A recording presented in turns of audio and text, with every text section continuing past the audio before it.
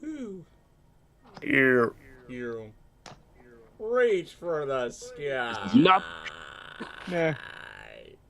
So play Oh. nice. If y'all don't know So what's up, play. got my Toy Story shirt, got my cowboy hat since Christmas, totally not from Red Dead Redemption Online. I'm back for another live stream.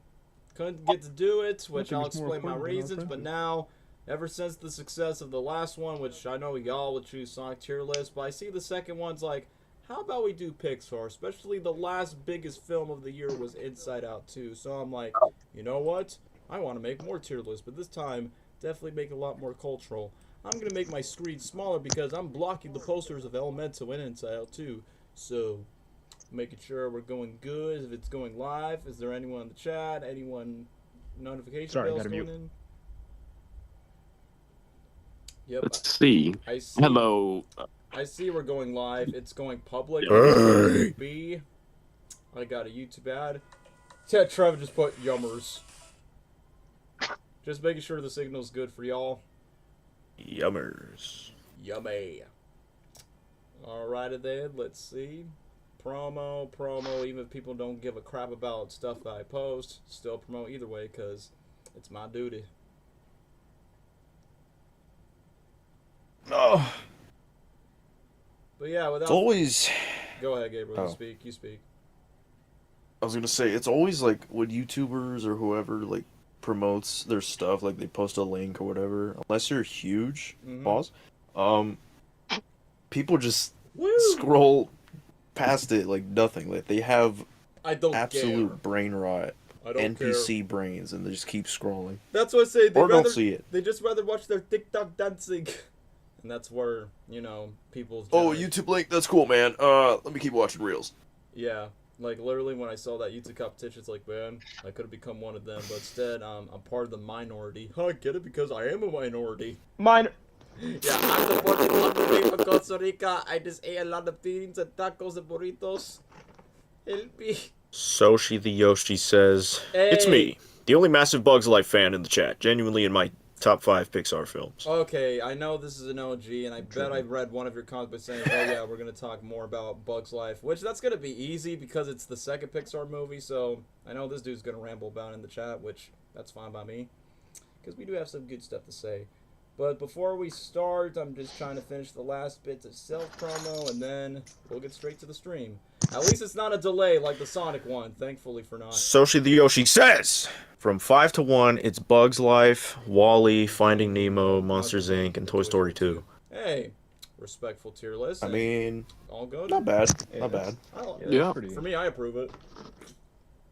But anyway, let's just get to the introduction. So, before we get to talk about the movies, obviously you got yours truly, Daniel, the pop culture dude, aka the cowboy in the flesh. We got Gabriel, we got Lesnar again. We also got Dwayne and Trevin after we're having a reunion ever since what? The Danny Gabe webcam stream that we did last May? Got all the boys back together. Yeah. Yeah.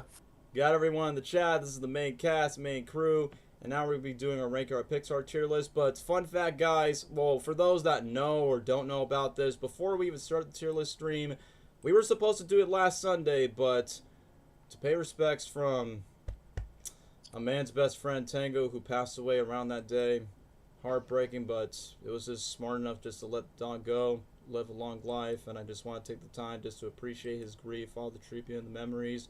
But even if Tango's no longer physically with us, spiritually, he'll still be with us, and for those that see him in our older Wayne Daffy Duck videos or even channels this video, we love Tango. Tango's the GOAT and pays his respects after his piece, and we'll just live on to continue the legacy, just keep ourselves happy. So, hashtag we love Tango in the chat.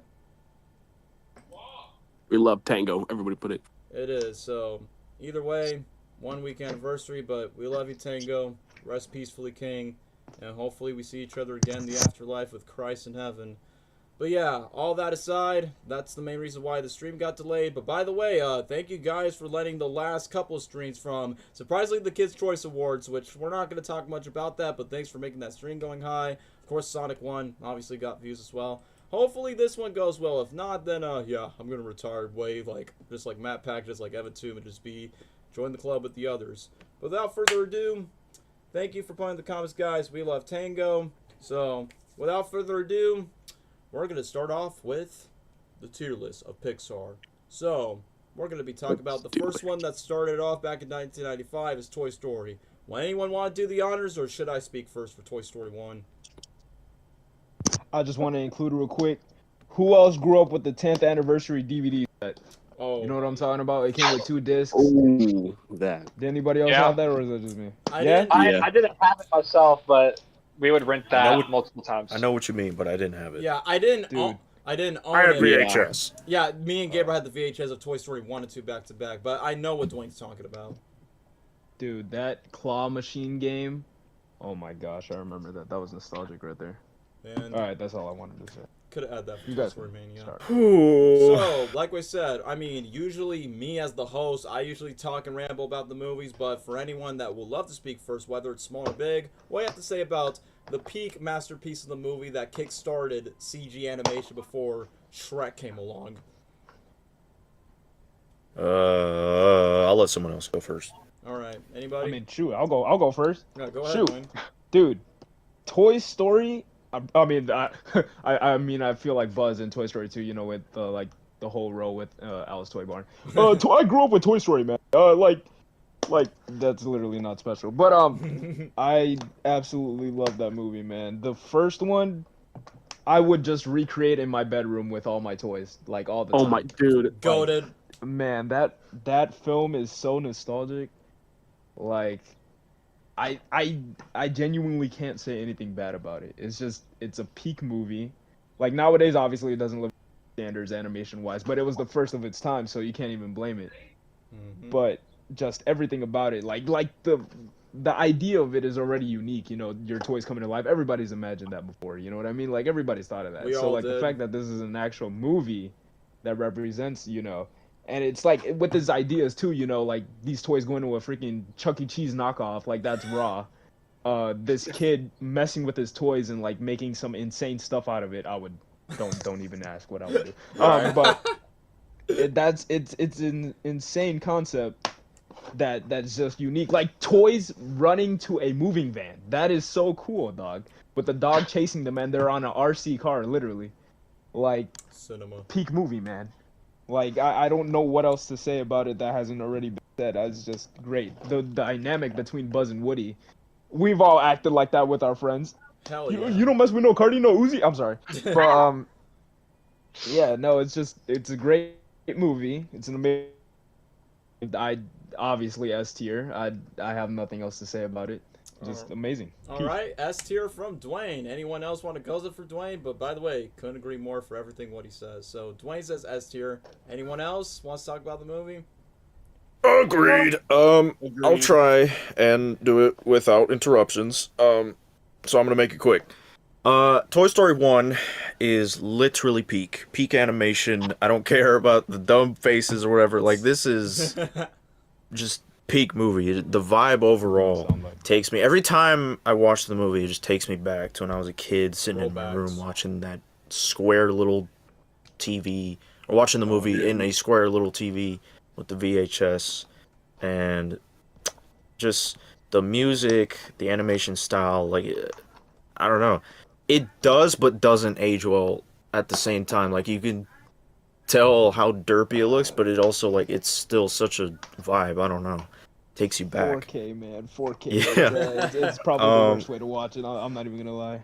Oh Yeah. yeah, even on YouTube. And like, kind of like Dwayne said with Buzz and Woody's dynamic and their friendship, like, I love the way how their friendship was built up. Like, it's not a thing where they instantly clicked. It was just at first Woody did not like Buzz because he thought he was getting replaced by Buzz. And, you know, it was just a rivalry at first. But then they later on got along, went on this adventure together, and they earned each other's trust. And I feel like it's a very realistic thing, where in real life people, it's more about gaining the trust first rather than, oh, you like the same thing I do? Yeah, we're going to be best friends forever. It's not that easy, at least for most people. So I think that dynamic, that friendship was very nice, very realistic, I'd say. And Buzz is, hilarious. He doesn't try to be funny, but he's still hilarious in the movie. You are. I'm Mrs. Nesbit. Years of academy training wasted. wasted. Little Caesars and tap water. All right. So yeah, I don't know. I don't even know what else to say. It's just such a. It's a great movie. It's a great freaking movie. It's one of my favorite animated movies of all time. Preach. So many things I just can't even think off the top of my head. I don't want to That is ramble on definitely too gonna be much. One of the first movies I show my kids. Oh, For sure. Yep. Same. 100%. Probably one of their. Yep. Gotta love the Lion King reference in the movie. That was peak. It's like, hey, my favorite Disney animated film. A and year then my later, favorite Pixar after it came out. franchise. I love that. Absolutely love the iconic "we're not aiming for the truck" scene. No. And there's so many things, man. Sid was so dumb looking and funny. What am I gonna blow? I'm sorry. And then when he took his sister's doll and tortured it. He's all better now. Oh, that was funny. Pizza Planet, that whole place. I need it to be real. That place Why is a they did vibe, not man. include that in Toy Story Land? Why? I don't know Pizza why, Rizzo. man. Oh yeah, Game we've is got out. They Pizza need to do it Planet immediately. shirts. That we need more, man. Mm-hmm. I want to actually eat there. Yeah, I want to play an arcade game. I want to catch an alien Yeah, with not the claw. some in Mad there. Hatter Tea Party knockoff at the parks. Come on, Disney. Yeah, but I don't know. I just the whole vibe of this movie and the characters. Just I love it. I love it so much. To me, it's S tier. Okay, I don't care. Another S tier. Wise words, Gabriel. Anyway, Lesnar, Trevin, want to speak next? I will speak. Okay. I will speak.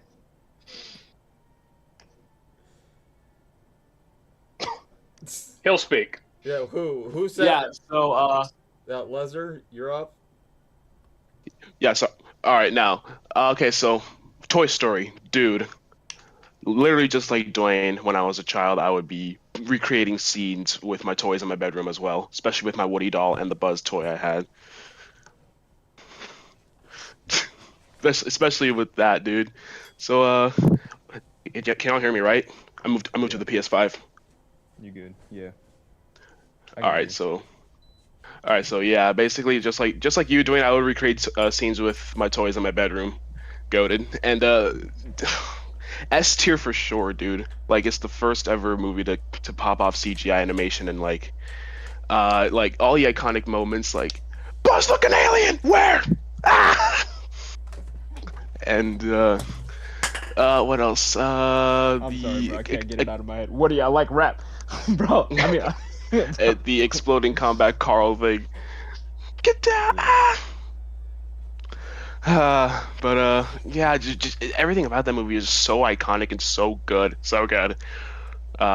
You just can't hate it. You can't. It popped off Pixar, and it will always be forever the best movie of any quadrilogy. I will say. For now. So yeah, for now, S tier.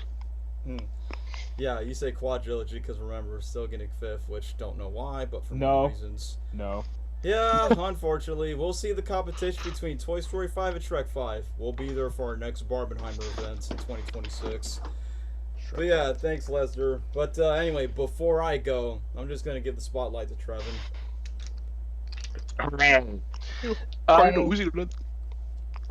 Beat me to it. I was about to say that actually. Listen, Woody. Woody, I like rap. As long as it's none of that gangster. I like that gangster shit. I like respectable Eminem. artists like Tom McDonald. Eminem. And you, sir, only listen to that mumble gangster garbage stuff. That gangsters listen to. Yeah. You have no swag. Oh, Don't care. I know what He's you guys right. are talking about. Buzz is right. Personally, I'm more.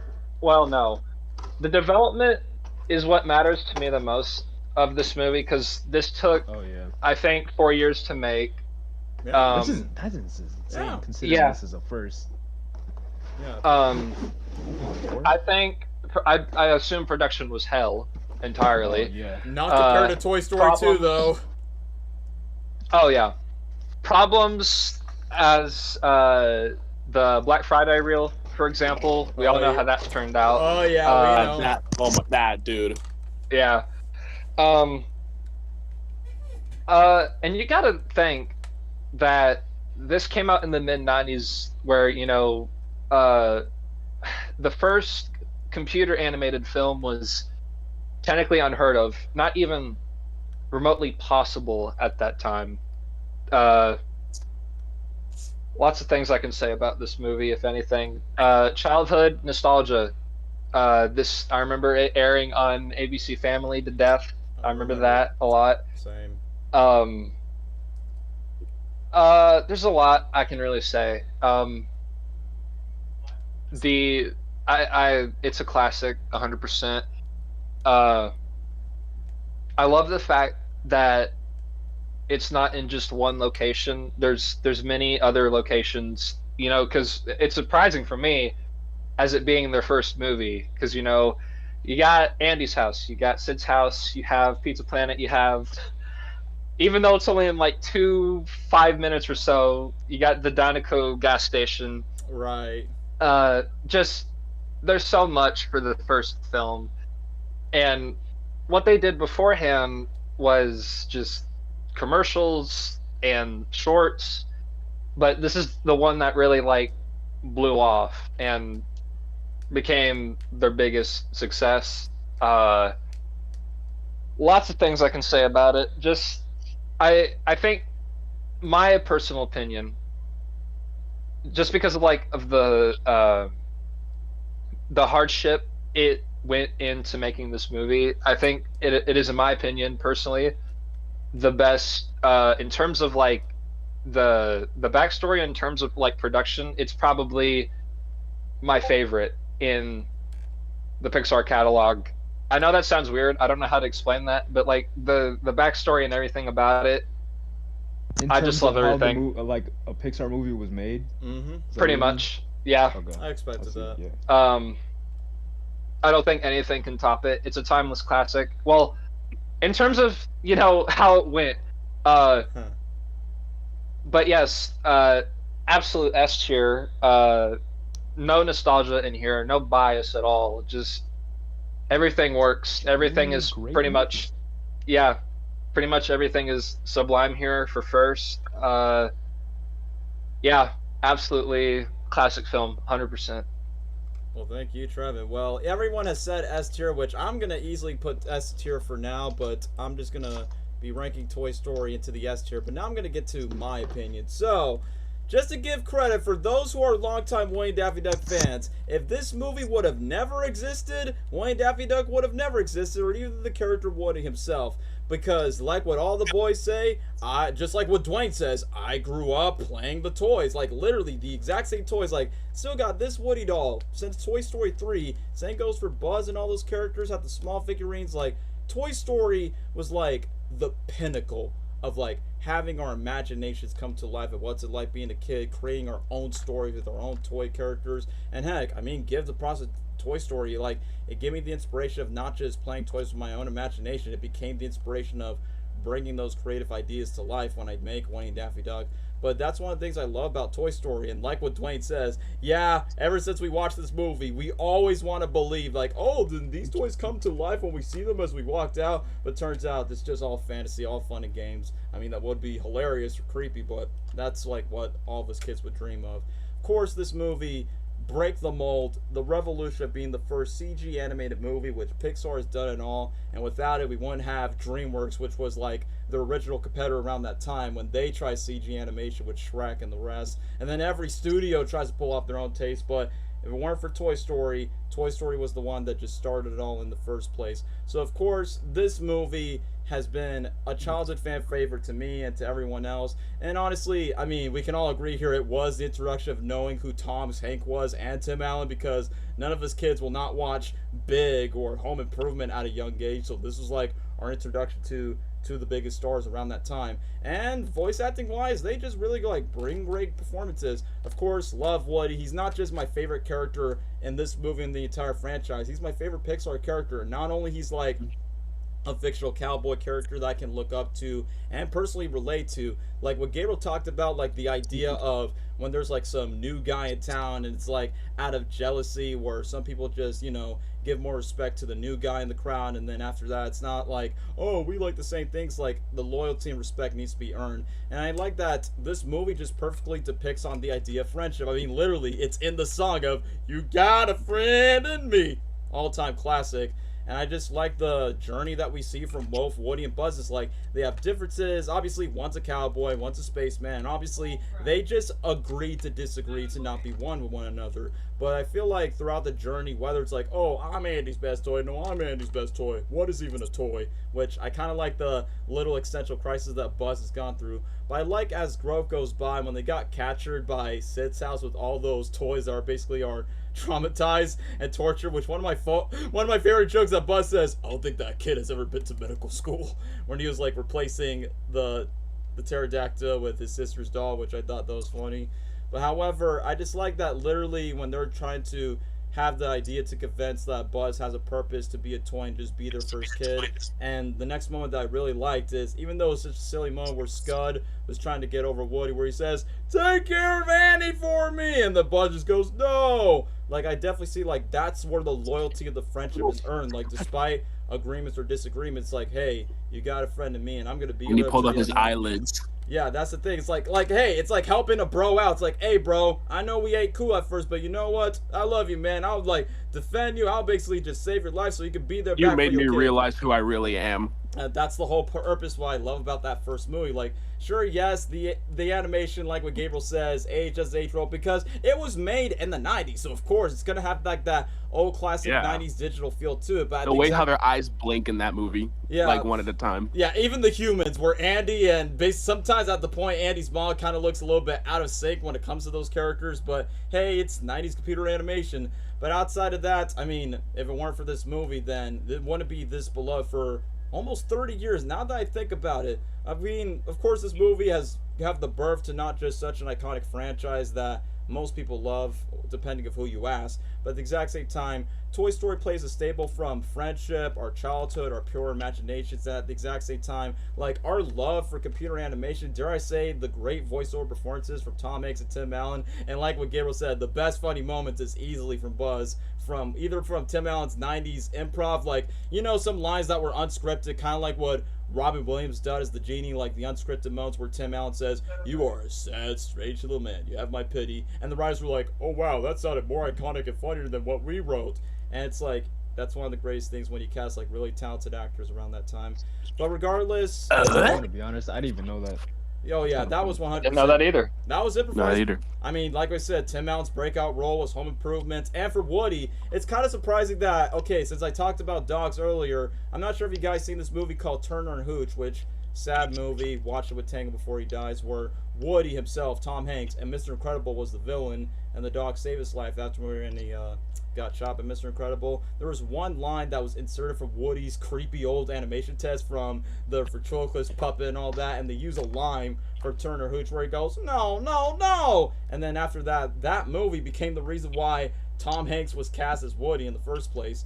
But outside of that, I definitely like that this movie took like different varieties of toys, like the one joke where Miss Pattel's like, oh really, I'm for play school, and then definitely shows like different type of toy brands, whether it's tech or everything. And there's some moments that there are some questionable moments, like, you know, Lenny the Binoculars? As a kid, I did not know he talked the whole time, even though he does have a mouth. And then you got Sid's toys that doesn't have a word at all, but yet they all have the ability to speak, so... I don't know, the movie does have, you know, strange theories like, what happens to Andy's dad? Did he left out on him? Did he die? Was Woody, like, the last thing that was attached to them? I mean, if you don't, like, over-speculate about it, just pay attention to the simplicity for what the movie was intended to be. But, overall, love this movie to death. This movie means a lot to my childhood growing up, especially for the love of toys and everything. So, either way, Toy Story, like me and the boy says, it deserves itself to an S tier spot. Pete movie, great animated movie. Can't live without Toy Story. So yeah, that's all we have to say about Toy Story. for Infinity and Beyond. Yes. And now, after from You Got a Friend of Me, we gotta go to the time of your life. We toys can see everything, so play nice. The original Child's Play around that time for kids. By the way, the memes are funny in Toy Story, but we already talked enough about Toy Story 1. Let's get to probably... Can we consider Bug's Life underrated, or I don't know? It sort of got beloved. Yeah. Yes. All right. Yeah. Can we talk about this underrated Pixar flick, despite being the second one that they made? Anyone? I'm pretty sure Dwayne. Dude, I'll go. Yeah, because shoot, I know. I won't lie to you. I'm an active Bugs Life defender, dude. I think that movie's fire, man. I think it's fire. I'm also biased because I personally like, those shrinking type movies, like Ant-Man, for example, Honey, I Shrunk the Kids. I love those type of movies, dog. Yeah, I like when, the things that you normally see every day are like an actual, like, crazy experience, So, I personally really like Life a lot. The plot is okay. I think it's decent. It's kind of weird that, Flick is a liar the entire movie, but that's alright, and the circus bugs, but, that's cool. Hopper is an insane villain. Like, bro was suppressing all the ants and everything. It sounds like a specific guy in history that I'm thinking of, but I'm not gonna say his name. Nine. Okay. Anyways. Wrong. As I was saying, yeah. Heimlich is amazing. I love him as a character. It's just a lot. I don't know. It's just I also have a lot of nostalgia for it because I also had the 2-disc DVD. Now, if I were to watch it today, obviously, I would not be as nostalgic, and I would think the movie's just okay. But because I grew up with it, I have a soft spot for it. So I would put A Bug's Life in A tier, honestly. Okay. Because it's just a really great movie, and I just love a lot of the design of the movie, I should say. I like the way that the bugs look and everything. Now, if I had to pick between ants and A Bug's Life, I knew you were gonna mention that. I knew it. I know. I would probably say ants because ants was more accurate to the proportions of bugs. But A Bug's Life is still pretty good.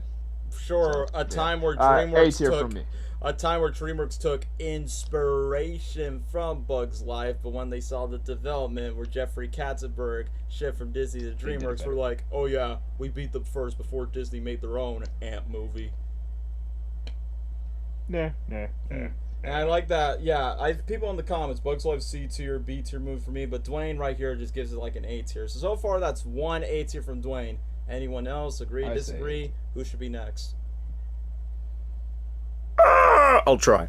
I don't remember too much about Bug's Life. I remember watching it a little bit. I didn't watch it as much as the other Pixar movies when I was a kid. I watched it just a couple times, maybe 3 times or something.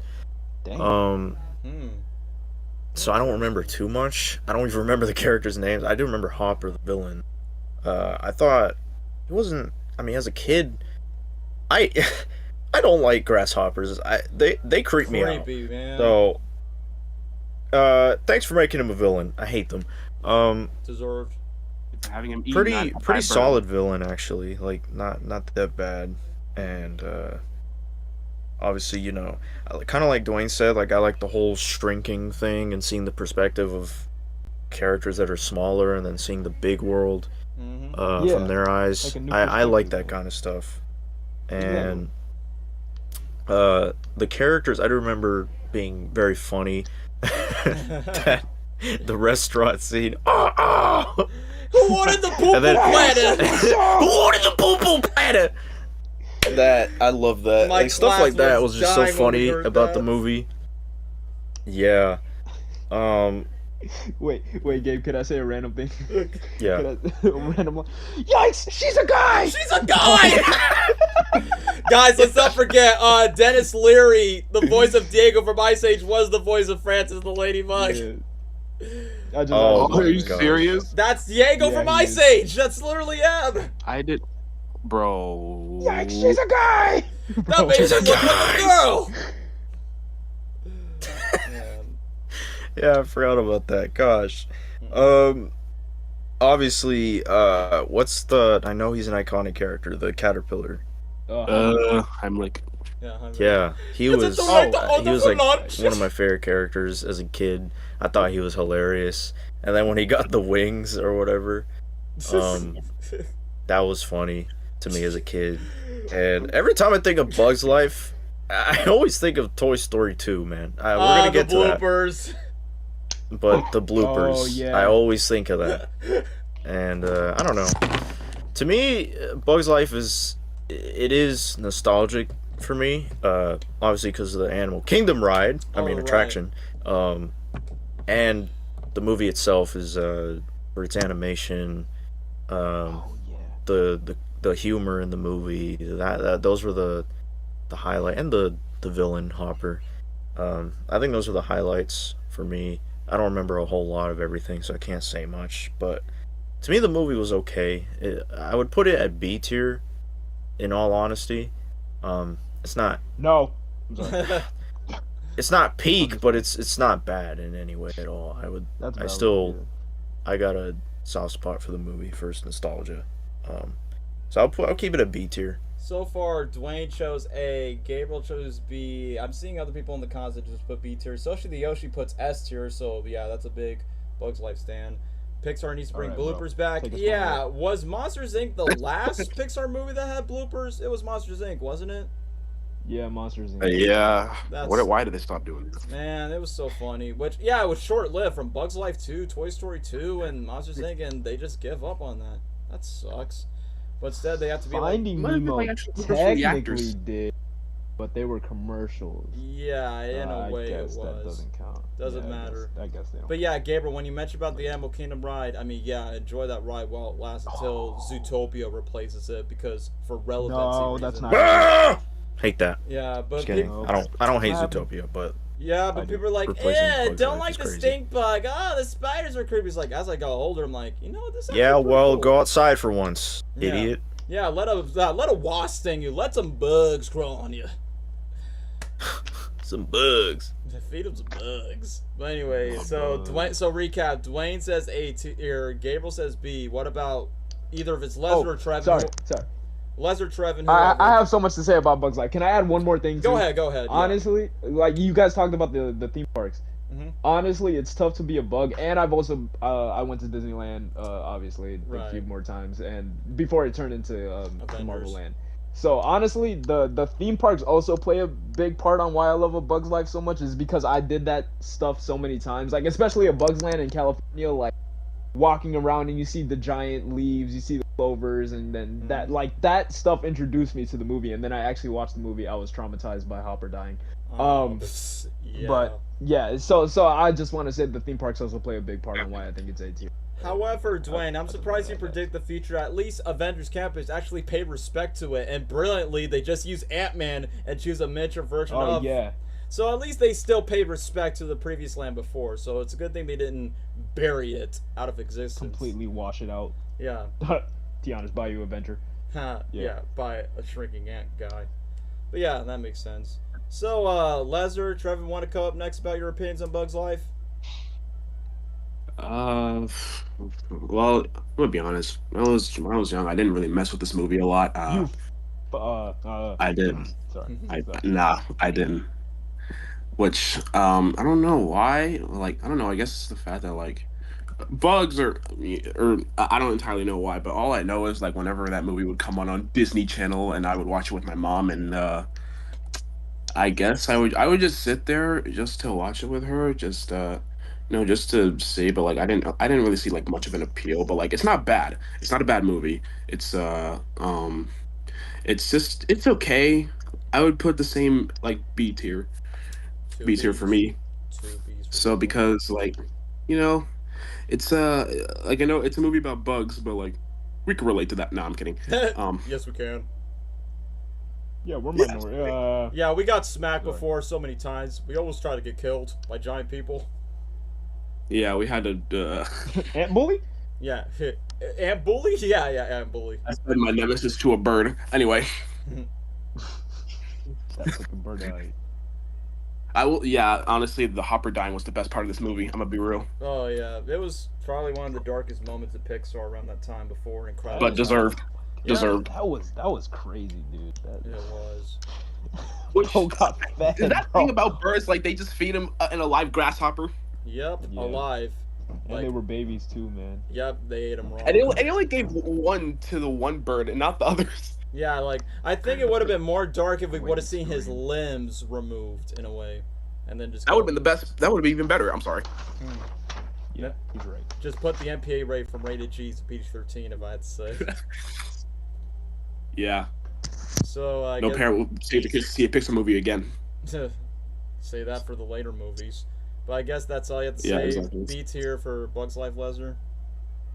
Yeah, I mean, I don't hate it, but like I don't have much else to say about that movie.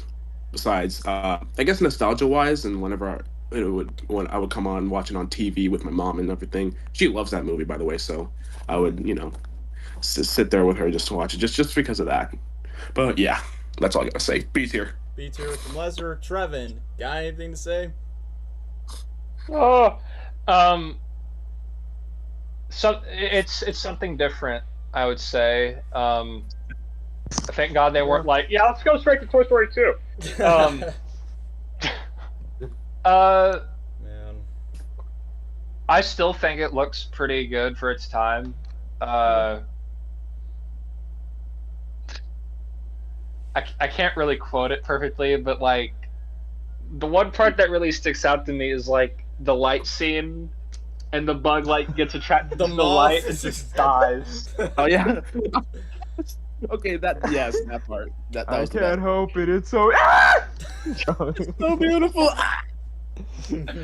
Oh man. Hopper is one of the best Pixar villains of all time, Agreed. I would say. I don't know if it's his brother. Is it the one that like is like Oh, the silly? The birds, the Yeah. guy Yeah, Richard, what- who voiced Bing Bong and Inside Out, and the birds eat the grasshoppers. He does. Yep. If I hadn't And promised mother on her and deathbed, that I one wouldn't band kill in the you. Cars, I think. Yeah, you're right. You're right. Oh yeah. Yeah, I think, in my opinion, they're the best. Him and Hopper are like the best things about the movie, I would say. P.T. Flea, yeah, I would agree too. That's voiced by John Ratzenberger.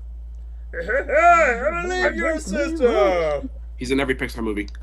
Almost. Yeah. Yes. If you disagree with this being the black sheep, you're kind of dumb, because it is. Everybody knows that themselves. And in terms of classic Pixar era, Yeah. Yeah. Anyway. Yeah. I agree. Anyway. yeah. I think if you've already seen the movie and came back to it, I think you would have more a better word on it entirely, because you're like, oh, this is mid. This is like the worst thing they've done at that point. And you'll watch it again, you'll understand it more. That's how it was for me back in the day. Personally for me, I'd have to say A. Hey, oh wow! Now yes. we're tied. We're tied on Maybe this. maybe because of the graphical improvements, more of, I guess, different scenery, different characters, different all that stuff, but I would say A personally. Okay, so now we're on a tiebreaker. So that basically it's up to me for me to break the tie, whether it's A or B tier. Please, Daniel. Please. I'm gonna think about it. So Trevin and Dwayne says A, and then B for the others. But I'll say this. Okay, before I talk about the movie itself, believe it or not, guys, Bugs Life is honestly the one in my elementary school days. It's the one Pixar movie that they play on repeat again and again from kindergarten to 4th grade to I think somewhere in Valid. 3rd grade. Why? Because of science, so we can learn more about insects and basically their environments. What do ant colonies do? So it was Bugs Life, Incredibles, Ratatouille. I think we saw Wall-E one time and maybe Find Nemo, but no, Bugs Life and I Incredibles. can't wait to. Like Bugs Life and Incredibles were like back to back in my elementary school. So I'm one of those people like, yeah, I remember this movie a lot. And like what Trevor mentions, ABC Family and not Freeform, which is whatever the new name is. It was played a lot around that Oh yeah, time. that's the name. Yeah, but just like Toy Story, it's did also on play it a ABC lot. Family. But yeah, outside of That my and Hercules, man. yeah, that too, and mostly the Renaissance era of Disney, if we're being honest, if they're not including Disney Channel. But anyway, my thoughts on the movie. So, I mean, I'll say this. If I look back to this movie and other ones, I will say this. Bugs Life is honestly probably one of the more funnier Pixar movies. It's not Monsters, Inc. level of comedy, but, like, if I compare this to, like, I don't know, like, the later Pixar movies in the 2020s, I'm like, nah, I think Bugs Life it's more on its time when it comes to its comedy. And I like the fact that Bugs Life, like, I noticed this trend, like, okay, we talked about toys coming to life. All right, let's make a movie about bugs. And like what Dwayne mentioned, shout outs to Honey, I Shrunk the Kids, but in a human perspective. But just to make these insects, whether it's ants, caterpillars, dung beetles, and grasshoppers, like what Gabriel says, they're creepy as hell in real life. And like what Trevin says, yeah, in retrospect, Hopper is one of the best Pixar villains, like, literally in the Rogues Gallery of Pixar villains, but technically, I mean, great performance from the actor, but I'm not going to speak about the actor himself. But regardless, I do like Flick as protagonist, but like what Dwayne points out, he's a liar, but that's the one thing that's like a common trope whenever it comes to like a fundamental flaw when it comes to Pixar. And the circus bugs are hilarious, like the caterpillar, man, his line deliveries were, including the one time where they're trying to distract the bird, how brave, ah! Like, man, the way that his tongue uvula opens is pretty funny. You fired. And then freaking Dennis Leary as the ladybug. That makes me look like a girl! And then it's like, man, the vocal performances are just immaculate. And then underrated characters. I do like the stick bug earlier. Like, yeah, he was like a walking stick. That's what I remembered. And remember those roly-poly bugs? You're fired! You're fired! Yeah, you're fired. You're fired. And then when they're trying to make Hopper... Dude! The part where they say Hopper, I thought they say, bitch. I'm like, did they just say bitch in a G-rated movie? Was I the only one who caught that during that scene? I didn't hear that. Never noticed. I did not hear that. I don't know, but once when they were like arguing with each other during gibberish words, I thought it was just hilarious around that time. So that's what I'm saying. Like, I think in retrospect, it's probably one of the more funnier Pixar movies as I look back. But like what most of the boys says, yeah, the plot is basic from what it is, but if you look back to other miniature movies compared to Ants or Bugs Life, definitely, like I said, it definitely has a good, like, introspect of going inside the world, like, outside of the grass. I do like the moment where Flick kind of goes to, like, this New York City type of city where they let, like, all the bugs light up in the trash. It kind of gives me nostalgic flashbacks of the Ratatouille video game where you go to the POV of a rat and then you just hide in, like, Chinese boxes and all that, but in this time, for this movie, it's, like, in the form of a bug. So, I will say this, like what we just talked about, Hopper's death, probably one of the early dark moments for Pixar around that time, and yeah, surprisingly didn't show much of it on screen. And even though, I mean, if you like Randy Newman's song, I do like the "What's a bug? It's a bug." Na na na. Dude, that will. That's like a good song for it. And even though this movie never really got like a true proper sequel continuation, like outside of the It's Tough to Be a Bug attraction and the Disneyland park, what they had, I'm pretty sure Gabriel and Dwayne, I'm pretty sure the other boys will know about this, where Flick used to be like the host of these Animal Kingdom VHS where he like tours the kids, all that. Dude, those sing-along videos? The sing-alongs, that's what it was. Oh, man. Gabriel, remember when during a segment after when Flick was done, we get to Dinoland USA and then they just play "Open Up, Get on the Floor, Everybody Walk the Dinosaur." Everybody walk the dinosaur. I replayed that so many times. As a kid, I remember that. When I went to your house, you just play that song on repeat when you have that sing-along VHS. I swear, I did. I swear. I remember when we were eating Fruit Loops series, it was like, hey, let's watch more sing-alongs for Disney. But either way, like we said, I don't think I would rank it as high as A tier because, like I said, if I compare it to other Pixar movies, there's some that I do love more than Bugs Life. But I'll say this, and I know this is going to disappoint one side, but I will say this, it's funnier, definitely like the ecosystem stuff, but if I have to put an A tier for a Pixar movie, I need to have at least a more deeper, intimate emotion. But definitely, it got me the most laughs, So for this side, I'm gonna put B tier. Sorry, Dwayne and Trevin, but Twizzler eaters. I'm just gonna stick with Gabriel and Leslie. Like it's good, but at the exact same time, I wouldn't rank it as high as other Pixar movies into our list. So yeah, for those that choose B tier on the list, that's basically based on my opinion for it. Yeah, chat agrees. Yeah, most of the chat. Wait, Trevin. Before we move on to the next movie, hey Trevin, you want me to ruin the light scene for you? Mm-hmm. Why not? The bug that dies, that's voiced by John Lasseter. Oh, you're kidding. I'm so for real. No, That's John Lasseter saying that. I mean, And then the one that's yelling at him, I think, is Stanton. I'm pretty sure. oh, because Wow. I get it because they both of them directed this movie, so that does make sense. Yeah. I'm glad they killed off him, because you know what happened, decades after? Yeah. Oh, it was happening during that production. All right. Let me stop. Let me stop. Just make sure he doesn't join Nickelodeon, which I heard those rumors, which I hope that's not real. All right. Let's not No. talk about that. Can't be. Anyway, Nickelodeon heard this movie. We know why. yeah, we all know. Surprised this is Yeah, not, but they can't because of Disney. not with Augie and the True. Cockroaches. Should have made the scenes 10 times better, man. Damn, that's loud ass thunder. Hopefully it doesn't ruin the stream. Yeah. So anyway, how about we talk about... So the stream is over. Yep, stream's over after 2 movies. We'll be back for part 2 in August 2024. But anyway, shall we talk about... Sure, Empire Strikes Back and Godfather Part 2 break the mold of sequels being better than the first. But before Shrek 2 and Spider-Verse 2 came along, let's talk about the first animated sequel that proves to be better than the original, Toy Story 2. You got a friend. Yeah, the origin of, you know what I mean. But before we start, anyone want to go up for Toy Story dos? Numero dos? Hey, I mean, if nobody's gonna go, Mhm. I mean, you're the one that No. invented Wheezy the drug dealer. I guess you're going. oh, I guess I'm going. Okay, Yeah, go ahead, bro. off the bat, I'm gonna already mention the nostalgia for this movie. This, dude, honestly, I think. Okay. So let me get some context. So when I was little, I actually lost the 2-disc DVD for Toy Story, Wow. but I had the Toy Story 2 one. So I watched Toy Story 2 way more than I did the first one. I didn't rewatch Toy Story 1 until they did that Blu-ray thing. You know what I'm talking about when they re-released it on Blu-ray. Yeah. So Toy Story 2 I have way more nostalgia for. I remember eating Skittles, going to Best Buy and watching it, bro. Oh my gosh. Best Buy and Skittles are like what I Toy Story 2. Okay. So Great that combo. that already is off the bat. The 2-disc DVD was amazing. You know, you had that little quiz of which toy you are, and the music video of Woody's Roundup on that. I remember that. The movie itself, amazing.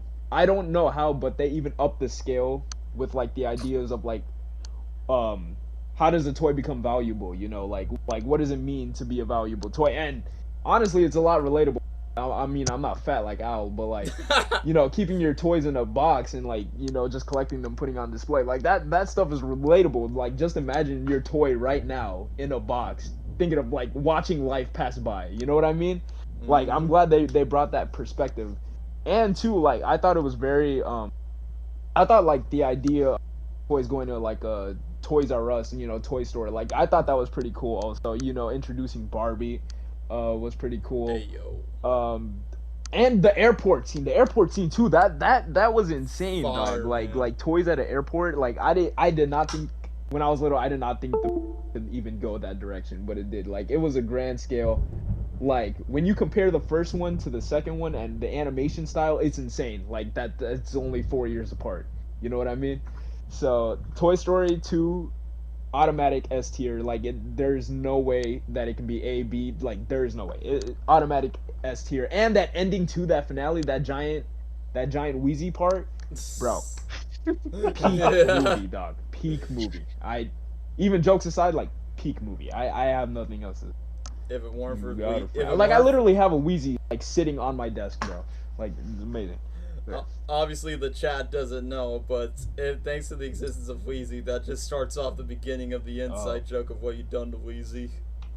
That was a long time ago, yeah. Back in the COVID days when Toy Story 1 was 25.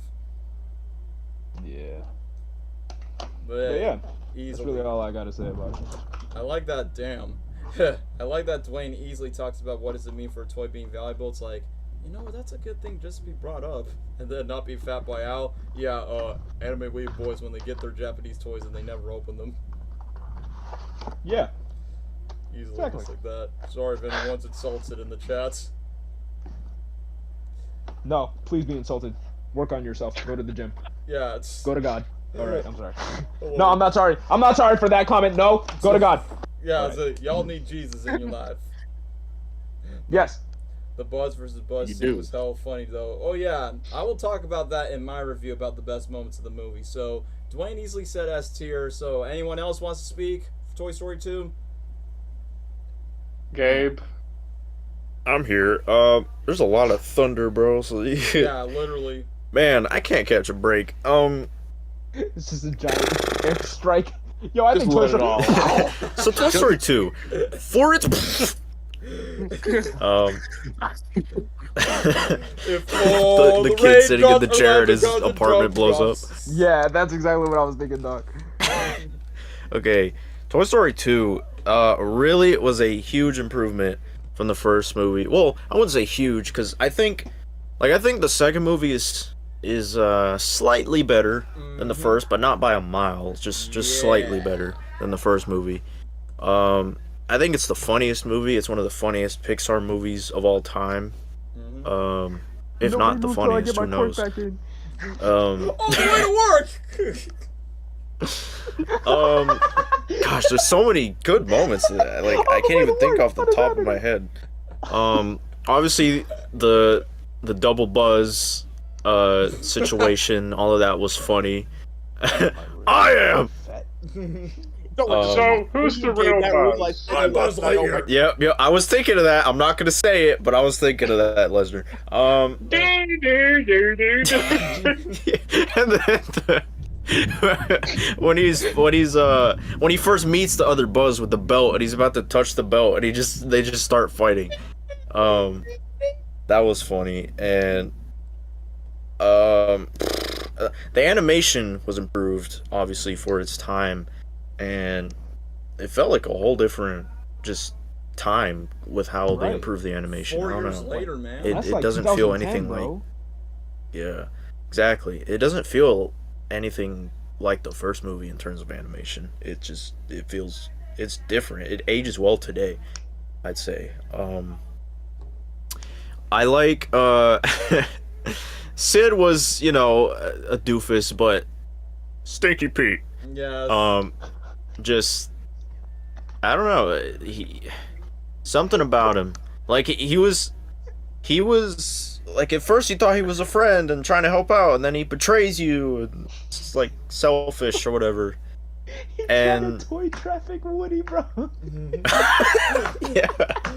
He went to town trafficking going to on Japan. Woody. Help! And I'm I being don't know kidnapped why, by but I Dan really- Schneider! Help! I don't know why, but I really like the Woody's Roundup, like whole thing, the setup, where he was watching the show on TV. That whole thing I really liked. I don't know why. I wanted to collect that merch. It looked really cool. And, Jesse was Jesse. I don't know. I will be honest, when I was a kid, I was like, yeah, no. Hey, Yeah. that age well Yeah. because you are Say it louder. Buzz. You get my point. That age Yeah. Louder. Bullseye, agree. Bullseye's the GOAT. We know this. He's a good butted dog hole. I don't know. I think Pete was a better villain than Sid. Obviously, it's a freaking toy compared to a human child. But still, and obviously with Al's toy barn and that whole scene with Buzz and all the other guys going to Al's toy barn. That I don't know why, but it made me wish it was real. Like I would actually go to Al's toy barn and get something because it looked cool. It looked cool. Dude, And then I think it was smart Same. and cool that they added Barbie because that's an iconic Make toy room for the singles, line. fellas. You weird if they didn't. real. And I don't know. I thought it was smart on them to include Barbie, and then later on in the third add Ken. Kid. Al was hilarious. You got Dodson. We got Dodson here. That guy. Yes. Voicing Space Jam. Al. He was perfect casting for that. Really. He made the character so funny. And the commercial big buck. Bugs. Everybody name's Al. Yeah, obviously, if you got iconic moments that turn into memes now, like, The Pete. Pam, like, going ham on the Or Buzz with freaking delicious, remote where he's like skipping the Oh channels. yeah. or Right there. or a Buzz delicious hot smos, like the meme. Yeah, Yeah, that that one. delicious hot Bro. smos. For the Buzz. Oh, Obviously, no. you got the iconic meme with all like the entire section of all the Buzz toys, and they zoom out. Barbie movie enjoyers. All right. Yep. All right. Oh yeah. Nirvana shirt, NPC. All right. I don't know. Don't kill There's me. I have a just- family. Venom let there be carnage. Yeah, that meme. Oh, I love it. It's the funniest. In my opinion, the funniest Pixar movie. Funniest Toy Story movie. Agreed. And you know, the music too was good, and that emotional scene with Jesse, where somebody love me.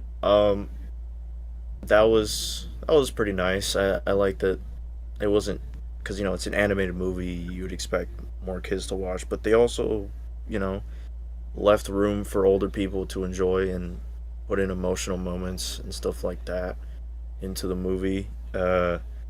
Zurg was something in this movie. That's my boy. That's my boy. Yeah, father. Man. Wheezy, obviously. Oh, you're a great dad. Yippee! Farewell. Yeah. Damn, you just reminded me Wheezy, of- it's hilarious. I'm so glad they added him in the The bloopers. the Slinky ride Oh yeah. Oh yeah, at the end. At the very end. at the end. Yeah. Mhm. You got a friend. Friend in me. That's a peak ending, bro. I love it. Love it. Honestly, the I best. love that ending. Yeah, one of the best versions of "You Got a Friend in Me," not counting the OG. Yeah. It's just such a fun movie overall. And the bloopers. I think the best bloopers out of any Pixar movie. Mm-hmm. Yes. I would rewatch those bloopers all the time. Yes. And yeah, I don't know. The movie's just so fun. So good. I gotta put this at S tier, obviously. It deserves I it. just remembered the outtake where it was Stinky Pete and he was talking to the Barbie. Yeah, that's the one. That's no. Oh, yeah, that was- No, not the fart one. The other one with the Barbies. That's the one that doesn't age well now. I'm sure. Oh, I can thought get he you a part of farted Toy with the Story 3. Barbies. I remember what No, you're talking there about, was but I thought another he one, there was farted. another Farted with the yeah. Barbies. No, I remember the other ones, but I remember the fart one specifically made me laugh so hard. as a Yes. kid. It would be more It funnier if was he the last farted one. with the Barbies inside. No. But yeah, I'm sure I can get you a part in Toy Story 3. I know. Go, Wait. Buzz. I also- am your father. No. Before you guys, like, in case I forget, okay, is it just me or did I get spoiled that Darth Vader was Luke's father? I was about to say that. I was about to say I was that. gonna say I got I spoiled didn't 'cause of watch this- Star Wars, but when I watched Toy Story 2, I'm like, when Darth Vader said, "Oh, he said the Zurg thing," I'm like, wait, so that came out before Zurg? Oh, I get it now. So that I knew it because of that. I was like, mother. I was about to say that, yeah. I didn't get that at first, if I'm gonna be honest with you. Because Neither did I. so I guess none of us did not watch Star Wars before Toy Story, because obviously. Yeah, I wasn't into Star Wars at the time. Yeah, well, Disney not until we Infinity got got older, Star we Wars. got more appreciation. Because Same. we didn't grow up in the 80s, so how are we supposed to know? Yeah. Like, I saw Clone Wars airing, but I was like, yeah, I'm not into Star Wars, zero interest. But Disney Infinity is what got me into Star Wars. That and Force Unleashed 2. Yeah. Hey, But yeah, Toy Story 2, S tier, all the way. Yep. I'm just gonna put it right here because I'm pretty sure Lesnar and Trevin do have similar rankings. Bro was All listening. All right. I'm just saying. What's a Jimmy? All right. Wait, what? Oh yeah, listen, Jimmy Neutron. I know what you're saying. Perfect timing when Trevin said that when Al was at the Oh, airport. wait. we can't forget the ASMR scene. Cannot Oh, forget that. yes! No. That was introduction to ASMR. It was all of our introduction to ASMR. And also, one of the best inspiring quotes for any artist. The guy fixing Woody. You can't rush art. Oh, I love see that what you mean. scene, I guess dude. that counts, yeah. Yeah. Can't rush art. Bro, dude. That, okay. I Toy was Story thinking something 2, else, S never tier mind. movie. Why? Why? Because meme material, nostalgia, and like everything about it, especially the ASMR scene where the dude is fixing Woody. That was my favorite scene of all. I don't care. What do you mean? Nothing. Continue. Yeah. Yeah, but dude, literally S tier. It was so good, dude. Back then, I had the little Toy Story 2 wallet for. Well, it was like those little, those little wallets that I had back then. I had that and Dora the Explorer. Dora. But yeah, dude, all the scenes with, especially when the aliens hanging by the car. Use the wand of power. I remember that. You saved our lives. We are eternally grateful. Yeah, whatever. Yeah, whatever. Will you just leave me alone? Will you just leave me alone? Hey Buzz, are you coming? I'm just here to spend the time with my dad. With my dad. Gets hit in the face with the ball. You mean the laser that's a light bulb? Or should I say, traitor? I don't have time for this. I order you the whole. I order you all. Listen to me. The big box. Big buck. So many quotable Welcome to lines. Al's Toy Mart. All of our sales have gone down to bottom. that scene where Al was asleep and Woody's trying to sneak over the Cheetos. I was dying And when then- he got off from his fat chest. And when freaking Woody- Bullseye almost messed it up. Was licking his fingers, dude. For some Bro. for some reason, every time I see that scene, I feel like eating Cheetos or cheese crackers. Every time I see that Same, scene, dude. every time I'm like, I feel like snacking Bro, on the some. fact that the bowl looked so full and he was asleep. And like, Yeah. Badass. Dude, you took the word right out of my mouth. You No. beat me by like 1 second. bro, when he said, "No, officer, I swear." Bro, that. Anyway, Stinky Pete. Yeah, better villain than Sid for sure. Like when he went home to the Barbies, to this one girl. On the backpack. Yeah, on the backpack. Sorry, Stinky Pete. We're gonna show you the real meaning of playtime. Right over there, guys. And then that's the first time Yeah. he's no longer a 60-year-old virgin anymore. Oh no. The airplane chase scene was also really cool. Love that. Dude, I know that the airport, especially when they're in the suit, where they take the suitcases, where they took the camera equipment and started flashing this dude in the eyes. Like, Oh yeah. that was the most epic scene. I can't lie. You can't compare. Like that's the best scene. Like with toys in an airport trying to fight off this fat dude, this fat guy, and the part where Woody and Two Jesse fat are guys as villains. yeah, the part where Woody and Jesse are at the airplane. That's the best one for sure. I don't want to use my. Yeah, it's with the. Oh, I use my hat. I randomly remember this, but do you guys remember those Disney books where it was like basically like each movie, but like they were like maybe Yes, like 10, 20 yes, pages? yes, You know what I'm yes. talking about? Yep. The Yes. Toy Oh, yeah. Story 2 one, I remember specifically had a different ending for Stinky Pete. Bro gets locked up in a bunch of like dolls, like he's thrown in a bag I remember that full of one. like broken dolls and everything, I and they remember zip it up that on one. him. I remember that for some reason. What? You know what I'm talking about? I know what Dwayne's talking about. It was creepy. Dude, It creeped me out when I saw it. I remember that. That was just random. Okay, hold on. The dolls looked creepy when I saw that. They were like broken baby dolls and stuff. Exactly. crazy. That's why I got freaked out from I'd end my life, honestly. That's like my worst nightmare. Yeah. It's horrible. But yeah. So anyway, Wait, did Trevor go? I was gonna say Leslie. No. Yeah. I was like- Anyway, S tier. That's for me. Trevin, go. Okay, I was gonna say is All Leslie right. done? All right, go on with Trevin. I freaking love this movie to death. It's not the it's probably the one that I come back to the most, if anything, from Pixar's catalog, I would say. I watched it countless times. I adore every second of it. It just keeps on going. There's like not a dull moment for me in here at all. Animation's improved. Everything has improved. Soundtrack is, well, probably just on par, I would say. Top tier.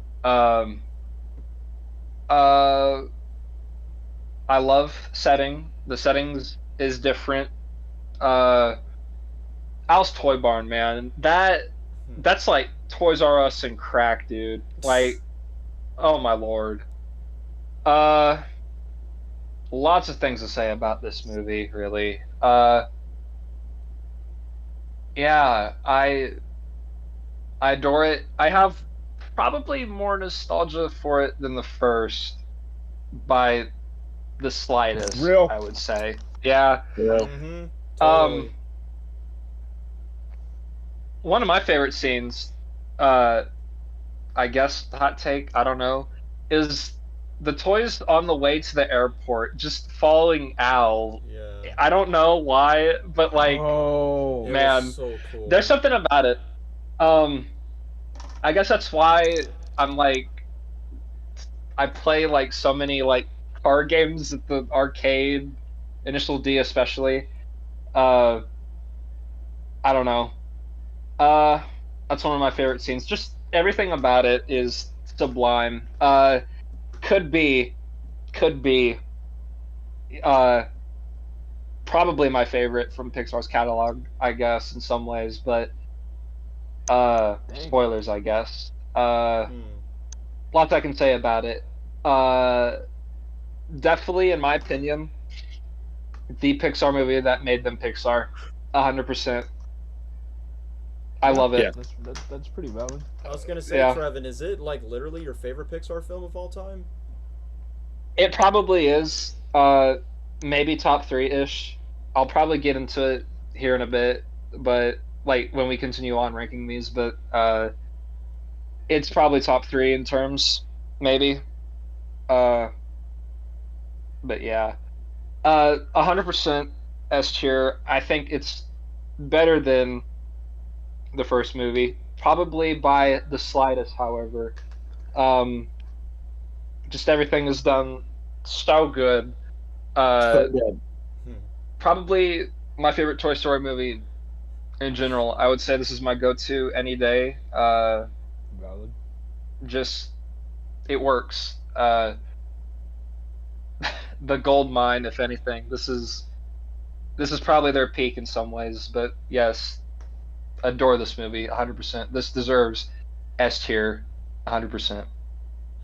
Another S tier ranking for a beloved sequel, but for a Pixar animated film. So thank you, Trevor. So mine is not going to be different from anyone else. It's going to be an S tier. Not only this was the sequel that was better than the original movie, but man, Pixar, like, I know the history where that movie could have been deleted, but thankfully it wasn't, because I could have imagined it would have been a living hell for all the Pixar animators that had to do all the work if it was completely gone and reduced to atoms.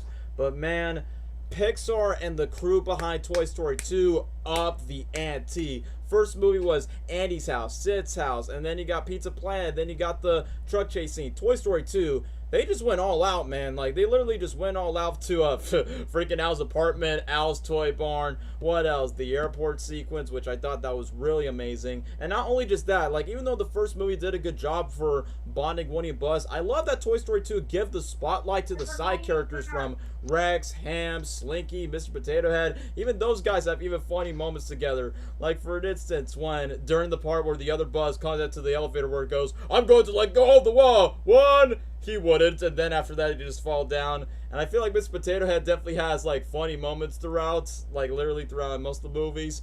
And same goes for how Ham was trying to, like, cross over the roads when they're like, "Drop!" and they go. Like, moments like...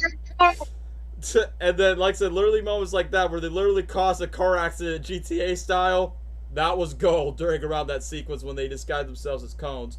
But however, I do like the new characters. I will admit, I didn't find Jesse that attractive, but I do see that Jesse was a fun addition just to have, like, you know, an energetic cowgirl. And I will admit, the Woody's Roundup segment, like, I like that as a smart way that the first movie, we know more about the origin of Buzz. Like, oh, he's based on a toy from Star Command, Buzz Lightyear. But we realize that Woody is actually a TV star for being a part of a puppet show, kind of like the Howdy Doody show, like back in the 50s and 60s. So I like that there's a little bit more in depth about Woody's origin of where he come from. And by the way, the merchandise, like the lunchbox, the yo-yo, I wanted to own that when I was a child. Bullseye, base horse, love him that he's a trusty noble steed and ally to both Woody and Jesse. But I also like the conflicts that Woody and Jesse has. Like, Woody has attachment to his kid, but Jesse has horrible PTSD when her kid just left her. And it's like the message for what Dwayne says, like, was the importance of a toy's purpose, but also a toy just being valued. It's kind of like for us as human beings, for what we need in our place whenever we want to feel beloved or just not feel isolated. So even though it's in the perspective of the toy, I kind of like that introspective message go all around. And Stinky Pete, like I said, it's funny that we just got from a bratty dweeb kid that tortures toys to now to this 6-year-old retired old fart of a toy that's secretly just the main villain, which the plot twist I sort of did not expect it coming, but in a way it's like, well, he does have a axe, just go mine, so I kind of had a feeling that he was going to be the villain at some point. And Zurg, man, I mean, even though he's not really like the real villain, but I do like his voice, and secondly, I do like the funny moments, which, like what most of the boys said, I did not know he's basically a Darth Vader knockoff, the I am your father. I just like the moment where Rex is slapping with a tail, and when I watched the Spanish dub where Zurg goes, no! I thought he said the number 2 in Spanish, like he says, ghost! And then just falls into the elevator. That's what my kid thought of when I was watching the Spanish dub on Telemundo.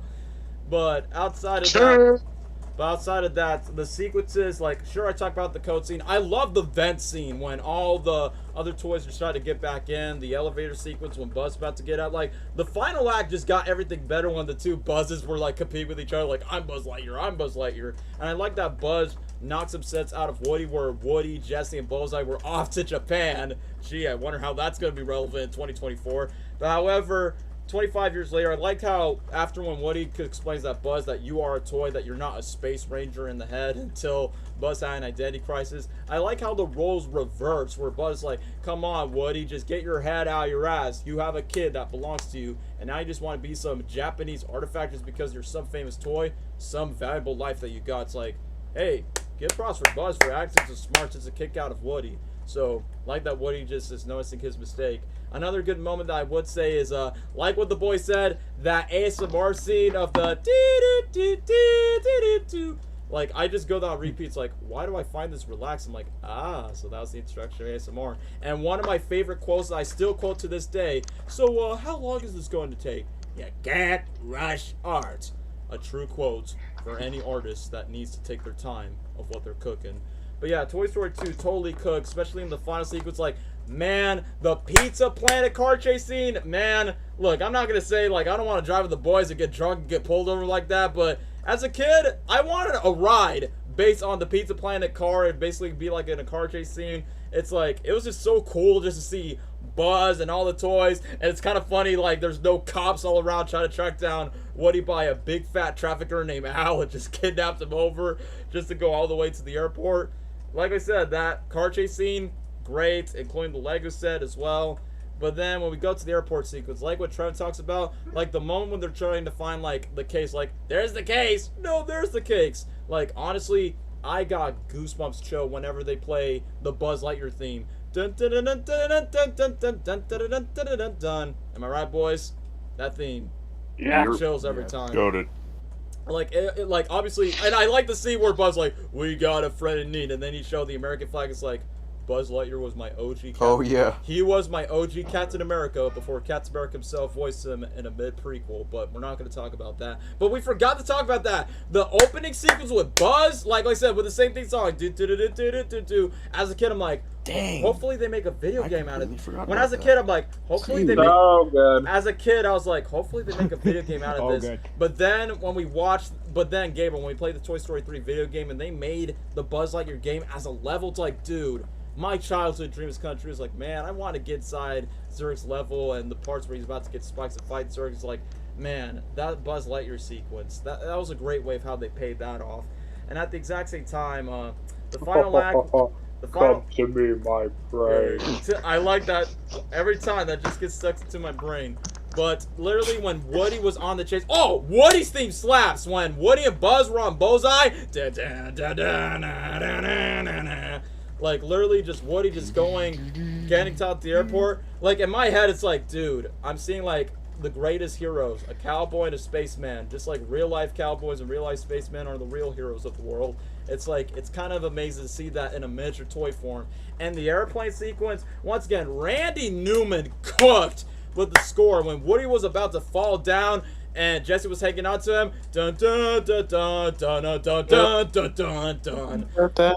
It's like, man, chills, like goosebumps. Like my hair always rises up every time because the adrenaline kicks in. Like before Christopher Nolan kicked adrenaline to me, that was like my OG adrenaline goosebumps vibe by saying, no, Woody, please don't break your arm last time. And yeah, I can relate to Woody. I broke my elbow. He broke his arm. It's like, hey, Woody's literally me when it comes to that. But man, the stakes were high. Like the joke, it became a meme later on of what happens next. We'll come to see next episode. That's a good show. Why they cancel it? I like how they paid a homage at the end where Woody and Jesse are trying to be like, what's the ending of Woody's Roundup? It never got aired, but we see it in the form of Toy Story 2. It's like they know how to up the scale from the first movie of being like a basic premise from two houses, Pizza Planet, but from multiple locations, giving more side characters funny moments like the Barbie dolls where the funniest moment, I'm a Mary Spot, make room for the singles, fellas. It's like, okay, that line was pretty real. And yeah, Gabriel, let's not forget, there was a Jurassic Park reference. We talked about Zurg with Darth Vader, but the Jurassic Park reference was like, Dinosaur, Rosalor! And then you got the dude from Jurassic Park voicing, Al, which was pretty funny. And one underrated moment, no, he's talking to me, no, he was talking to me! And then they start hitting each other when Slinky was asking them, Oh yeah. well, then, no, the bad talking to me. That was funny. I've always wanted to play that game. Same. Fuck him, sock him.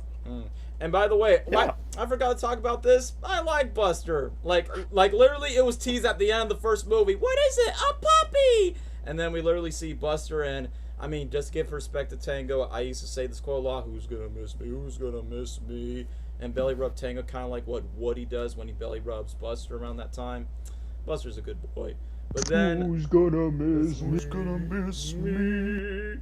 But yeah, I really love the ending where Jesse and Bullseye have the redemption arc where they're actually vowing to be a part of the family, so she doesn't have to have this claustrophobia of being stuck in a box. And then literally the end where Al is crying, where he does not got the chance to go to Japan. But man, the funniest moment. And then let's not forget the best moment, which we made an inside joke in watch parties, but Wheezy's You Got a Friend of Me slaps. Like every time I want to get fancy and get ready for Toy Story Land, when I was on my way, I literally listened to You Got a Friend in Me. Like, because we know Weezy sing that. And like what Gabriel says, literally the funniest blooper, because man, the bloopers, whatever it's based on Buzz or when Weezy got hit by the mic, I was dying of laughter where I had to rewind back on my VHS to see the mic get hit to the Wheeze. And then, since we were talking about Bug's Life, the reason why Bug's Life 2 never happened when Buzz moved Flick out of the way for the leaves. That was hilarious, man. And then Stinky Pete when he took a shit on the box, like literally he was in. And then it was kind of funny because you know when the alien said the phrase of "You save our lives, we are eternally grateful." I like that in the bloopers. They went out of character and they speak normally, like functionally, like normal people rather than just aliens. Yeah. And then the one thing that I found was pretty meta. We forgot that Barbie's voiced by Jodie Benson, aka the voice of almost everyone's favorite Disney princess crush, Ariel from The Little Mermaid. I like that she basically represents women that have to smile a lot. It's like, oh, this smile is killing me. So Toy Story 2, at the end of the day, not only it's a sequel that just beats the original easily by a long shot, and like what Gabriel said, it is definitely the funniest Toy Story movie. And even though there's another certain Toy Story movie that I love more for deep personal reasons, but Toy Story 2, dare I say, I feel like this film has the most variety when it comes to locations and side characters having their moments to shine in terms of that aspect. There's one that I love more, but we'll talk about that later. But overall, Toy Story 2, a masterpiece. great sequel, and once again, another worthy follow-up to a beloved film that became a great billion-dollar franchise. So Toy Story 2, without question, easily an S tier. But after Toy Story 2, enter the movie. I'm not going to talk about it yet because I'm going to let the boys talk. Monsters, Inc. was the movie came out when I was a newborn baby in the hospital. We're now in the Monsters, Inc. territory. So Monsters, Inc. mentioned. Yeah, Dwayne, since you are a huge Monsters, Inc. fan, would you care to do the honors? I've been waiting for this moment. Yeah, go ahead, Dwayne.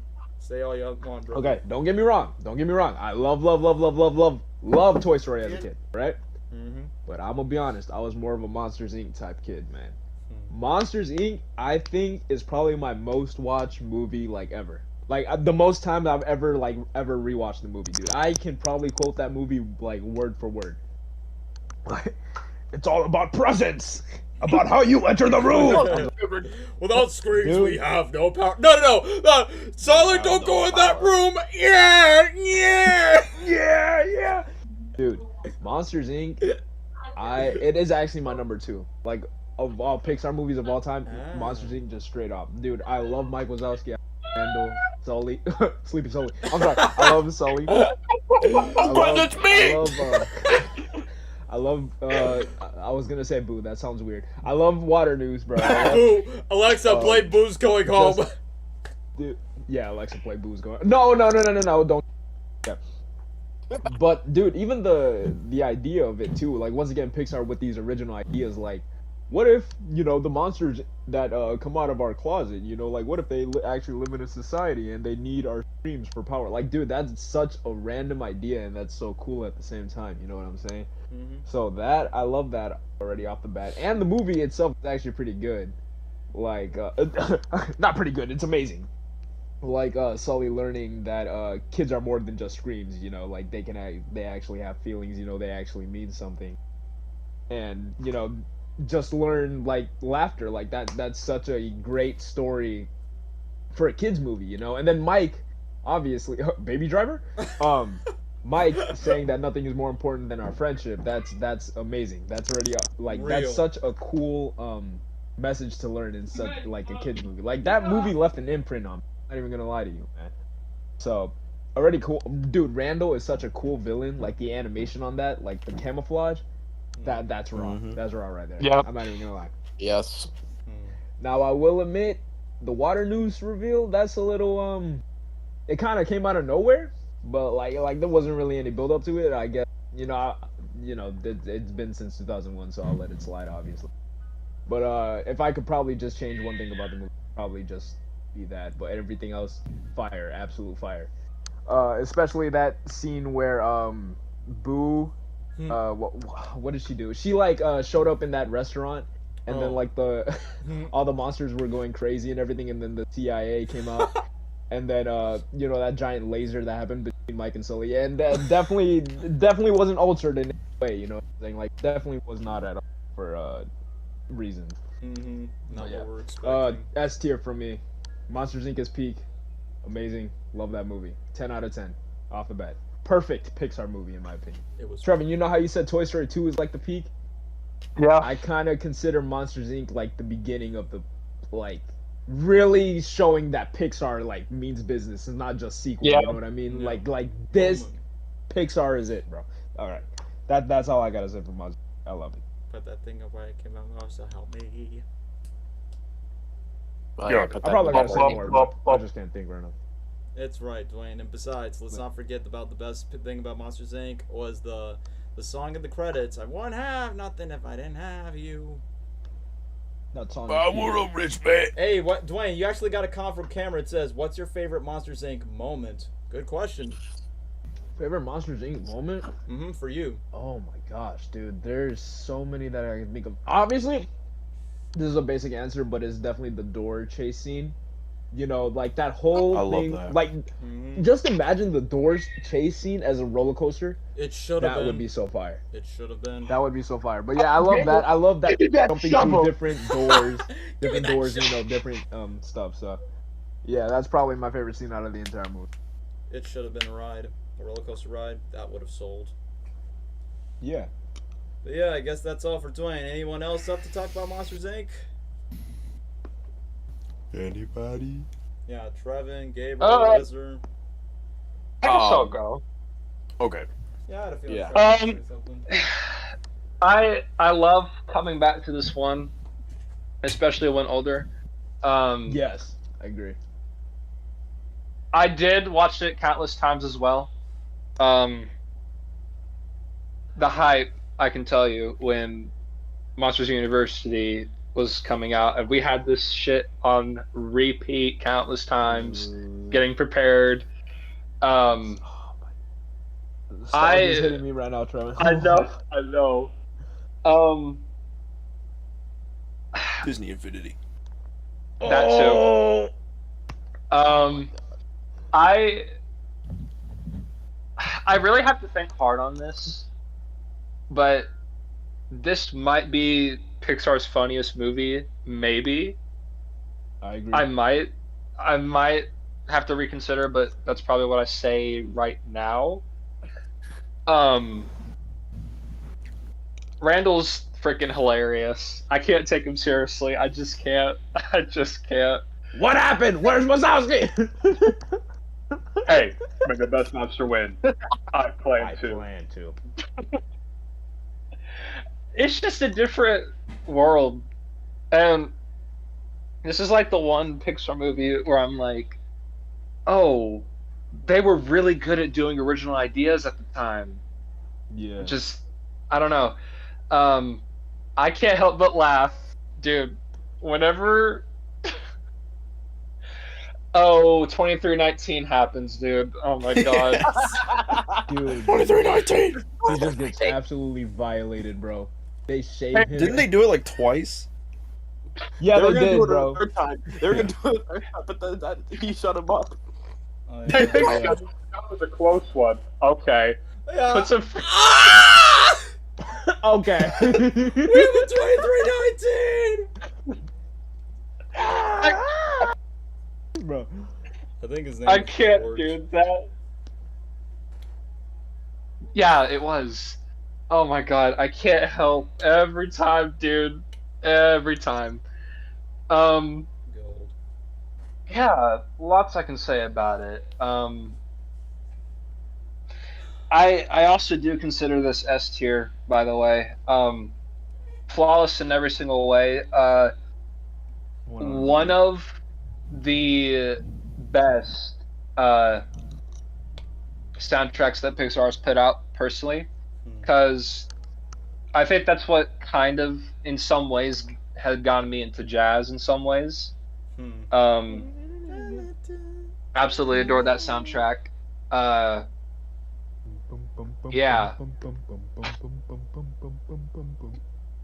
I love, this is off topic technically, I love the short that came with the movie itself. Oh, Mike's new car. Yeah, Mike's new Yes. car. Get out of my car! I miss my old car. I miss my old car. Don't just sit there and push the button! When he calls him on the phone. Real. But it's definitely top 5 in my book, I would say. Same. Great answer. Just works in every single way. The ending, for me, it does get emotional in some ways.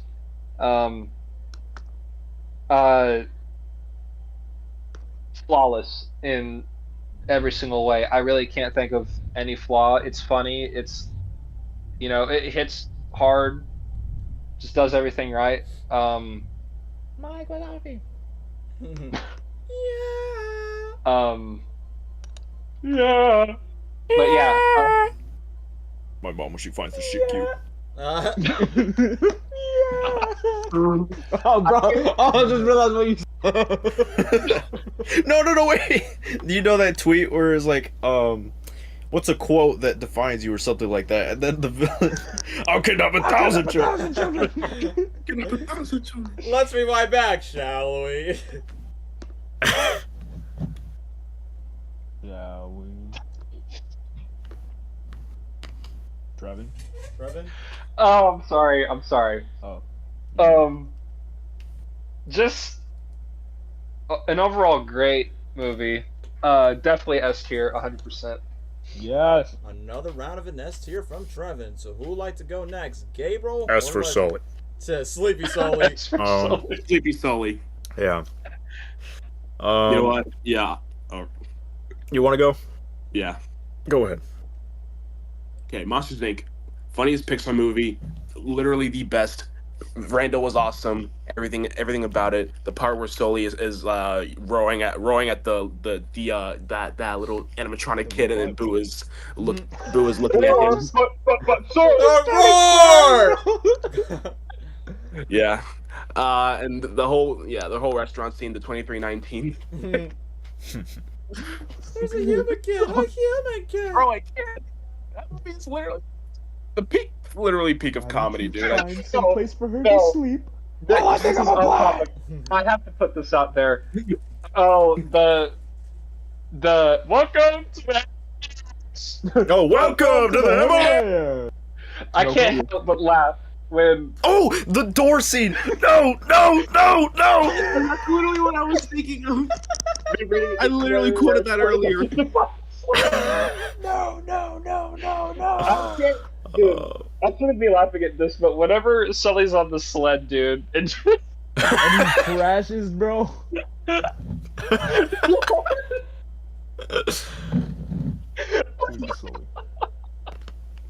Oh man. it gets, I don't know why, but these recent rewatches, dude, that gets me. Just see him crash, bro. Bro's on his last hope, dog, and you're laughing at him dying, bro. God.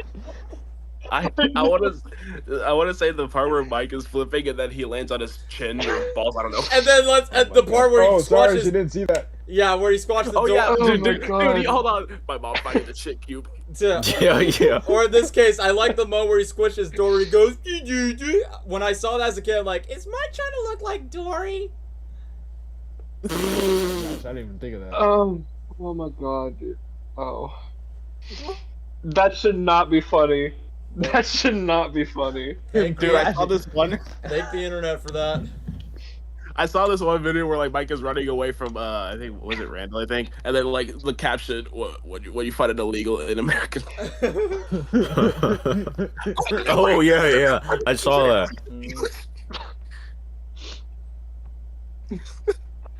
Well, anyway, back to the movie. Kidnap 1,000 children, every YouTuber. Dan Schneider. Drake. Give me the child. Yeah. As a kid, I always crack up whenever he says the door makes that noise where he's whining like a man-child. Mike Wazowski is the best. He's so funny when Roz closed the window on him and he crushed his fingers. This office is now closed. Yeah. Here I go. The kid with his fingers. Bro, Mike's fingers has always been through pain when the kid bit it. Yeah. 3, 5, 4. But What yeah. are you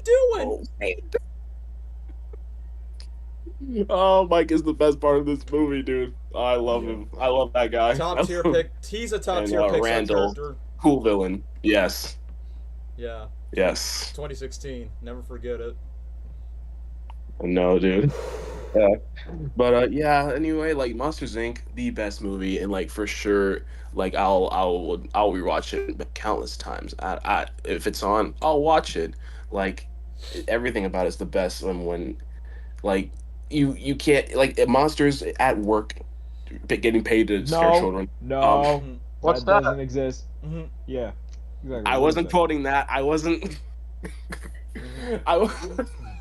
Wait, what doesn't exist? The I Disney said Plus monsters series. at work, and Dwayne said no, that doesn't exist.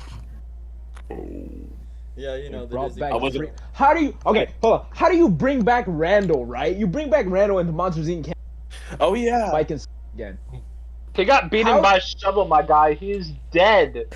dude. He didn't even meet Mike and. Bro. What? All right, bro. All I right, didn't bro. even bother watching. Oh yeah. When Randall got got his comeuppance, dude. Best part. Anyway, S tier. It's so good. Too good. Very great Very movie. good. Funniest. The ending too. Really wholesome. The outtakes too. Oh yeah, the outtakes. Yeah, the bloopers when they all fall down in slow motion, or when Boo, Yes. and then Boo just falls down, I think, for a snack or something. Yeah. Oh yeah. Oh, when Mike sprayed himself in the eyes. Sorry, Sorry, Yeah. shut Go up. Go throw up. Bro. Yeah, go throw Whatever, up. or it's a thing about these movies whenever Mike, you gotta cover his face on DVDs on that Disney Plus ending screen. Oh, yeah. Yeah. Okay, here I come, and then it on literally magazines. it blocks Mike's face. Yes, that's the best What tradition were- ever. And For even then, bread he'll still be tomorrow. grateful that he's on this, I was on TV. which is good. He was on TV. Oh, Monsters man. Incorporated. You know how he goes, "Where am I?" I thought it was Waterloo saying, "Where am I?" Like he's an old dude. like he was confused because he was old. Where am I? Yeah, where am Monsters I? Universe. Who am I? Monsters Inc. What am I doing? Where am I? I swear. I swear. Oh. S tier. Anyway, in conclusion, yeah, funny.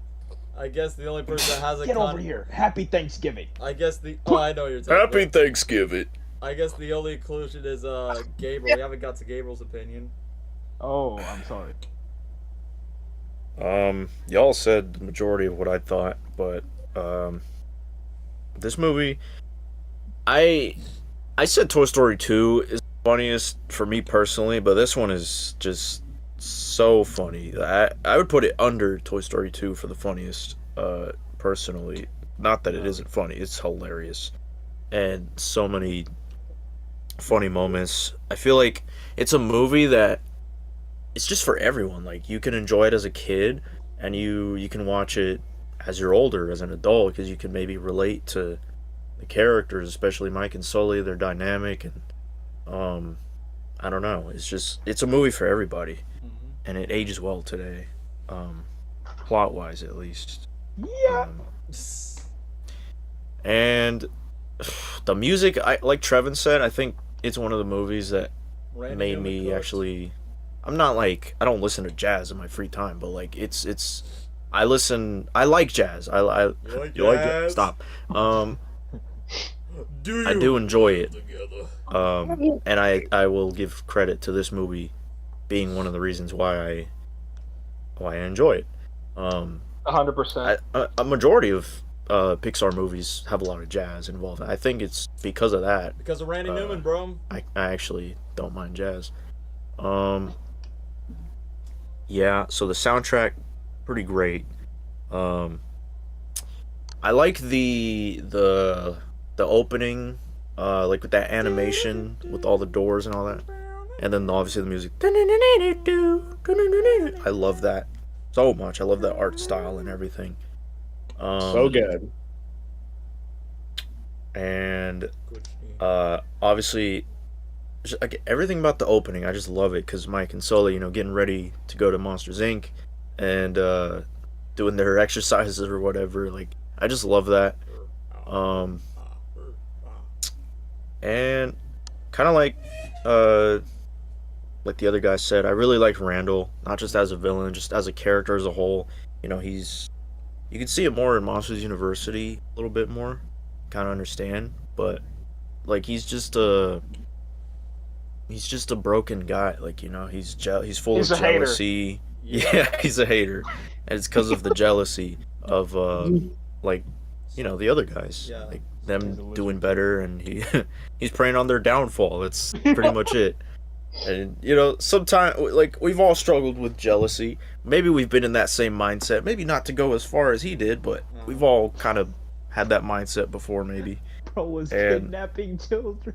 Yeah, he went too far. Or the fact that Um, Randall was choking Sully. Yeah. And I don't know, I kind of, it's a villain I can, like, connect with just because of that, because of his feelings. And not just like, yeah, it's just evil, get on with it. The Itachi of Pixar. What? Not gonna- I remember no, there was no. a Randall in my life. I remember that, and he sounded like him a bit.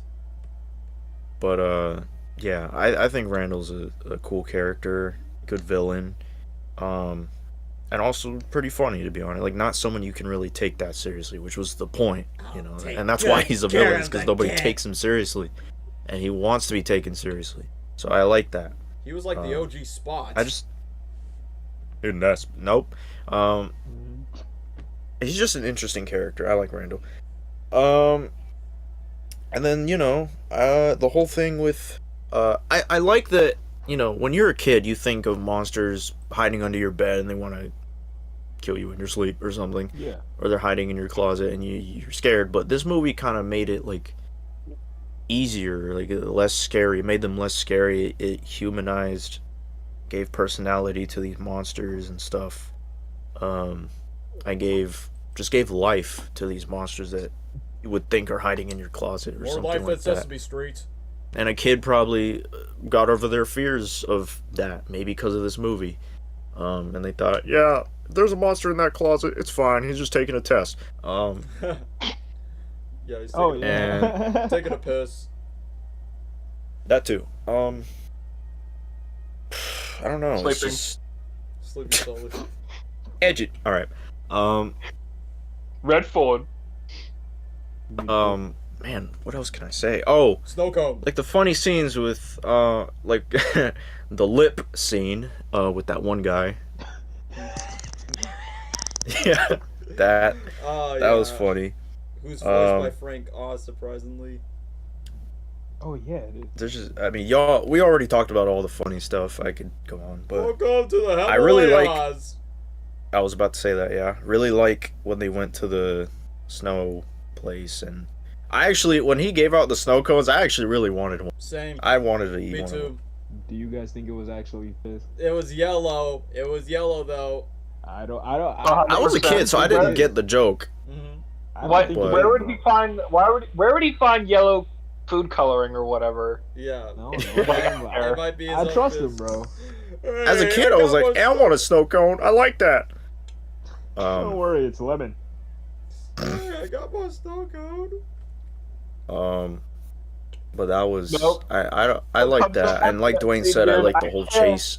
Everything to do with chasing in this movie was like fun to watch. And specifically the ones like the one with the doors, that was really cool. Dude, that was so unique. Yeah. When they went to Paris. And you know, the emotional scene, like the ending with Boo, is actually pretty sad. You know, they tried to protect her and they tried to show that, you know, not all monsters are bad, and she trusted them and they built a friendship, and now she's gone and they gotta stick to being monsters, I guess. And I don't know. I know people were like, I wish we got to see what happened to Boo, but I actually liked that they didn't show, because it made it more emotional and it showed more mystery, and I don't know. It lets your mind fill in the gaps. Yeah, it lets you think about it. Yeah. So I like that they did that, personally. Overall, this movie is just so great and ages well to this day, and I gotta put this at S tier all the way. Yes. It honestly could be top 5 Pixar movies for me. Let's go. I would agree. Yes. So before I get to my opinion on Monsters Inc., before we move on to my own thoughts on the film, do we want to put Monsters Inc. over Toy Story 1 or leave it where it is on the list?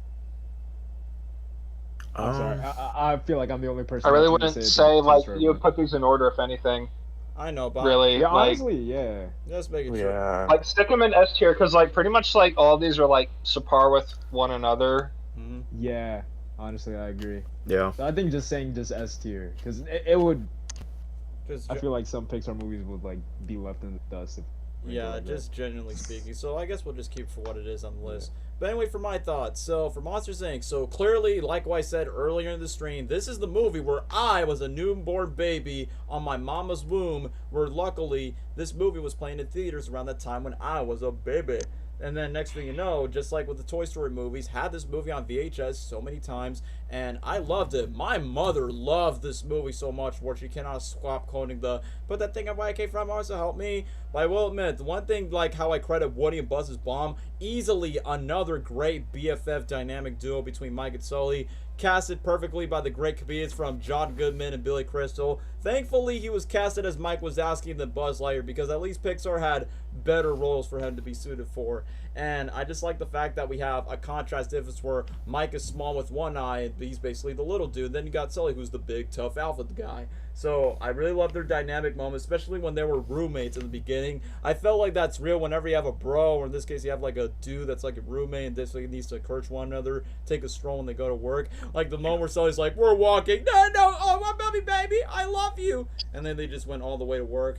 And I just love how they create the world of monsters of what they do. Like, they have their own utopian society that they actually have their own world. We power your car, we light your city. And all because of Monsters Incorporated, where they do this facility business. Like, the more scares they got, the more they let their city run and their society to keep on living. So, that was like a Holy crap, you don't know? pretty creative idea that they spent to it. And outside of the main characters, the side characters are very memorable. So obviously you got Celia, who became very toxic later on after when Mike just left her at the sushi bar, and those two other dudes. "Oh, Mr. Sullivan, guys, call me Sully. Oh, sorry, shut up." I don't think so. I like those guys. Obviously, George with the 2319. We have a 2319. No, not the CDA. It feels like even most of the side characters, even if you just don't remember their names, they just definitely have their most iconic moments. "Hey, we ordered to hold. Can we have an autograph?" We can neither confirm or deny. Like, I definitely like the CDA soldiers actually have their own personality and just incorporate themselves outside, like, you know, hazmat suits, but just for monsters. So, either way, definitely like that. And for Rando, who would have thought Steve Buscemi, who's always showing up in all these Adam Sandler movies as a homeless guy, as a Jewish dude in The Wedding Singer, now as an old adult in a high school or teenage setting, ends up voicing, How do you do, Philip, kid? yeah, one of the best Pixar villains out there. And yeah, not only his design was cool, I like his camouflage powers where he's literally like a chameleon. And he is like what Gabriel said, don't take him seriously, but he wants to be taken seriously. Like, obviously being jealous from Mike and Sully's apprentice. And at the exact same time, he definitely has some very sly moves of how to trap Mike and trap Sully without even noticing, with or without Boo. Like the moment, like, when he talks to Mike, I get a timeout. Everyone goes to lunch, which means the building will be painted empty. It'll be empty, you idiot. And when the clock goes down. See that clock? Like, that moment was just gold for me around that time. Including the moment where Randall was choking Sully's, like, and then Mike was like, "You're gonna cry, I'm gonna cry." And then Sully's expression where he goes, "Ah," and then literally just throws the snow at Randall. "Oh, look at that, it's Randall." Oh. Like, moments like that, like the timing of the comedy, whether it's with Mike, Sully, Randall, or any of the other characters. We already spoke about Mr. Water News and everything else. Heck, even the monster at the beginning of the movie where he stepped into what, like Tic Tac, like those spike toys, and just goes, "Ah!" with the robot toy, like literally at the beginning of the movie. Y'all know what I'm talking about. Yeah. That was hilarious. But then talking about Boo's going home, PS5 Extreme Rage, yeah, hilarious for the memes. Like, yeah, the one thing I do find that's pretty wholesome, even though, like what Gabriel said, like, most of these kids would be afraid, like, "Oh, monsters are bad. Oh, that's your monster. No monster in here." Big Chungus comes out the closet, chases Sully and Boo. But 2018 memes aside, I think it's kind of like a good message of small children just to get over their fantastical fears. Like, "There's a monster in my bed. There's a monster in my closet." It's like, nope, they're not here. They're being their beats. They're just shedding. Or, in this case, they're just trying to, like, make noises, but not make you scared enough. But I will admit, even though it kind of portrays like this odd couple type of scenario, but I will admit, like, seeing the role of how Sully, like, treats Boo, like, basically his quote-unquote adopted daughter temporarily from a different world that's not filled with monsters, I can see parents relating to that, of how's it like trying to raise their first child, or one of these days, if we ever become papas and start producing some offspring, it probably might hit different once we raise our own kids in a similar way of how Sully was treating Boo. Like, first of all, it becomes stressful where Mike was like, "Well, I think of a plan." It's like, what do we do with this kid? Do we abandon it? Do we take it to the orphanage? No, let's keep care of this kid before this kid just goes back home.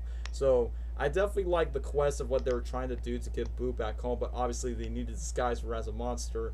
So at the exact same time, from all of its laughing and through all of its humor, it definitely have its moments. And yeah, we didn't talk about this character, but Roz, easily one of the best additions of Don't let it happen again. None of this ever happened, gentlemen. And I don't want to see any paperwork. I don't want to see any paperwork on this.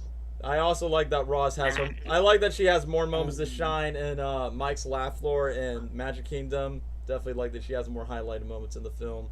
So easily, I love Roz in the film as well. I remember as a kid, I even brought the toys, eventually start playing them as well. And like what Trevin and Gabriel questions about Monsters Inc. with their music, once again, Randy Newman, as always, continues to cook with the jazz music, including the music during the door chase scene. Like during the part where Randall and Mike and Sully were about to get to the door, nice working with you. That was such a cool sequence when they got into the door on time, or where they door hopped to somewhere in Japan, then they went to France, and then Sully just crushes Mike. But I also like one moment during the snow scene, during the Welcome to the Himalayas. Like, it definitely gets real. Kind of like the similar between Woody and Buzz when it comes to their drama. And then when Sully was about to say, like, we gotta go rescue Boo, and then Mike is like, Boo, what about us? What about our own life? And then Sully's like, none of that matters now. Sometimes those messages and those moments do get real. It's like, what about our life together or the goals that we were supposed to accomplish, but we're like, forget all that, dude. There's only like one certain aspect that I have to move on forward, even if it's with or without you. So I actually like that moment throughout the film. And then when it leads to the closure from the hilarious of where Randall ends up in a trailer full of rednecks with a shovel, and then Waterdew gets exposed after kidnapping children. Even though moments aside and just give those closures to those villains around that time, I will admit, like, look, as much as I want to joke about the love you too, Nibba, when Sully hugs Boo, which is like an iconic gif on the internet, I will admit, this literally the score, Boo's Going Home, where it goes, doo, doo, doo, doo. It's like, damn, Ray Newman, you just made one of the most saddest scores until later Pixar movies got more sadder music themes, but man, that was like stuck in the top of my head. Like, heck, when I was younger, I just played that in a loop by saying, I feel defeated right now. I just played that music in the background. But outside that moment where Sully has to go and then Boo's like, Kitty has to go, it's like, damn, no wonder it pulls the heartstrings about parents about letting their kids go, whether it's through school or when they grow up. It's like, damn, that's really hit the feels.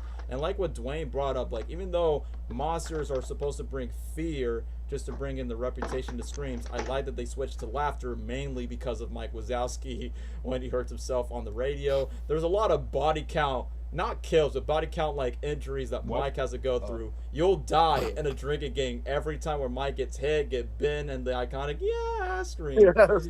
But if it weren't for Mike Wazowski, which, by the way, top tier Pixar character without question, easily the best the best character next to James B. Sullivan himself. But the ingredient, like the Muppets 2011 said, was like the third greatest gift that's not children ice cream, laughter. So it's a good thing that outside of this movie being comedy, it's like, hey, laughter is the best medicine. Sometimes we just need a good cackle. Like, have more laughs and less scares, if you know what I mean.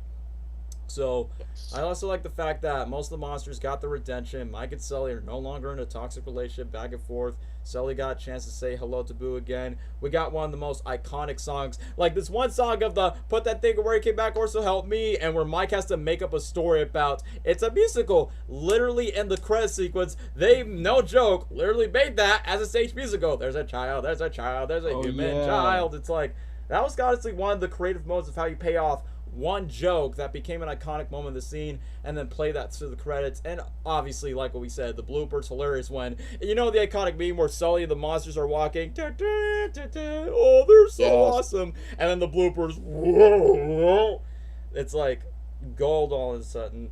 But either way, Monsters Inc., it's a fan favorite Pixar movie. Like what the boy says, it's top 5, maybe top 3, dare I say. I think it is somewhere in my top 3 when it comes to Pixar movies. Not only because I was I was literally born when this movie was out. I mean, growing up watching Monsters Inc., and we'll talk about Monsters University later on if we have the time for it. But outside from that, Monsters Inc. is easily a top 5. If you ask me, like, what's my favorite Pixar movies that are not related to Toy Story, I would say either Monsters Inc. or Finding Nemo will be like the first ones that will pop up into my brain. So, like what the boy said, valid, easily an S tier, would watch it again, love it, will share this with future kids for many generations, and Glad this movie came out when I existed. But the one thing that is a shame, though, the funny thing is Shrek and Monsters Inc. have a similar theme about, you know, like monsters being accepted and judging before they know each other, see the good in these strong, mighty beasts, no matter if they're scary or smelly. And then, you know, Monsters Inc. was nominated, but easily Shrek won the Oscar around that same year when Nathan Lane, aka the voice of Timon, presented the nominees for Shrek, Monsters Inc., and Jimmy Neutron, but Shrek and Donkey won the award as Mike and Sully got jealous at the Oscars. Let's not forget that. Watch. So, yeah, Monsters Inc., truly an S tier. Yes. Deserve. So now, speaking Let's go! Speaking of masterpieces, we got 4 movies. Let's go to a personal fan favorite that me, Dwayne, and most of us here, Finding Nemo. Is it time? I was like, is it time? Dwayne, do the honors since this is your favorite Pixar movie of all time for you.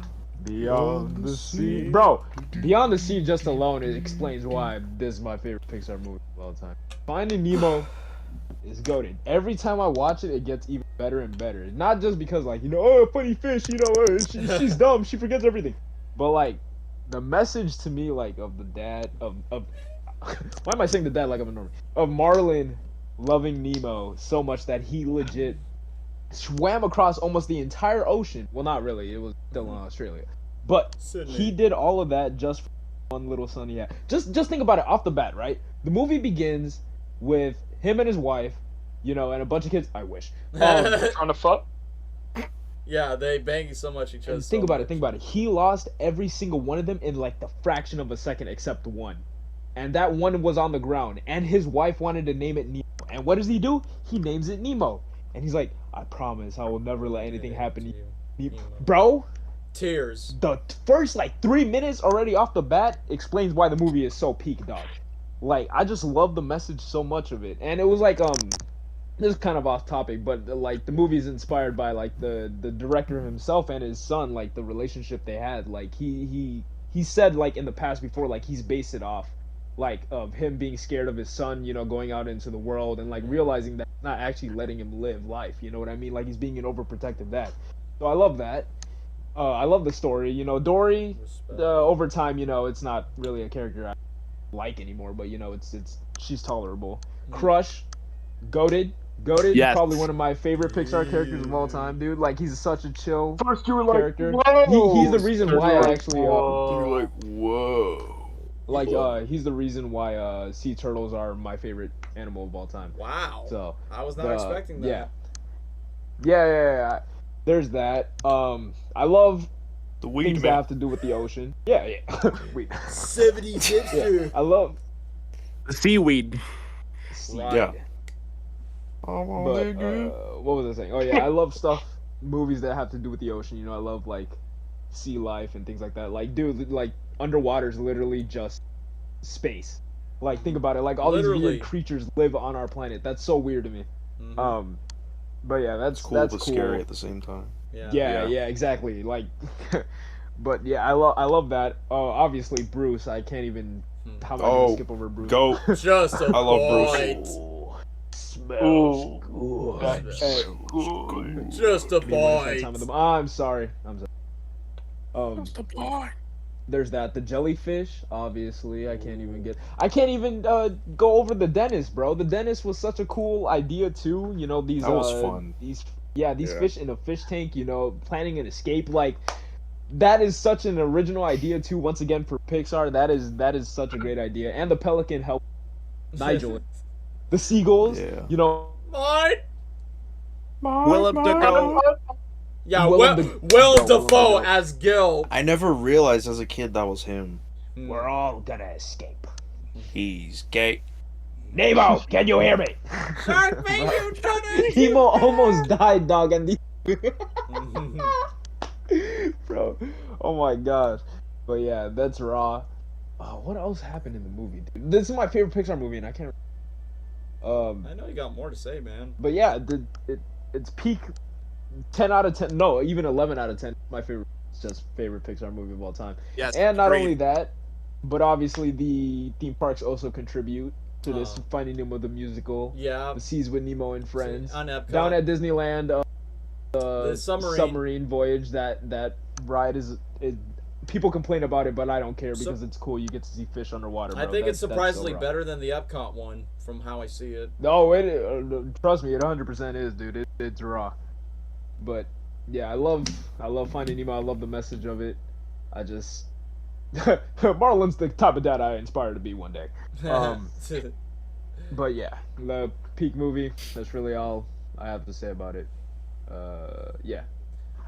Ellen DeGeneres sucks though. Yeah, that doesn't age well. Yeah. And I like the fact that almost every Pixar movie, well, for the most part, it's like, oh, one actor's in it. Like Hopper doesn't age well. The voice of Dory, I like the character. Like for Dory, I like the character, but I don't like the actress. Oh man, dude, it's such a good movie. I really hope it doesn't have a sequel. You know, like, dude, this is just a better one-off movie. Better yet, I hope they doesn't have a third movie. You know what I'm saying? Yeah, like, we'll see what happens after Finding. Because I'm gonna be honest, it's like, what do they do after Finding Dory? If they ever think about it, like, what's next? Finding Marlin? Finding the octopus? I guess. Nemo gets lost again. Finding Crush. Finding Bruce. No, his voice actor. Good idea. Well, his voice It's actor. gonna be Finding Squirt, isn't it? Oh, yes. Wait, I just realized what I said. Don't worry. Never mind. I'm sorry. When I think of Finding Nemo, my mind is to Finding Mario Squirt. Wario, honestly. Oh, yeah, the video that got Woody Daffy Duck popular, a stingray. Yes. The one where Grumpy says, pop that tree, so thank you. Let's name the zone. The zone. But yeah, that's what Dwayne said about his favorite Pixar film. Does anyone else want to go? Let's name the zone. Does anyone else want to go, or should I go next? Okay. I guess I'll go. Well, wait. Who's going? I'll go. Oh, Gabriel? I'll go. All right, go, Gabriel. Finding Nemo is, again, one of the greatest animated movies of all time. The overall vibe of the movie, I really like. I don't know. I think the ocean, at least the deeper part of it, is like scary, but there is also a part of the ocean that I think is very beautiful, and I love some of the sea creatures, and seeing this movie give a whole lot of those creatures personality and character is just very fun. I mean, I know a lot of animators do that, but this one specifically, I think, just did it the best. And off the bat, was already very emotional, and just because of that barracuda that killed Marlin's wife, Coral. I hated that fish. I went to SeaWorld and I saw that The barracuda. I saw a barracuda in SeaWorld, and I was like, I hate you as a kid, just staring at the They're creepy. the wall or glass. Creepy. In real life. Disappointment. Yeah. Yeah. So I hated that fish just because of that movie. And it was very sad, Seeing as Nemo was very special because of his fin and being the only one left. Lucky Finn. And as thinking the wife and even all those babies that weren't even born yet died. It was very sad. So I don't know. It was off to a sad but great start because of the emotional impact behind these two characters, Marlin and Nemo. And I think it's relatable that you have Nemo who wants to explore the world, and then you have an overprotective parent that is like, no, I can't let you do that. Especially if you're the last one standing. And then, he does it anyway, because, I mean, when you're a kid, you're curious. You want to explore the world. And, I don't know, I like that whole idea. Overprotective parent, and then the kid that wants to explore the world. It's very realistic, relatable. And it's just such a huge adventure. There's so much to explore because of how big the ocean is, and I think they did a good job with that. And obviously the music is like you could fall asleep to that. Dude. Same. It's so Dude. imagine having like a fish good. tank in your room and then you play that music, and you just fall asleep to that. That would be heaven. Relax. I don't know. Oh It's my just- gosh, you're gonna make me do. Can't believe it. It's just the atmosphere, the vibe of the movie. I just love it. I love the ocean, and I'm also scared of it at the same time. I don't know. Then you have my favorite. Well, one of my favorites. One of my favorite parts with the sharks. The hammerhead shark and the other guys, and then Bruce, Bruce the goat. Even though he tried to eat them, but I don't care. He just looked very cool. I liked his design. And I thought he was kind of funny. I don't know why, but I thought I'm pretty sure it was meant to be scary when when he smelled the blood and then he just blacked out and was trying to eat them, and then you could see his eyes black or whatever. It did creep me out. And he was feeding. I don't know why, but I thought that was cool. I thought it was cool as a kid. That I was like, oh yeah, this dude's badass. Yeah, especially for someone like you who loves sharks. That's added on to your taste. Yeah, I would never touch one, but actually, that's a lie. I would. I can't. No, I have to point this out. I can't help but laugh when Bruce is like, "Oh, That's Yeah. cool. Yeah, and I can't take that scene seriously anymore. No, stop. That's good.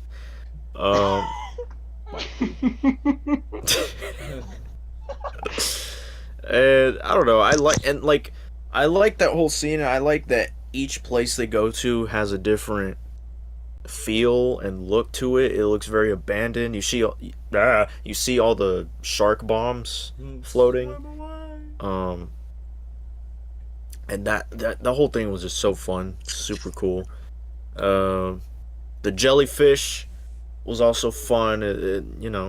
We all like looking at jellyfish. They look cool, and I don't know. It was fun, and to the beginning of the movie where they're going to school or whatever. Let's name the zone. The zone. That every time I see, what's it called again? Stingray? Yeah. Wait, what? I hate those things. Stingrays. Rest in peace, Steve Irwin. Oh, Stingray. real." Yeah. But that every time I see one, I just think of that from Finding Nemo. Let's name the zone. The zone. Their mouths creep me out. Yes. Some of them in real life.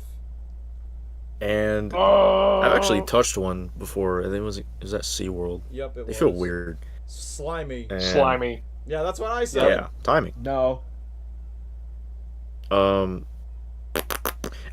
Every time, the little fish kids that were jumping and then one falls and screams and cries. I always think of that because of the memes. And then it's the FNAF scream where he falls. I always think of that when I see that. Sponge beds. Dory, I guess I didn't mind her that much as a kid, but now she's just annoying. Yeah. It's not as bad though in Finding Nemo than compared to. Oh yeah. Finding Dory. Sure. Obviously, turtles. That Yes. was I think sea turtles are cool, and I love them. them just chilling in that whole, I don't even know what you call it, where they're like in that wave. East thing. Australian current. Yeah, the current. That was cool. It's a very it's an emotional movie and obviously meant for kids, but it can be educational at the same time. So I think Exactly. that's pretty cool, and learning about sea life, and I love that stuff. So that was cool. Dope character. And what's that towards What? the end of the movie? It's that stadium with Stadium. What's it? I think it was close to the dentist. Oh, Sydney, don't know. Australia. Those I know what you're talking about. Sydney. Oh. Yeah. Every time I see that, I just always think of this movie. Yeah, every time. same. I guess, Cannot believe think it of or Finding not, Nemo. I'm gonna say this. Believe it or not, I was like, believe it or not, I guess Finding Nemo was the first introduction of Australian culture. If you think about it. Yeah, I didn't even realize it was Australia, kid. Aussies are so bad, bro. I'm sorry. I can. You're not wrong. So anyway, Right. the dentist scene, like Dwayne said, was very fun, different. Hold still. It's not. No, the girl is screaming, and the kid is looking there all traumatized. And let's not forget Buzz Lightyear made a cameo in The Dentist if you saw him when Nemo was looking at the Yeah, top. I remember. And wasn't the kid reading no. Mr. Incredible, yes. Yeah, Yes. Mr. Incredible. Yeah. I mean, the movie came out before The Incredibles, so it does make sense. I like We're gonna get that there. like Dwayne said, like these fish had a plan to want to escape because most fish in like pet stores and all that stuff, they're miserable and they want to get out. Yeah. Uh-huh. And they didn't even clean the tank either, so that makes it worse. And I don't know why, but when they got that little pebble out of the tube, like the thing to clean the tank, I don't know why, but that was satisfying to me. For some reason, I find when it it got edible. stuck? I thought it was like Yeah, a and then when snack they or got it something. out, I thought Edible? it looked Yeah. like a snack to me. It's like I want to eat it. but yeah, I like that stuff because it was different, it was fun. What else? Hoo-ha. Yeah, of course, iconic scene. Shark bait, hoo-ah! Enough with the shark bait. And Shark bait. yeah, I did not realize I was Willem Dafoe when I was a kid. 2 years after Spider-Man, that's crazy. Yeah. I'm sorry. I thought of something random. Wait, Gabe. Sorry, you can get the. I think I don't know. I think that's all I gotta say. It's a very emotional movie. It teaches a great lesson for parents and even kids. Educational on top of that, and I love sea life, so I think that adds on top of it. Why I like the movie? No, love the movie. Yeah, I gotta put it on S tier. Oh yeah. Yeah, let's go. All right. S tier. Okay, for me, can I do the honors speak? Because now, thanks to Gabriel, I feel like I feel more prepared of what I want to say about the movie. So it's okay. I can go after Gabriel. Yeah, dude. Okay. Was Dwayne gonna say something real quick? Oh, well, You want? I realized we're on a live stream, so I don't. Yeah. I was gonna Basically, the volcano. The volcano had a name, Wanahagalugi. Uh huh. That's a joke to weed. say. I didn't say that. Seaweed. Makes sense why the bubbles were flowing up like it's smoke. Makes sense. Huh. Yeah, That's hilarious. that's all I wanted to say. Nemo, you are a combination of orange and white. His voice. Oh, let's not forget his voice, Brad Garrett. He's everywhere, man. From Bug's Life, Finding Nemo, Ratatouille. Who's he in A Bug's Life? Bug's Life. He was the dung beetle. Remember the giant dung beetle? Oh yeah. I forgot what was his name. But now he voiced Bloat. Dib. Can't hear you, Beach. Yeah, blow. Okay. So anyway, I would love to go next Okay. because I kind of get the idea of what I want to say. So Finding Nemo, I've already hinted it when I talk about Monsters, Inc. I say it is definitely somewhere in my top 3 for sure when it comes to Pixar movies because, like what Wayne and Gabriel says, this is not just a great movie just to introduce more of the sea aquatic life, even though SpongeBob has done it first before Nemo, but at the exact same time, SpongeBob is iconic, but does it more in a very cartoony style. But for Finding Nemo, yes, it's animated, but they still try to make the fishes move realistic as possible, just like real life sea creatures, which I gotta give props to the animators and the people that did all the research on each breed, each sea aquatic creature down in the ocean, and they did a really good job with the ocean of how it looks in the movie, where it looks beautiful, including the score by Thomas Newman. I think it is Thomas Newman who does the music, right, Dwayne? Because I think that's the name. Yeah, Man, Thomas Newman. like the main theme, and including the themes where it goes na na na na na na, or Dude. it goes peaceful, but at the exact same time, it just makes you want to go to the beach or go to the pool whenever you listen to it, or you just want to relax after when you just want to vent off about the stress about your life. So the music, it's just beautiful. Bro. And I will say Thomas this, Newman, man. like That top tier, man. But then that Wally. yeah, Wally too. pencil. You're right. Yeah. Because Wally's made by the same Element. director who gave us Finding Nemo.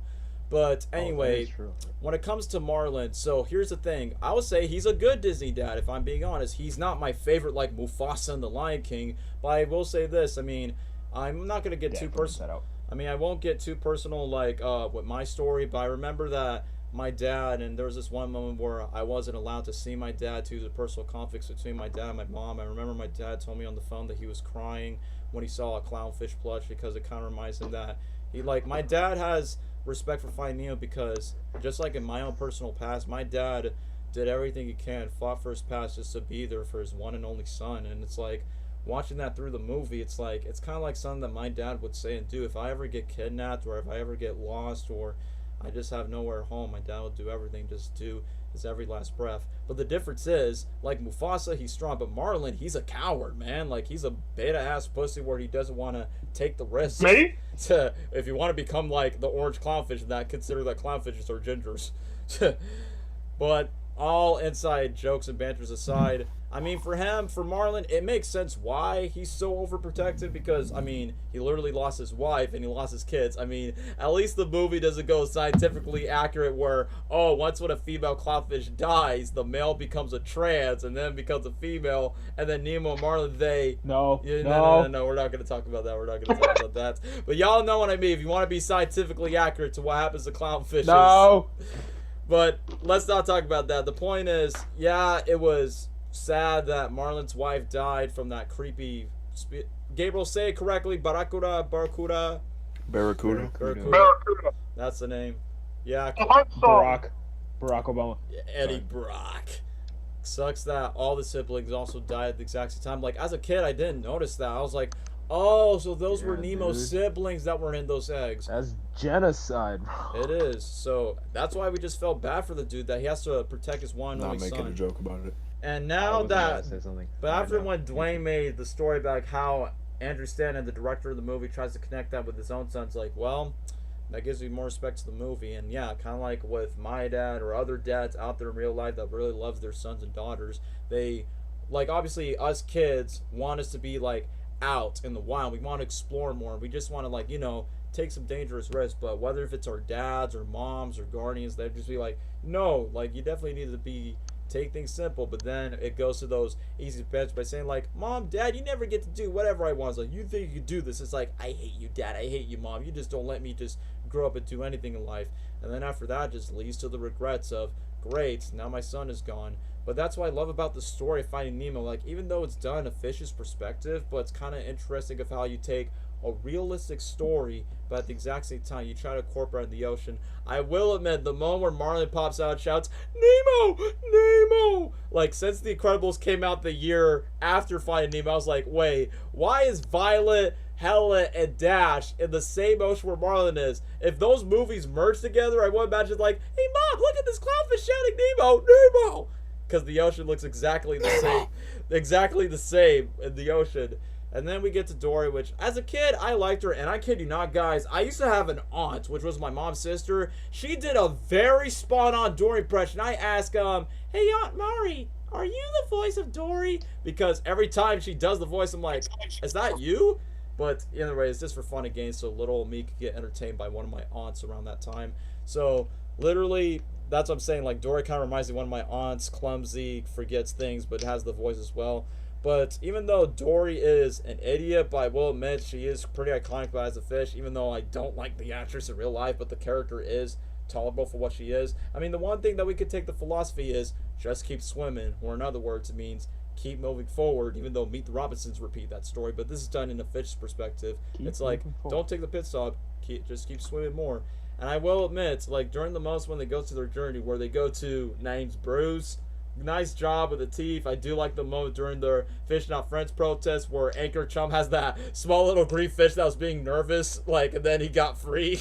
You know what I'm talking about? And then later in the after credit scene where he ate the anglerfish, he's like, eats the anglerfish. Yeah. Oh yeah, speaking of the anglerfish, I'm surprised Gabriel and Dwayne did not bring that up. As a kid, yeah, I kind of forgot. That got me chills. And then when I look at the creature in real life, it's like, damn, the animators have really did their homework on such a terrifying fish. Like in real life, how the way it just goes. Even in the Epcot I ride. can't So even ugly in believe real life, that dog. thing is real, dude. That Yeah, even when I went to the Epcot The ride, ocean, cool. when I went to the Epcot ride, I was like, no, get away from me, get away from me. So, like we said, pretty interesting beast creature. So, even though Finding Nemo's G-rated, but I definitely like the fact it brings a little bit of spooky elements in it.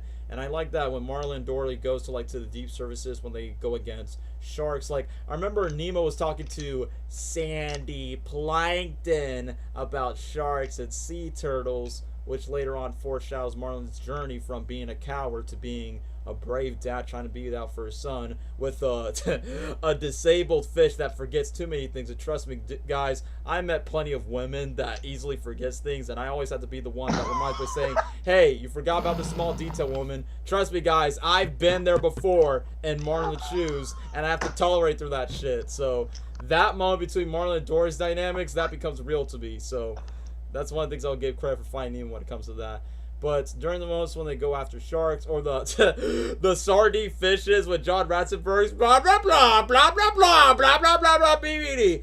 I will admit, I do like the art style where they switch to Sydney and everything else. Love how they sing to each other. It's like, love those moments. Yeah, And- we're talking to the lady, not you. I'm the lady, not you. Where's the Goyo land? And then they just switch to the boat or something. And then next thing you know, the jellyfish scene. As a kid, I wanted to touch one, but I realized in the movie, oh yeah, Dory got stung, Marlin got stung. It's kind of like when you take your girl to a party or something, then she got drunk, then y'all got wasted, then you got picked up by some dudes that sell weed. That's what the sea turtles kind of remind me if you try to reflect that to real life. And yeah, Crush, which surprisingly, who is voiced by the director, man, like, look, even though where he just talks about with Squirt and everything else when they go across the turtles about going again with the big old blue. I will admit, this is not related to the movie, but his song in the musical, Go With The Flow. Funny enough, it's cool that another interesting story about Finding Nemo is I didn't like the song. who left? Lesnar. Lesnar. What happened to him? I don't know. Okay, so he has to go. Okay, that makes sense. Well, at least Trevin will be next after when I'm done. But yeah, that's a cool, interesting story that me and Dwayne connect more when we discover about our love for Finding Nemo the musical. Still peak. It sucks that they just made the show shorter after COVID, but it is what it is. Yeah, that is not that good now. Yeah, they just remove Nigel out of that, which, by the way, yeah, I do love Nigel in the movie. What do you do now? Shut up! And during the Pelican, when the Pelican tries to swallow Marlin and Dory, where he starts choking up, and when Marlin and Dory were on the surface, it's like, wait, I got something to tell you. And then all the seagulls pop up where they go, mine. And then when Nigel was trying to whisper about Nemo, as a kid, I couldn't stop cracking up when it's like, that's Nemo! Mine! And when the seagulls try to eat Marlin, try to eat Dory, and then they go inside Nigel's, his beak, whatever. Everybody hold on! As a kid, I couldn't stop cracking up about the way the seagulls were trying to attack Marlin and Dory, but also they got sunk by one of the yacht's sails or something like that. Their piece just keeps going, mine. And then the part I didn't talk much about is when Nemo was stuck to the dentist. I like that we see different varieties of different breeds of fishes, from Gil, obviously voiced by Green Gollum himself. We got the pufferfish. Can't hear you, Peach. And I thought Peach was a girl, but I realized it kind of sounds like a dude's voice, so that kind of like confused me. Like, I think it is a girl though. Yeah, but as a I kid, think dead. yeah, but it sounded like a guy though. So I'm like, wait, Peach from some Mario games? I did not know that. But what's the French shrimp's name? Jacques or something? Jacques. Yeah, I actually. Voila, he is clean. Yeah, voila, he's clean. I actually had a toy of him as a kid, and I always try to like recreate the scene with Nemo. And what's the yellow fish that goes bubbles? Boy, bubbles. Is that literally his name? Oh, Bubbles. Yeah, every time as a kid, I always say bubbles whenever I see that same breed of fish every time. And then we got Flo. Like, if I look back at the sea creatures at the aquarium, they kind of remind me of the side characters from Radiator Springs and Cars, but they're like in fish form. They kind of give me the vibe of that when I was watching that throughout the scene. Oh, I kind of see what you mean. And then and then what's the name of the germophobic fish where he's like, I am covered with germs! Ah! I think his name is actually like purple or something. Yeah, something like that. I don't know I mean, why. not gonna lie, throughout my school years, I was kind of like, germs, boogers, and everything else. So I was kind of like a germaphobe, kind of like that dude. So he was kind of like, basically, if I think about it, he's basically fear from Inside Out, but in fish form. But instead about fear, it's all about, ew, germs, get away from me, and then just swim away. Yeah. But either way, the pebble, what Gabriel was talking about earlier, what Gil was talking about, Nemo was like their way, aka the shark bait, just to escape from the tank. I love the sequence where, you know, go inside the pebble and then the water bag and then they escape. It's like, that pebble was satisfied. It's like, oh, that actually looks like a fruity pebble. Can I have that in my mouth, please? No, it's a rock. Never mind.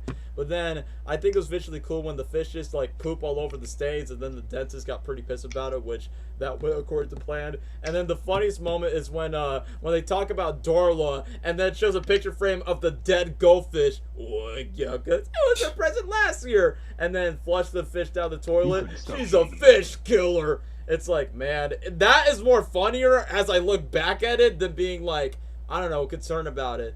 But I will admit, the next scene, the whale sequence, the one scene that we didn't talk about, well, outside of VeggieTales, Jonah, and the big whale, now we get to see a fish perspective. What's it like being stuck on a whale's tongue and uvula, just for Dory to mimic the whale and just make the whale pissed off, and then just hang on to the tongue. And when we look at the tongue of how humongous that tongue was, I'm like, is that what it looks like when we become tiny? But then I like the moment where Marlin was like, you think you can do everything, but you can't, Nemo. It's like, great, now you're treating Dory like he's your son, basically, because Dory's an idiot. And I like that sometimes Dory's stupid, gullible actions helps Marlin to progress forward, whether it's the sardine fishes or the whale. And basically Dory was like an opposite dynamic that helps Marlin, like for an instance where she learns how to read from escape and read the mask every single time. And I will admit, as a kid, every time I look at the scuba diver's mask, I always recreate the scene from Finding Nemo, pull it out, or copy the mask from Jim Carrey's The Mask. But I always think of Finding Nemo's version whenever I see a scuba gear mask and be like, can you read this? It's Sydney. Be sure Wallaby Way, Sydney. So then after the whale scene, the scene where it gets chaotic and hilarious is during the moment where Nigel takes Marlin Dory, and then after that, Darla takes Nemo. Like, Nigel, get in there! It was hilarious how the way that Darla's uncle messed up the dentist's boy was like, I think he said, is the whale just going mad? And then just hit himself in the head. And then pull off the volcano, ring of fire! And then all the patients in the office room just losing their shit where they're like, what the hell's happening? These fishes are attacking these kids. Man, that was gold. And then after that, Nemo pretends that he's dead. Nemo! And stay out! And then Gil becomes a true trooper of scaring Darla, and then after that tells Nemo, tell your dad I said hi. Which, funny enough, Nemo never tells Marlin about Gil at all, so I'm like, I guess Nemo must have forgot about tell your dad to say hi. Not gonna lie, as a kid I thought Marlin and Gil and the rest were gonna interact, which too bad Finding Dory did not do that for some reason. So that was a missed opportunity. That's one complaint I have about Nemo. But I like the fact where Nemo literally goes down the drain and then still search for his dad. And after when Marlin thinks Nemo is dead, and then Dory literally forgets, like, oh, I remember and I don't know. And then Dory becomes an idiot as always. And then remember Sydney and Nemo be like, hey, despite Dory being an idiot, she's technically the real hero that helps Marlin and Nemo out. Like, I like that Dory helps Marlin, Gil helps Nemo help each other to, like, reunite with each other, even if they never, like, interact with one another. I like that rekindling. And then it becomes very wholesome, heartwarming when Marlin and Nemo meet up with each other, and then the fishermen grabbing the fish on the net, which, not gonna lie, as a kid I crack up when they went down, they went, keep swimming, and the fishermen were like, what the hell's going on? And once when they went down and then the boat almost tipped off, I thought one of the fishermen was literally gonna go underwater and start drowning. But either way, that did not happen in the movie. But the moment where Marlin was trying to warn Nemo to, like, no, I'm not gonna lose you again. It's like, if you believe in me, Dad, if you believe that I can, we can help Dory get everything down. And it goes back to the thing of just keep swimming. And even though, hooray, Dory saved, and then when Nemo's knocked down, it just emotionally goes back to the moment when Nemo was like knocked down unconsciously, and then Marlin grabs the egg. I promise I'll never let anything happen to you, Nemo. And then Marlin gets to tell Nemo the story, and then the same theme again. It's like tears. I'm crying right now, where Marlin and Nemo talks about their story, and then time for school. And during the moment where Nemo is going off to his field trip, and then the sharks get along with the fishes, Squirt tags along with Nemo to the field trip. Like during the moment where Nemo was like, Mr. Ray, I forgot something. Then he runs back to hug his dad, and then it's like, bye, Dad, bye, son. It's like, man, I'm already tearing up as I'm thinking. Son. Like, in my mind, it's like, man, Like watching guys. that scene, boy guys, that scene in that movie, it was like, man, this reminds me of the times when my dad drops me off, elementary school, middle school days, and the last thing I do is just hug and say goodbye, and then just reunites, and then off to a peak song of Somewhere Beyond the Sea, which I did not know. Didn't know it was a cover of an iconic song, but if you play that song, Find Nemo every single time. The credit sequence throughout the sequence of the movie, from the sea anemone, the ocean, where we go to the everywhere else in the movie, beautiful. And then the funny thing is the mid-credit scene, where'd the fish go? And then Gil and the others escape, and the fishing bags, now what? And then Find Dory, they didn't do anything about that shit, so they wasted their time on that. But I like that literally. I mean, they technically did. Yeah, but how did they survive and took a shit all over the fishing bags over a year after the events of Finding Nemo? Just saying. So they could have been a part of the ocean. But I like that the mid-credits is like, well, what do we do now? Oh, you're just sent to the aquarium in the next movie 13 years later. Now what? But another funny thing is, before I talk about the movie, I like that Mike Wazowski makes a cameo literally in the credits sequence where he's literally swimming. I forgot about that. Yeah, remember in the credits he was just swimming as a scuba gear? It's like, hey, crossover. But aside from that, Finding Nemo, I would say this, it's a good Father's Day movie next to Lion King and a Goofy movie. If you want like a good father and son type of movie, then go ahead, watch that. Whether for those that wants to respect their current fathers or dads that are no longer with them, like Finding Nemo, go to Father's Day movie next to Lion King, Goofy movie if we're talking about Disney. So Finding Nemo is easily S tier, just like Dwayne and Gabriel says, and since I'm the one that's speaking, it deserves to be in that spot, and easily top 3 favorite Pixar movies of all time. And similar about the story about Monsters Inc., Finding Nemo gives me nostalgic memories of my bond between me and my dad, and I'll do the same thing. It's like, for me, as when I get if I get kids someday in the future, don't want to be overprotective, but at the exact same time, don't let the kids like do stupid things like do drugs, and then basically I screwed up the kid. So either way, Finding Nemo, love everything about it, easily top tier, S tier for my ranking. So that's all I have to say about Finding Nemo. So who's next, Trevin or Lesnar? I'll go. Okay, go Lesnar. Anyway, Finding Nemo, dude. Oh my god, I get a certain feeling whenever I watch or even if someone mentions it. Like, it's so good. It's great. It's amazing. I love everything about it. The characters, yeah, Marlon, yeah, typical overprotective father. Dory, idiot. Crush, goated. Love Crush. I love him. Idiot. And anyway, my favorite scenes clearly got to be here's Brucey or Brucey, the Shining reference. Yeah, especially the chase scene with the seagulls. Mine. And when the fish were the ones that were like being like when Marlon was like, "Can somebody please give me directions?" That scene. Yeah, that's what. Give me directions. Yeah. Thank you. Look at me. I'm gonna go touch the book. Yeah, like so many iconic moments. Hell, even I've seen a lot of YTPs of that movie. So, yeah, Finding Meme really Mo, Frying Nemo. Yeah, Finding Nemo. I can't, dude. But yeah, in reality, that movie really does help a lot. Like, everyone can watch it. Everyone will enjoy it. If you don't enjoy it, you're an idiot. Yeah, but like all the kids and the parents can watch it together. Definitely a Father's Day like movie, and like I said, I love everything about it. Willem Dafoe was the GOAT as always in this movie. Played the role so well. The shark bait hoo ha ha scene, goated. It's basically any scene in the fish tank at the dentist office, especially at the dentist office when they were going crazy. What is going on here? What is going mad? Like, dude, that is such a golden scene. Oh my god, any scene at the dentist office in the fish tank, bro, golden. When the seagull crashed through the window. And then did he like broke a tooth and the patient goes, ah! Oh yeah. That was funny. Yes. Especially the seagulls. The mine. Would you two not shut up?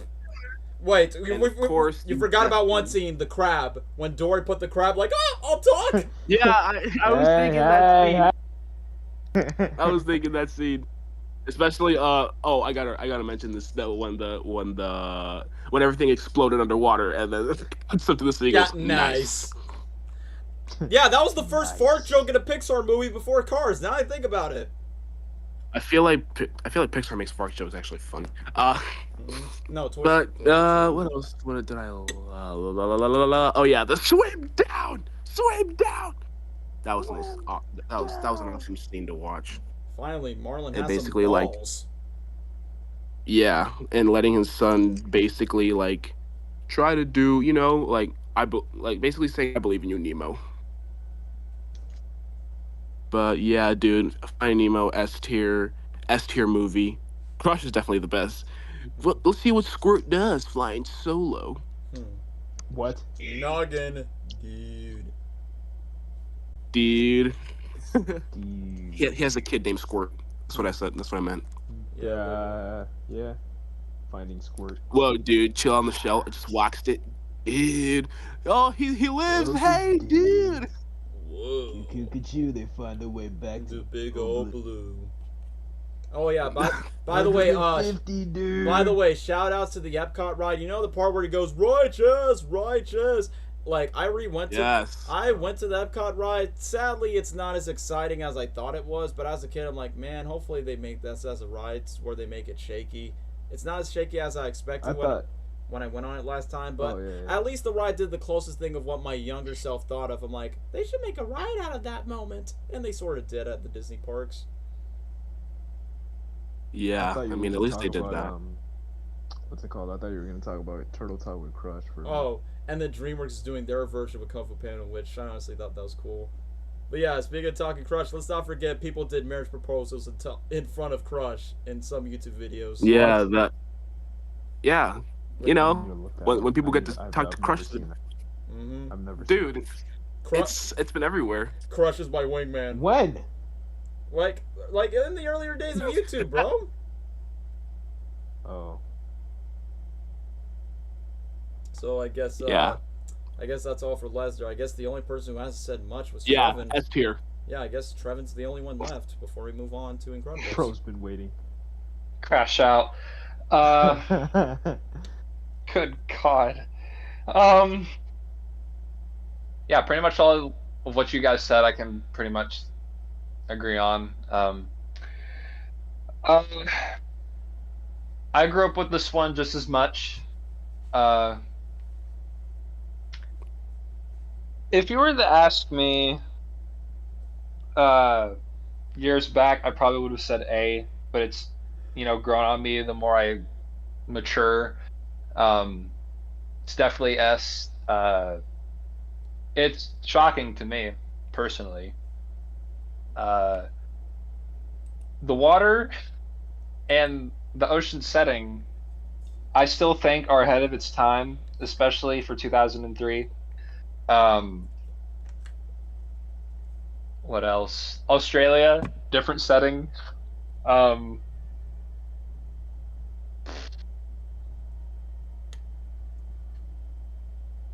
Really, not kind of. I don't know if chill or like laid back is the term. It's more of a comfort movie, if anything, for me.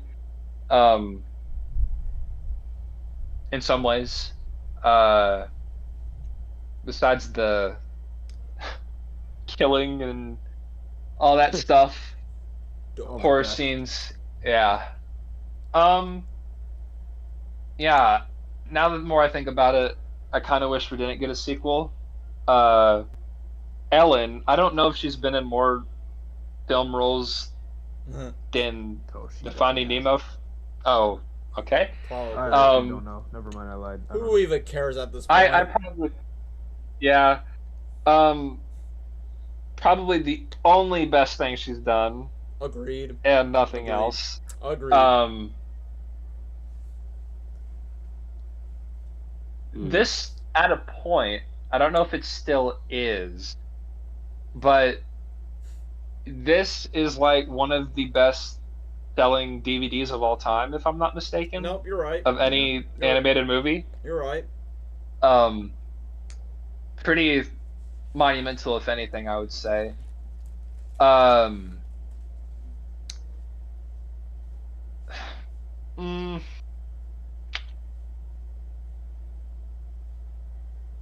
There's more to it. I forgot what I was gonna say. Did this win an Oscar? Yes, I believe it did. I don't know. I'm putting that out I there. mean, what was his competition? Oh God, you aren't kidding. True. Yeah, maybe top 5. Yeah, I'm feeling it today. Top 1.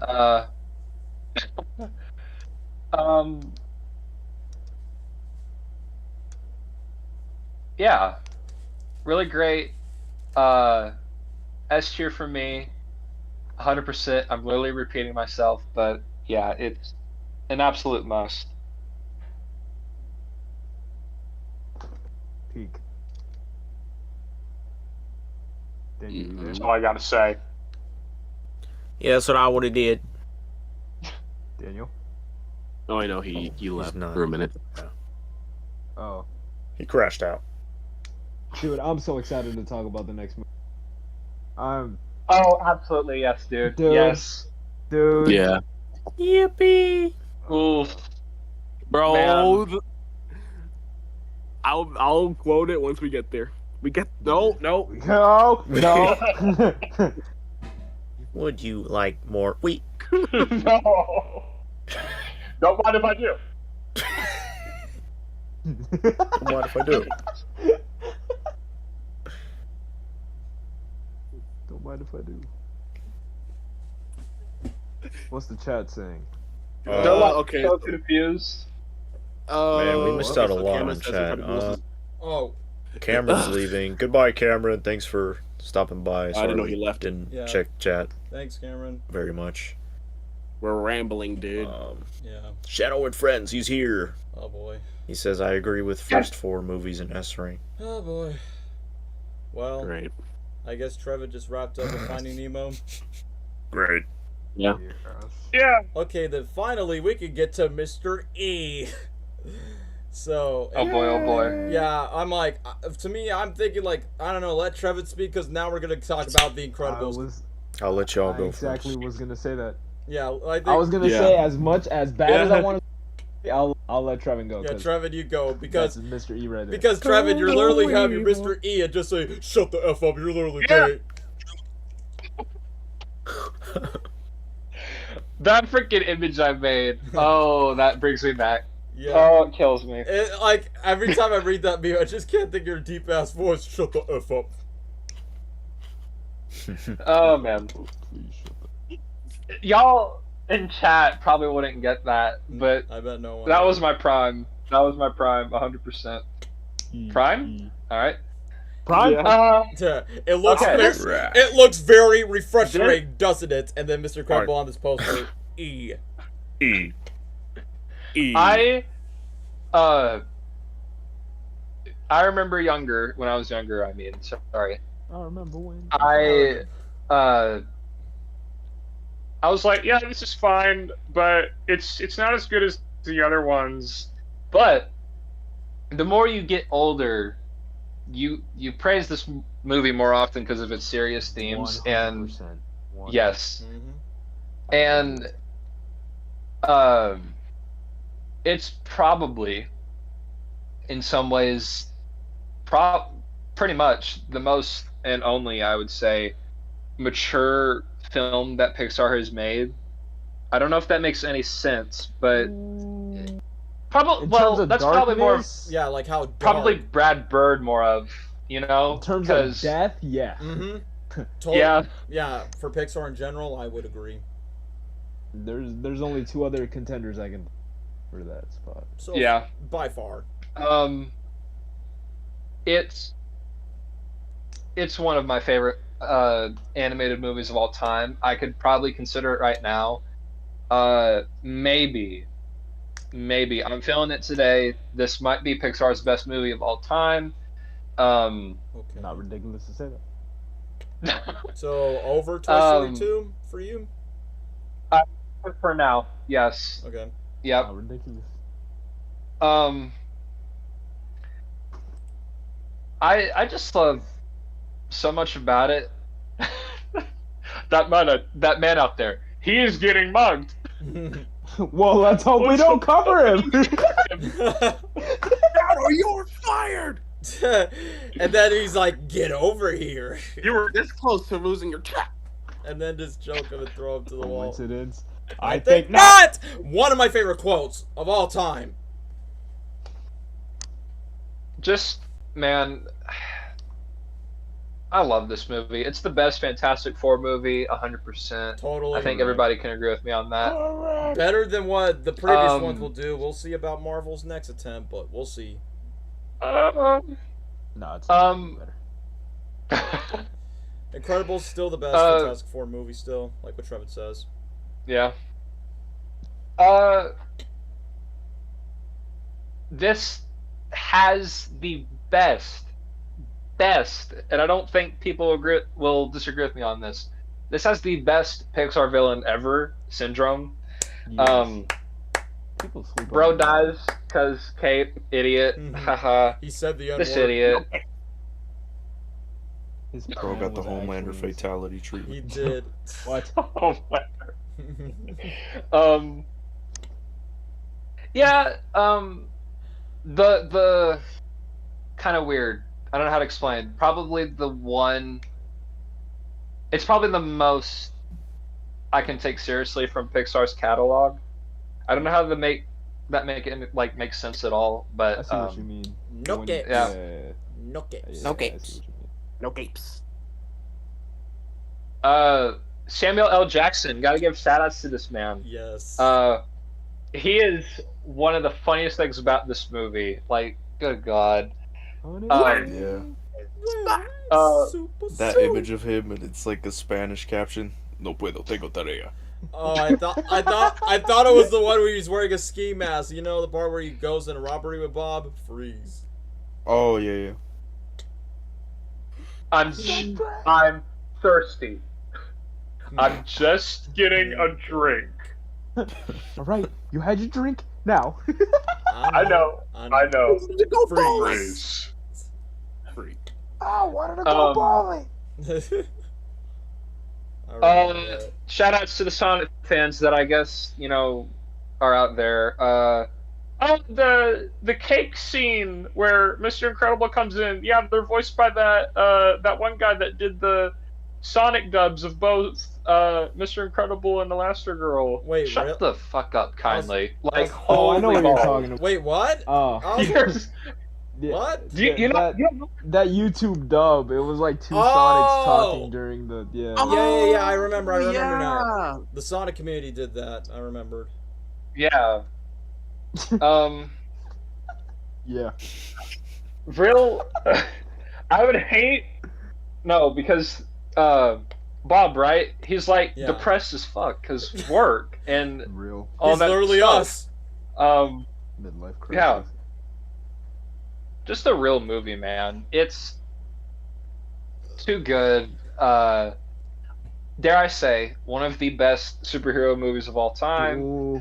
Ooh. Flawless Right in out every my single mouth. way. I really can't think of any flaw with it. Sublime. Lesnar, thank you. He disagrees with me. He thinks he thinks likes Far From Home is Incredibles too. better. He Yeah. likes it. No way. Get out of here. No, we were It's a joking. joke. It's a joke. But yeah, right now I'm feeling it. This is Pixar's best. I don't think it will be topped in a long time. 100% S. I really, really cannot think of a flaw in this movie. I really can't. The animation, in my opinion, still holds up after 20 years later. Oh, you're right. It does turn 20 this year. Yeah. There's more I can say about it, but, I don't want to make this a 12-hour stream for y'all. So, subpar in every single way, 100% S tier in my book. And just to recap, it is your favorite Pixar movie of all time? As of now, yeah, best. Okay, Yeah. so that, then Toy Story 2 around your list. Pretty much, yeah. Alright, so Trevin has its S tier, and like I said, I feel like Trevin deserves the spotlight for Incredibles. And I know we'll give Trevin the spotlight for Cars, but for now, we gotta get to the others. So, who wants to go next after Trevin? I really want to talk Okay, about go this ahead, movie, Dwayne. but if you guys want to go first, No, you go ahead. Nah, you go ahead, Okay. Dwayne. Dude, incredible. It tore me apart. But I learned one thing: you can't count on anyone. Okay, so a few months ago, this is probably November. This is probably, I was in a dorm room with my best friend. We rewatched the movie, and we thought this is probably one of the best superhero comic book movies we have ever seen. Like, don't get me wrong, I saw this movie when I was little, but like Trevin said, I didn't really appreciate it. I honestly thought it was a little boring when I was.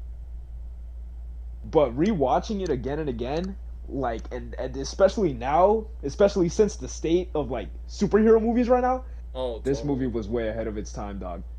This, like, just off the bat, the first like 10 minutes, you remember like the golden days. Not only is that like a love letter to like just like 50 comic books, like 50s comics, Batman, like Superman, like all that stuff. Not only did it take inspiration, but like it was also a great setup for Syndrome. That was a peak opening.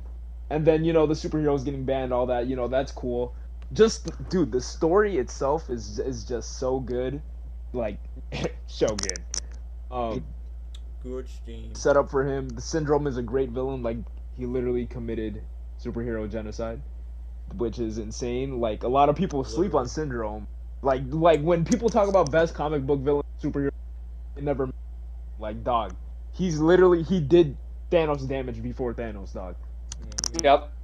Like, which is insane. And this is random, but I was told this. So you remember how Mr. Incredible fought the Omni Droid in the volcano, like the first one, and he defeated. The reason why I learned, like, I don't know if you guys know this, but the reason why it was in a volcano and the reason why Mr. Incredible defeated it so easily, because it was actually made for Frozone. Frozone was supposed to be in the volcano, and that was gonna weaken and kill him. Cold versus. But because Mr. Incredible was sent instead, so Mr. Incredible was sent instead. That's the reason why he won. Then that's the reason why the Omni Droid, the second one, was made for him, which is crazy. That's insane. But yeah, I love that. Oh my gosh, Mrs. Incredible. Oh man, Elastigirl. Yeah, oh, smash. Anyway. Smash. Top three Violet, fictional bro. women of all time. Oh yeah. I'm just saying, like, a mom that just got birth out 3 kids, she still got an ass, though. She still got an ass. Like a bowl of... Never mind. After having 3 kids, she still got it. Level 10. Mm-hmm. But yeah, she bad. Violet. Oh, okay. Dash. Awesome. Jack. Peak. Dude, I love Jack so much. Toledo's Edna, about to get amazing. down bad for Violet. The director, holy crap! Oh my gosh, put yourself together! My God, man. Dude.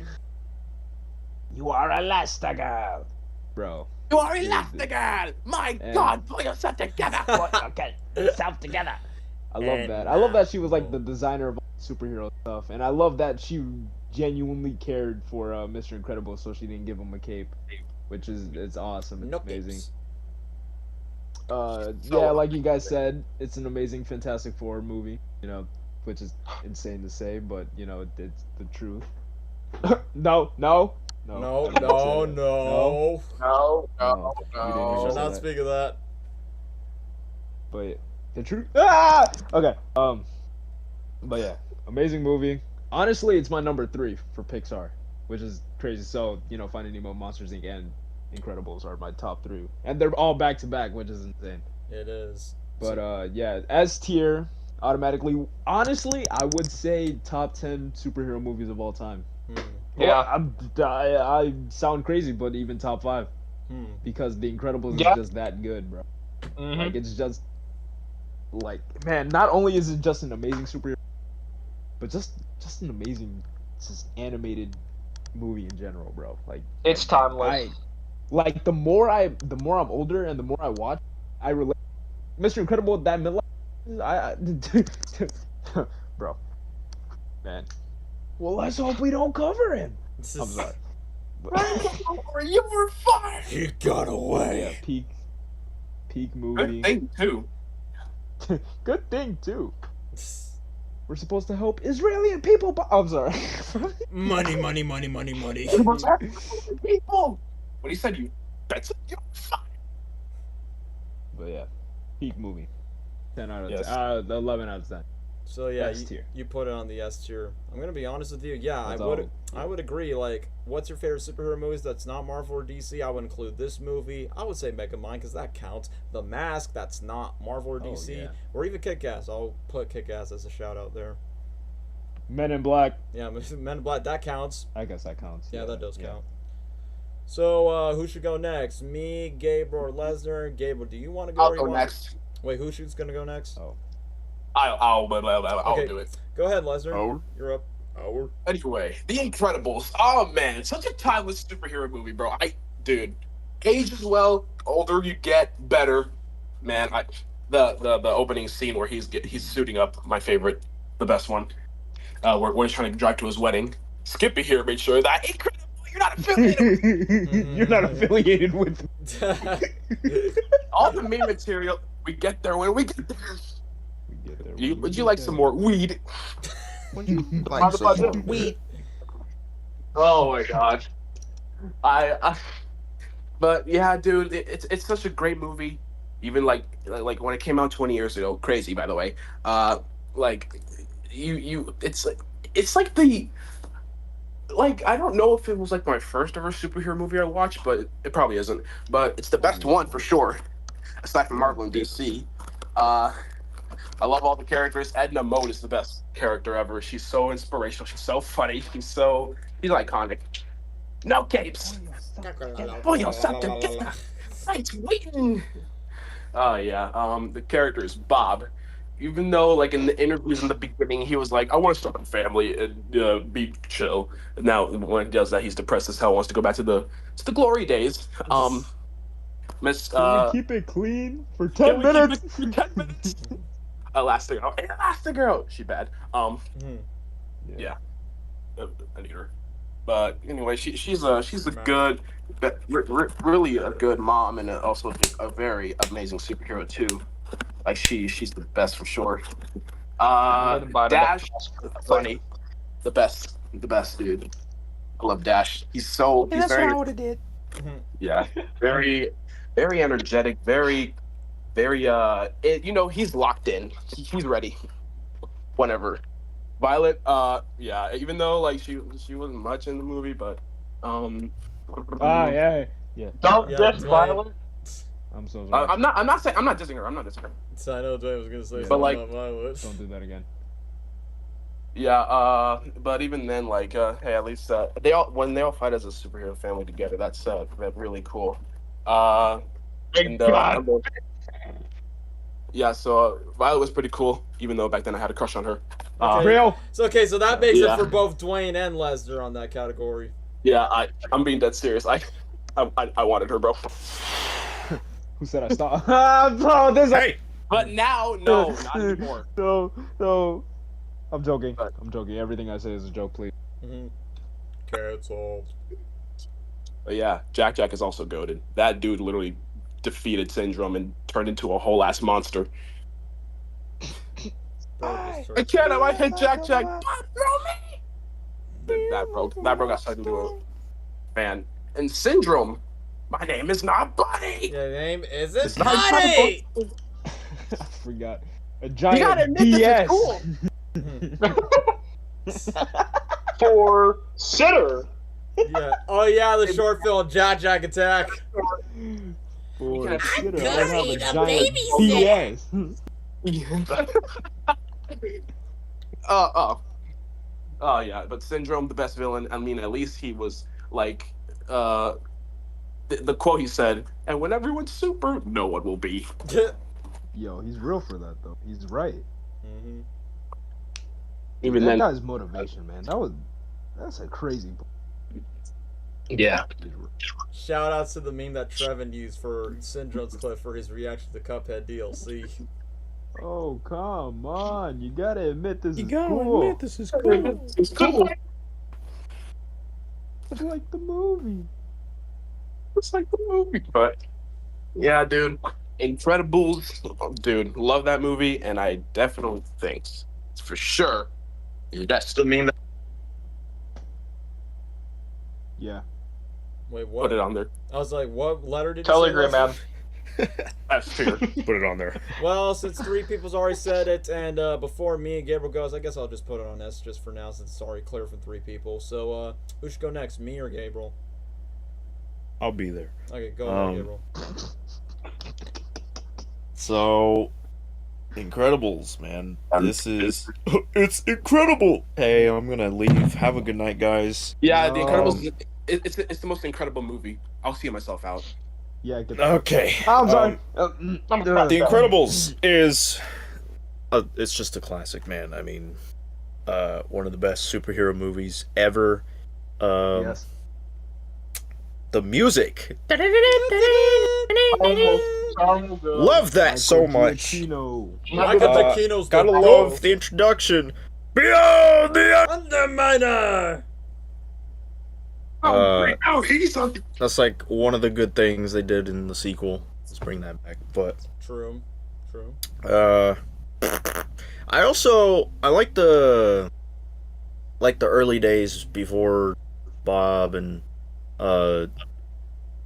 before they had kids, basically their prime as superheroes, when they had the blue costumes. I could say for Mr. Incredible, I personally like the blue outfit more, but for Elastigirl, I like the red one. Oh, yeah. Yes. Flexible. That's just me. I like that they showed them in their prime, that they had kids, and then the rest of the movie, or at least a little bit, was like them trying to balance their family life and then trying to balance being superheroes at the same time. And I thought that was really interesting. Seeing Bob all depressed because of work, and then like that one kid that saw him lift the car. I thought that was funny when I was younger. And I don't know, something amazing. I guess. Me too. Yeah. Real. that whole stuff was just like it ages well today for most people. Yes. I'm unemployed.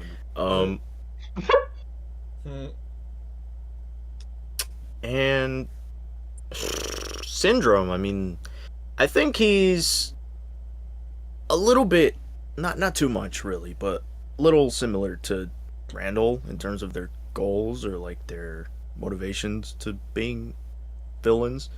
Haters. But I do say Syndrome did it better. I think he had more of a reason to be a villain.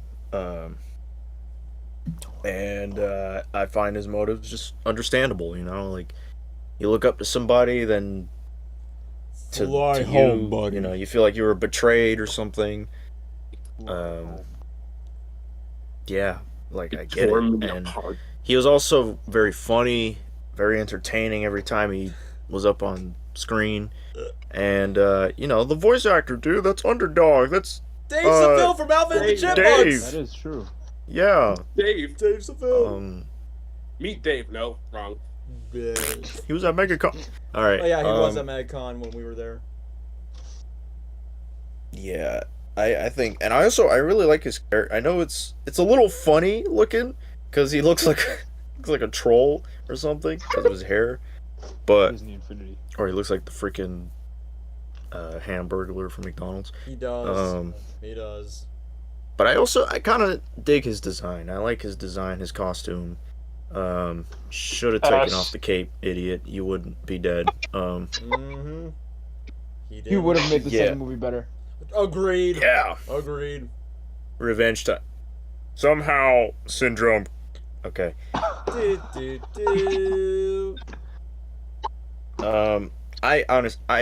love Syndrome in this movie. He's such a fun villain and one of my favorites in Pixar ever. And iconic. Just her personality, the way she is, and how small she is. Like, she's just iconic. No capes. My God. As for the rest of the characters, like the kids, Dash, Violet, Jack Daniels. No. Yeah. Me. Yeah.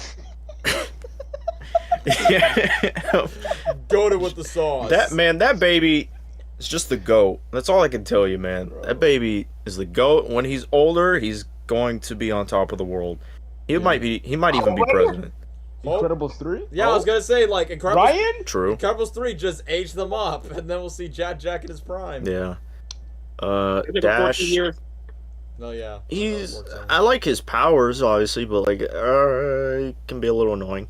Dash. I don't know. Violet, just okay. Violet was okay. I didn't care too much about her when I was a kid. Elastigirl, man. Since day one, bro. Since day one! She is top 3 fictional women of all time. Yeah. Of all time. No, I'm not going there. Yes. Just she's great. She's great in many, many ways. Many, many ways. Bro, that scene where she was looking in the mirror and they showed.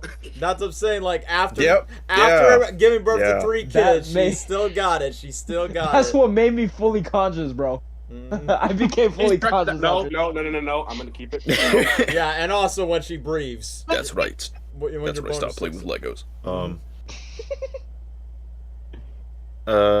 Yeah. But the family, just goated. They're great. Frozone. That's freaking Samuel Jackson, man. I love his character. He's funny. I like his abilities. Costume could have been better, but it doesn't matter because he's a cool character. Cool. Yeah. Puns. Yeah. I like obviously at the ending, they're fighting the droids in the city. That's all typical superhero movie stuff. It's really cool. Either way, never gets old. And in the lava place, man, when he got his back cracked, I need that. Yep. Yeah. Agreed. Yep. That was. We all do. And then when Dash was, I think he was like running in the water or something. That was really cool. It was when they kidnapped Mr. Incredible, and that one assistant, the white hair chick, dude. Smash. Mirage. Smash. Yep. Nah. Yep. Need her. Nah. She. Yeah. No. She. No, the city.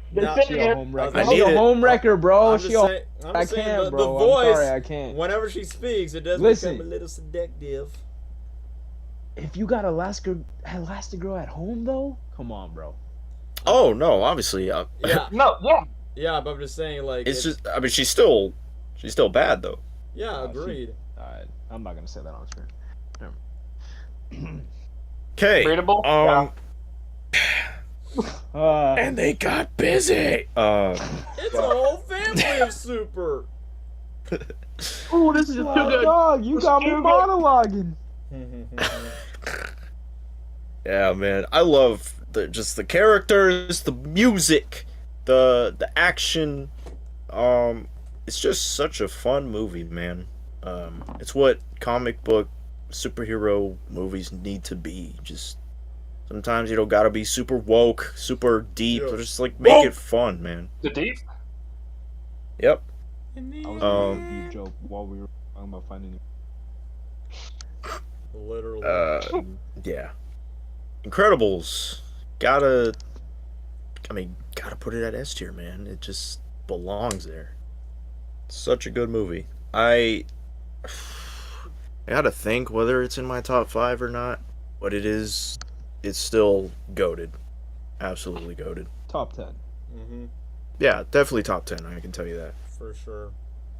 So, I'm going to go speed run for my rundown. So, clearly The Incredibles is incredible, pow, pow, pow, which that's a song in the sequel, but we're not talking about the sequel. Incredible. Yeah, it's incredible. I knew you were gonna drop that. I knew you were gonna drop that Incredible Crew reference, but yeah. I was watching an episode last night, dude. Well, that makes a lot of sense. But back to the topic of the Incredibles.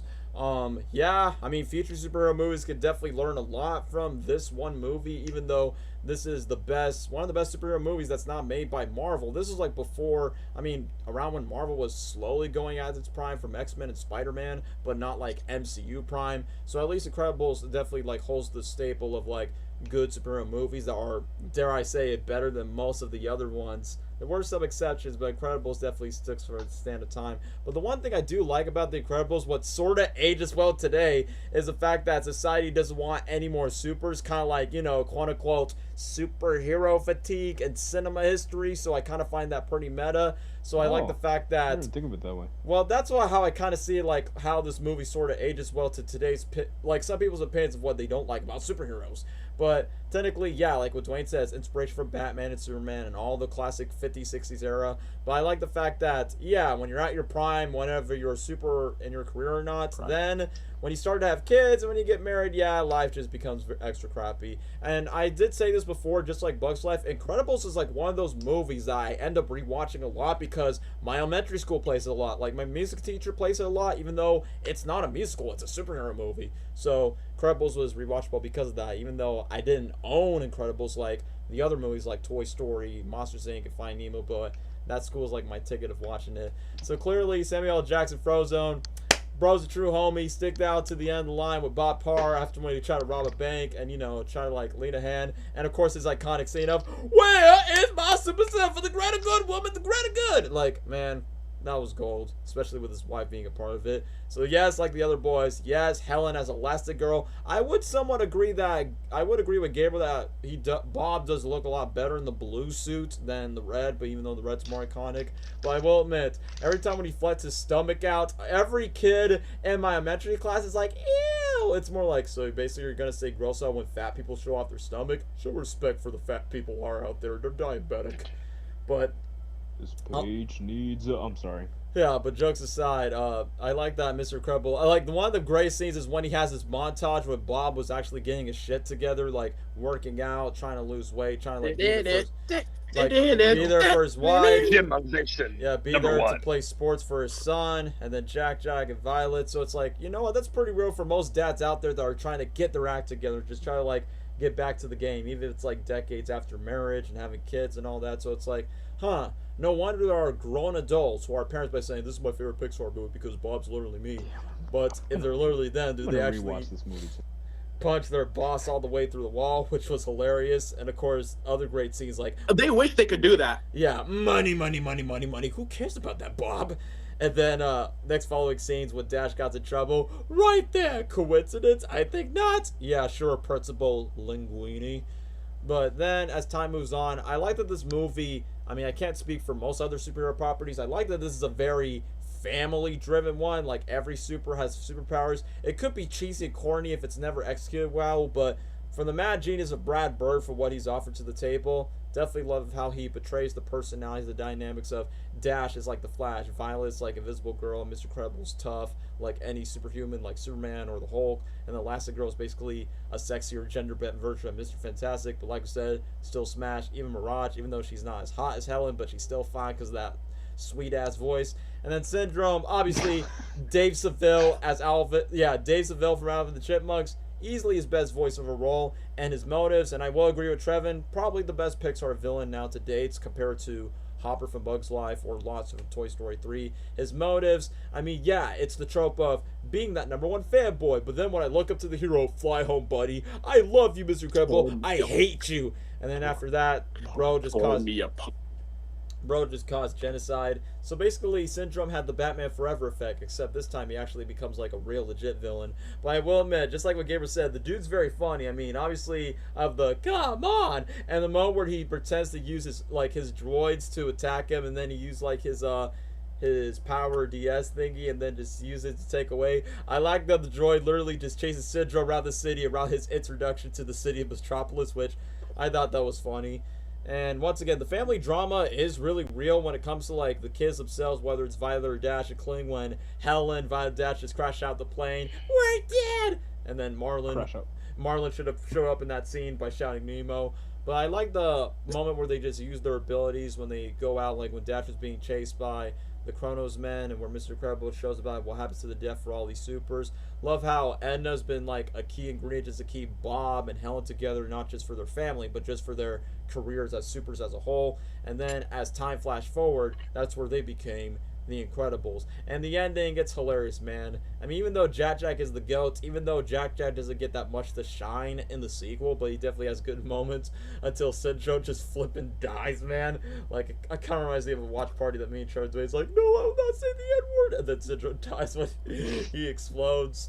That was hilarious. And yeah, I will admit, I do love the art style in the end credits where it's very red. And sure, I believe this is Michael Giacchino's first Pixar movie that he did the score for. Obviously, the iconic da-na-na-na-na. Mike Giacchino, he cooked. He didn't just cook with The Incredibles. He cooked for later Pixar movies like Ratatouille, but we'll talk about Ratatouille later on. But the score, like, Mike Giacchino knows well to making a good superhero music next to the Batman, obviously. But then it gets to the post-credit scene. Well, not post-credit scene, but the ending where Dash wants to take a place in the track, but obviously he didn't want to give away his powers. But then we get to the most iconic moment of, "Behold the Underminer!" That sets up the sequel, which I've never played the video game, but I know people said that in the video game of the first Incredibles, the Underminer was very hard to attack throughout the final battle. But it's a good thing that the second movie just sort of picked that up. So regardless, first movie... sort of. Yeah. First of all, first movie's the best Fantastic Four movie. We'll see what the MCU will has to offer, but I don't think it would be as incredible like The Incredibles. So, 100%. The Incredibles is S tier, and before we talk about Cars, I like the fact that Incredibles, not only it belongs in the S tier ranking next to the first two Toy Stories, Monsters Inc. and Finding Nemo, and like that early era of Pixar continues like the S tier ranking streak, but once when we enter to Cars, that's where the S tier probably might dip down. Regardless, Incredibles deserves to be S tier. But now, let's talk about... Well, before I let the boys speak, let's talk about the first movie that I've watched in theaters because of Cars. Which, yeah, that became my first movie when I was 4 years old. But anyway, before I speak, anyone else wants to bring up to the first Cars movie? Trevin. I have to. Trevin. I have Trevino. Yeah, Trevino. I have to. How's it Get on my street, man. This is my race. Get out of of here. Dude, this... I think... before I probably started getting conscious, this and the first Curious George movie. Oh, same year. Like same year. Were literally my early fun, like, toddler memories. I cannot exactly, like, can't explain it really, because I had this movie on repeat. Some idiot's gonna be like, "Oh, so what happened? What did they say at like an hour and 20?" Retard. I pretty much know this movie like word for word in some ways because I've seen it thousands times worth. Since I was autistic as a kid, no offense to the chat, my parents bought so many copies because when I was just very young at an age, I would scratch the disc and like rub them together. Pause. Hey, yo. I used to do that. Lots of things I can say about it. I watched this in different formats. I had because movies would come in both full screen and widescreen format. I pretty much had like, yep. I had them in different formats, such others. Wait, Trevin, before you, were you widescreen gang or a full screen gang? One choice, bro. I really want to think. I want to say full at the time. Yeah. That's the only right answer, full. bro. I'm tired of those black bars. I'm tired of them. I like my screen full. It's only tolerable when it's the movie theater, but for DVDs, not full screen all the way. Yes. Go. Yep. All right. Sorry. It's just lots about it. I'm gonna yap here for a minute. So, Yeah. Lightning McQueen, one of my all-time goats, one of my favorite fictional characters, by the way. Probably not as of like back then, but I still gotta respect my goat. Red, he's probably like the main reason why I like the color red, I guess. I don't know.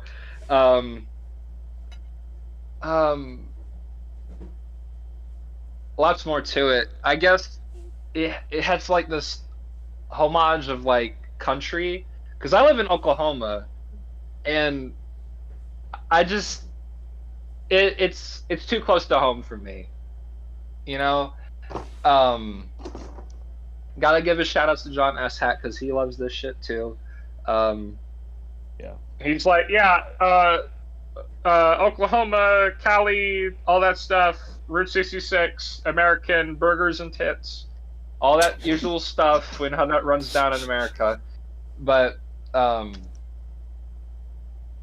there is a lot more I can say. I don't know if it still is. I could be totally mistaken. I think this still has the longest running time in terms of Pixar's catalog, almost at a 2-hour limit, I think. I could be totally wrong. It used to be, yeah. Really? Now Incredibles 2 did that. Oh wow.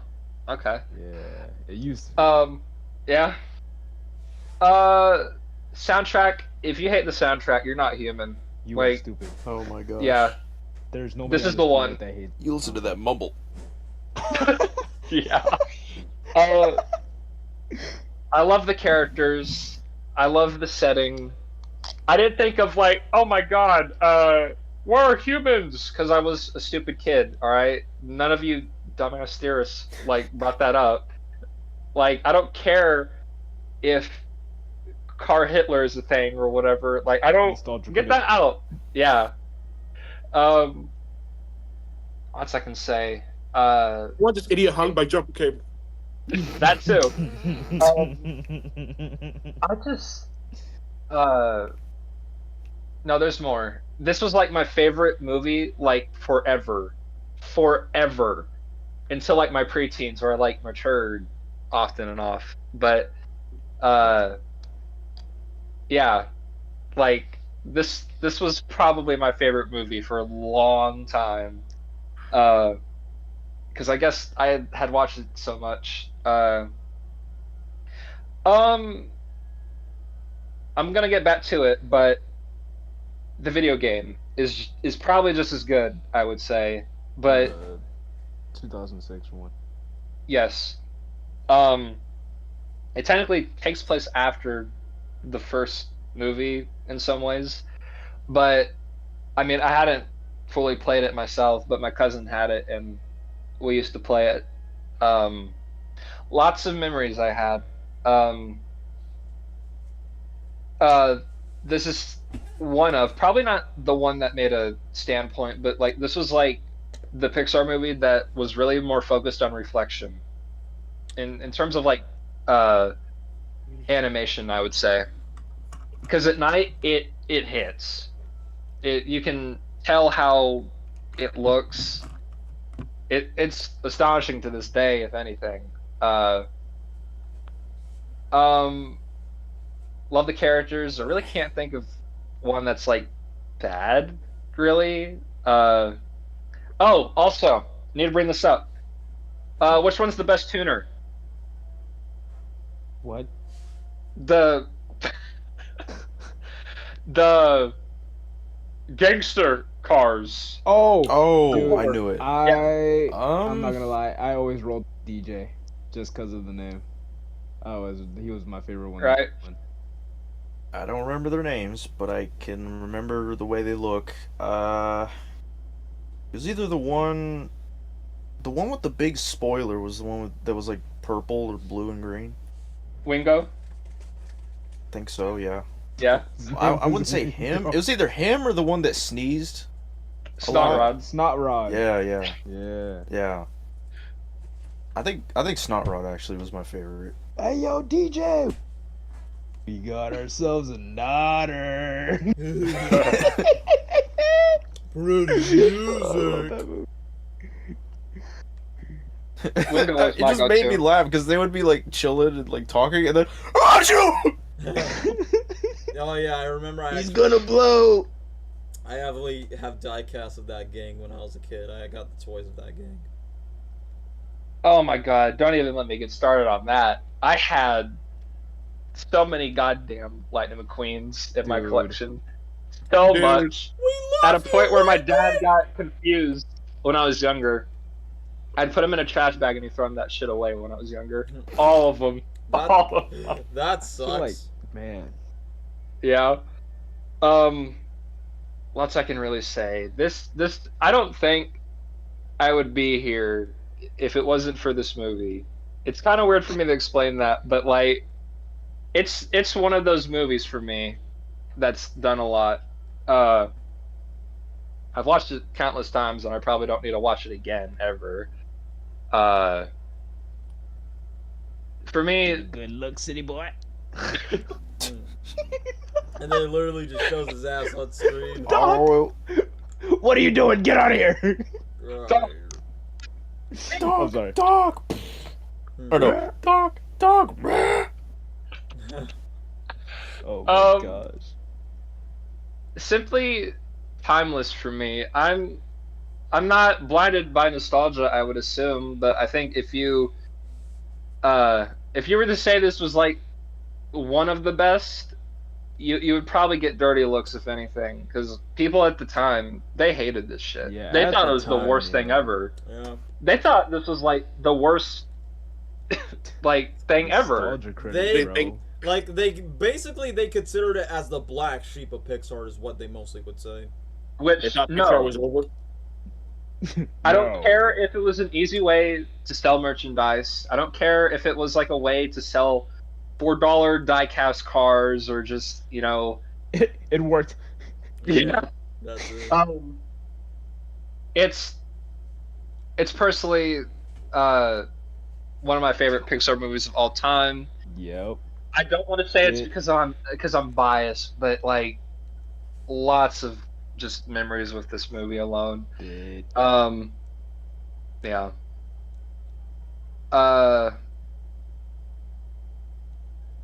Lots I can say really, but like I don't want to make this long, but I'm feeling it today. It's probably S tier in my book. I just I can't. Y'all need to stop hating on this film. Like, this is an underrated, quote unquote, classic for me. It stands in the test of time. I know I'm saying a lot about this movie than the rest, but it's the one I grew up with the most. This was like technically one of my first experiences with media in general. It shaped who you are, man. Pretty much. My whole identity. No. I just everything about it. The jokes. He did one in his cup. He did what? He did one in his cup. He did one in his cup. No joke. No joke. I literally said that when I was cleaning the car. I just said, "Doc, visit his cup," and I just said, "One in his cup," and then a couple of dudes and chicks were just laughing when I was cleaning. It's like, y'all get the joke. They know the. And I think most of us can agree that this is like the best Cars movie ever. Oh, by a long shot. Yeah, I'll take this. I'll take this over Fast and Furious any day. Just, man, it's for me a timeless classic. I can't help but just get goosebumps every time when those first the first race. All right.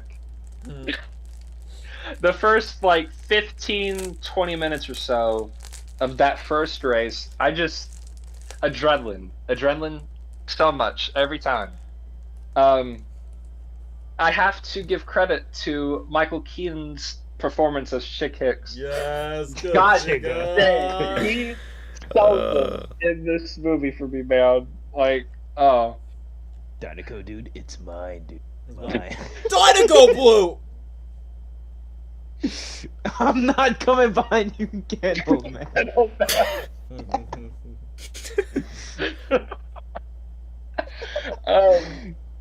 It's got a really important message for me, and for others as well. It's probably not top 5 for me anymore, but like I still give it the high praise. I'm repeating myself. Y'all need to stop hating on this film. You are blinded from fucking reviewers that that you think are right. Opinion. Stop taking opinions from YouTubers. Yeah, like Dog Walker. Stop putting your word and like saying, "Oh, dude, Rotten Tomatoes is mixed about this film, dude." What Yeah, Rotten I'm mixed about it Tomatoes? too. Oh, y'all. The must. Timeless classic for me. If I had, no, I don't know what I'm saying, but like it's one of my all-time childhood favorites. I adore this movie. I still will. 100%. I can get emotional just thinking about it, if anything, but it is what it is. Personally for me, I say it's S, cause just people are praising it more often now than back then, and I'm just close to home with it, I guess, and it's my most watched movie entirely, if anything, of all time. Like it's an undisputed classic that I think people should give more credit to. I'm really close to home with this movie, if anything. So, yeah, S tier for me. Goated. Shadow at Friends Gaming donated $2. Ignore the haters. Love what you enjoy. Real. W Shadow X Gaming. Real. I'll go next because Cars is favorite animated movies ever. It's honestly might be the first Pixar movie I've ever watched. I watched it before the first Toy Story movie. Wait, really? Wait, Gabriel, come again? What the hell, Sting? I said I watched Cars 1 before I watched Toy Story 1. Wait, really? Before Toy Story? Yeah. Same for me. Because I remember in the scene where Andy and his mom, they go to the gas station, Dinoco. Yeah. And I saw that. And I was like, holy crap, that's from Cars! Wait! So I think I did too then. So I watched Cars, for me, and I watched Cars a lot. Not in theaters, but at home, a lot. And I had so much merch. I think I had the most merch out of any Pixar movie. I had the most merch from Cars. Facts. Yeah. For me, it was. I had Lego, Lightning McQueen, Lego Mater. You did. I had all the what are they called? The little car toys. What, the diecast? Yeah, diecast. Yeah. That's what we call them. I had all of the. I had like multiple versions of Lightning McQueen. I had the one from like the end of the movie with his new tires and the darker red. Oh yeah. Yeah, I had that. What about I had the Dinoco version Dinoco of Lightning McQueen. I had the regular. Don't know if there were more. Obviously, I had the other characters. I had almost everybody, really. Did you have Doc? Yeah, I had Doc. I did. Yes, I did. Doc! Doc, stop. What are you doing? Get out of here. Oh, dear. I want the...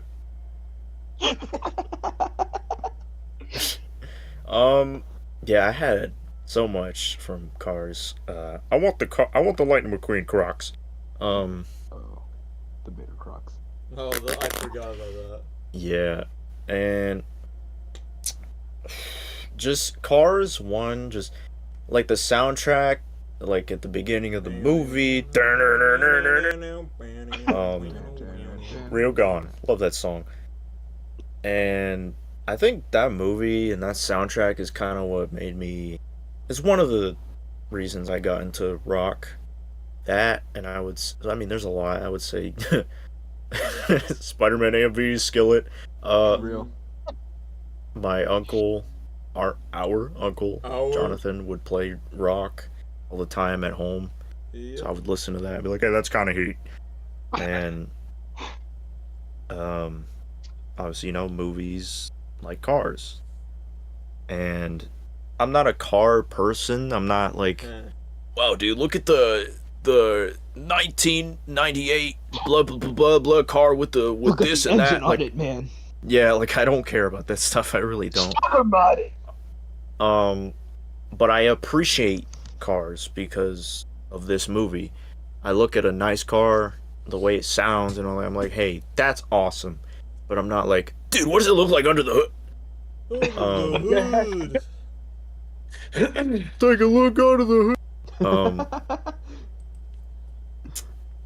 But yeah, like this movie just it takes me back to the days VHS and just being in my room playing with the other cars toys and I don't know, it just had like this sort of vibe. Like this movie is just a boys movie, man. Mhm. Like every Yes.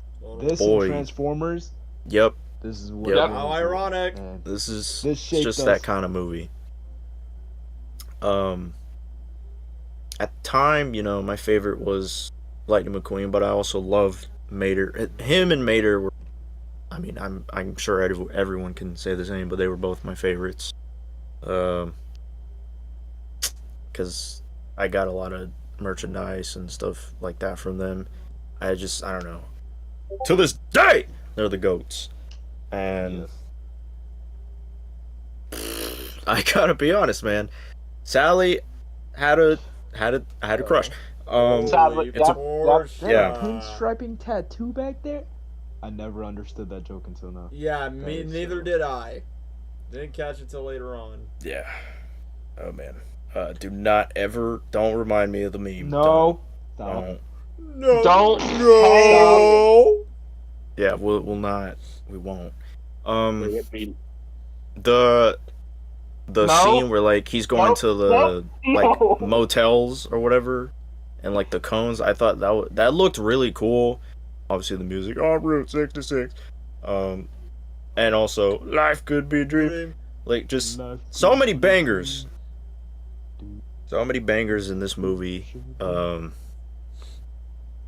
And obviously the race, not like in the beginning and then later on, like just it's so like I'm not into NASCAR racing and all that, but this movie just made it look super intense and competitive and fun and more emotional because of the unfortunate events of the crash. But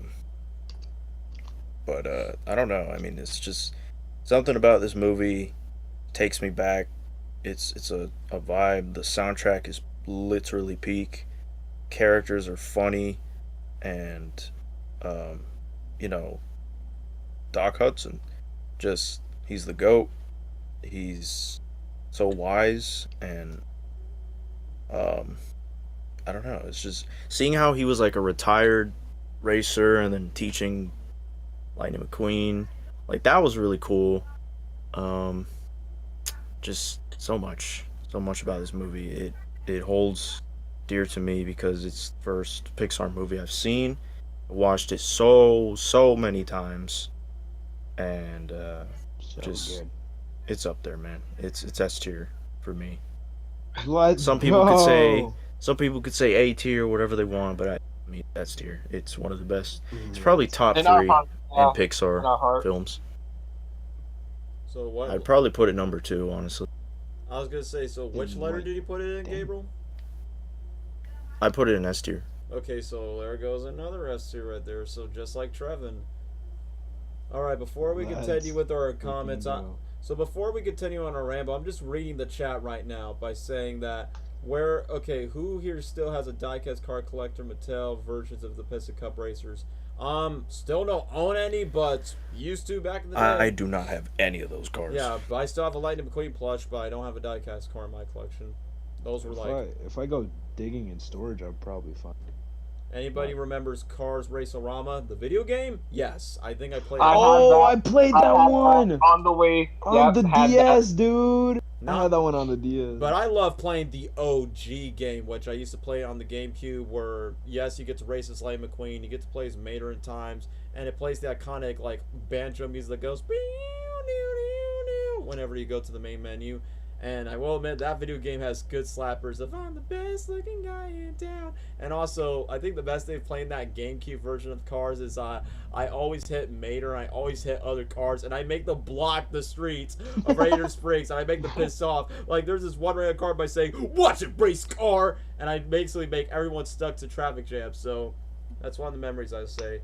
But after Gabriel, I honestly want to go after Gabriel because, yeah, I mean, like Gabriel Trev, I got things to say. I mean, like what I mentioned, Raul, in the stream, this was the first movie I get to see in a theater, which, yeah, I've seen movies on TV, on VHS. I've seen the last 4 movies from Toy Story, Finding Nemo, Monsters, Inc. But then, my dad is a mechanic growing up, and he thinks, like, wait a minute, an animated movie about talking cars, and I'm a mechanic, and I have a son, maybe I could get my son to loving cars, which, unfortunately, that didn't age well. I did not become a mechanic like him, but in a movie, in a way, just let me, like, learn more about racing and discover more about cars in themselves, even if they have, like, eyes and mouths, and I guess their engines is like their heart, I don't know. But the point is, Pixar continues to bring original ideas, whether it's toys, bugs, monsters, fishes, superheroes, and now talking cars, and the list goes on. And how can you make it at least compelling enough where, you know, that some of us are... Because there's always 2 camps, like what Trent points out. There's a camp that people that really love this movie, that's nostalgia, like me and the boys, but then there's some that really thinks that this is the black sheep of Pixar. Well, I disagree on that because because outside of, you know, this was my introduction to watching a film on the big screen. Outside of that, shout out to that Pixar short film that has like a trumpet player versus this violinist in the beginning, like before that movie. That was cool. Had my Lightning McQueen McDonald's toy when I was playing it in the theater. Like what Gabriel says, Real Gone by Sheryl Crow, which I did not know who Sheryl Crow was, but now as I got older, it's like, okay, now I understand why people love her songs outside of What Makes You Happy and this song of Real Gone. I mean, yeah, like what Gabriel said, it wasn't just my introduction of liking rock, and obviously another banger, Life is a highway, I'm gonna ride it all night long. Like, that is that song is a great go-to road trip. When you go on a road trip, play Life is a Highway all the way when you're literally on a highway. And dare I say it, this song, like, when I talk about the soundtrack, this movie makes me fall in love with country music. It says, yeah, no, I mean, let me put on my cowboy hat on cam. I'm half a country boy myself, so outside of Love and Woody, it's got me the introduction of Behind the Clouds and When You Find Yourself in Some Far Off Place. That was literally played in the credits of the movie. It's like, one, I don't have respect for country music. I love the respect of the themes of what they try to do to, like, Find Yourself, great song of Lightning McQueen's journey, like, outside of being, like, you know, at his prime, being the best race car, like, during a Dynago, just to win the Piston Cup. And I like how the first movie was marketed of, the king, the runner-up, and the rookie, 3 cars, 1 champion, where it's like a competition between Lightning McQueen and the king, and we got Chick Hicks, which, like what Trevor says, I was not expecting Michael Keaton to voice him. Like, I thought it was like some other comedic dude. I was like, alright, Mike Keaton did start off his career as a comedian, so it makes a lot of sense that he'll just voice him, Ka-chigga. Like, could not suck out of my mind whenever he says, I am that. Not becoming about you again, old man. And then crashes him, get out of here. I will admit, Chick Hicks, like, even though he's not as great as Syndrome or Hopper or Lotso, but I say he is a pretty hilarious side villain. Anybody remembers Mater and the Ghost Light? Yes, I do, Cameron, which, that's where Behind the Clouds was playing around that short film. But either way, like, outside the racing and the art style that makes it look good, and yeah, the opening sequence is intense, but it is still funny, and Trevor probably might remember this because of the meme, I can still race, where that car looks very damaged at the very beginning. My goat walks up. And I will admit, this movie You does go have watch. this movie does have some secret inside adult jokes, like for instance, like the one that we just quoted of the he did one his cup, and then the twins, me and Tia, where are your biggest fans? I'm Tia. Bro. Good job. When they turn off their headlights, I'm like, oh, I get it. They're flashing him. Okay, Mhm. I get it. Yeah, they're showing off their tits. It's like, hey, nice headlights. When I was younger, yeah, I had a problem. I was delusional, you know. Oh, So you got the joke when you were younger? Mm-hmm. no. Oh. Looking at the headlights. Who agrees that Cars got robbed for 2005? It got robbed by a Bourne movie known as Happy Feet. Yeah, Cars got robbed, but in reality, Curious George is a better Oh, movie. don't talk about that. I'm still pissed about that to this day. Even though I still prefer even though as a kid I prefer Curious George as the better animated movie, but as we're talking about Cars, it's still a pinnacle of a great animated movie around 2006. But as I continue on, the one thing that's quite relatable is the fact that Lightning McQueen is stuck up in this old wash-up town that used to be something, aka Route 66 to Radiator Springs. And yeah, I do like Matt. Probably one of John Ratzenberger's best roles outside of Ham in the Toy Story franchise. Like what the boys just talked about, where he starts trying to wake up, sleeping trucks, and then just go try to like wake himself up. Kind of like real life truck drivers when they try to wake themselves in long highway road trips so they could get paid. And then obviously you got the Mac, and then finds the wrong Matt. Turn on your light, you moron. Which I'm gonna admit, Cars 1 does have some interesting deleted scenes that never make it to the final cut, like One Dream. Oh, God. The One Dream where Mater took over Lightning McQueen's body, and then after that, I forgot. I always wanted to be a race I car. always wanted to be a race car. He's stealing my body! Oh, I forgot about He's stealing that. my life! Did that mess up with the street? No! I honestly thought that deleted scene was so funny, and I just find that pretty ironic. But yeah, speaking of Mater, okay, the great Southern comedian Daniel Whitney, aka Larry the Cable Guy, that used to take over Tooth Fairy 2, what other sequels? Jingle All the Way 2, and Tyler Perry of some Medea's Christmas. That bro was everywhere ever since Mater became his breakout role. And obviously, when he basically does his comedy shows, he just pulls off the Mater voice. But yeah, I will admit, I do love Mater so much. And just to reference this one quote, and thank you, Gabriel, you're the one that introduced me to this. I want you. What? Now we understand why his name is Mater. Feels good to be back in Radiator Springs. I want you. What? And Might be my pet. so much. To the Fortnite. Yeah, so much sexual power. Yeah, Mater just man. says that. But yeah, he definitely Feels has. good to finally be back in Radiator Springs.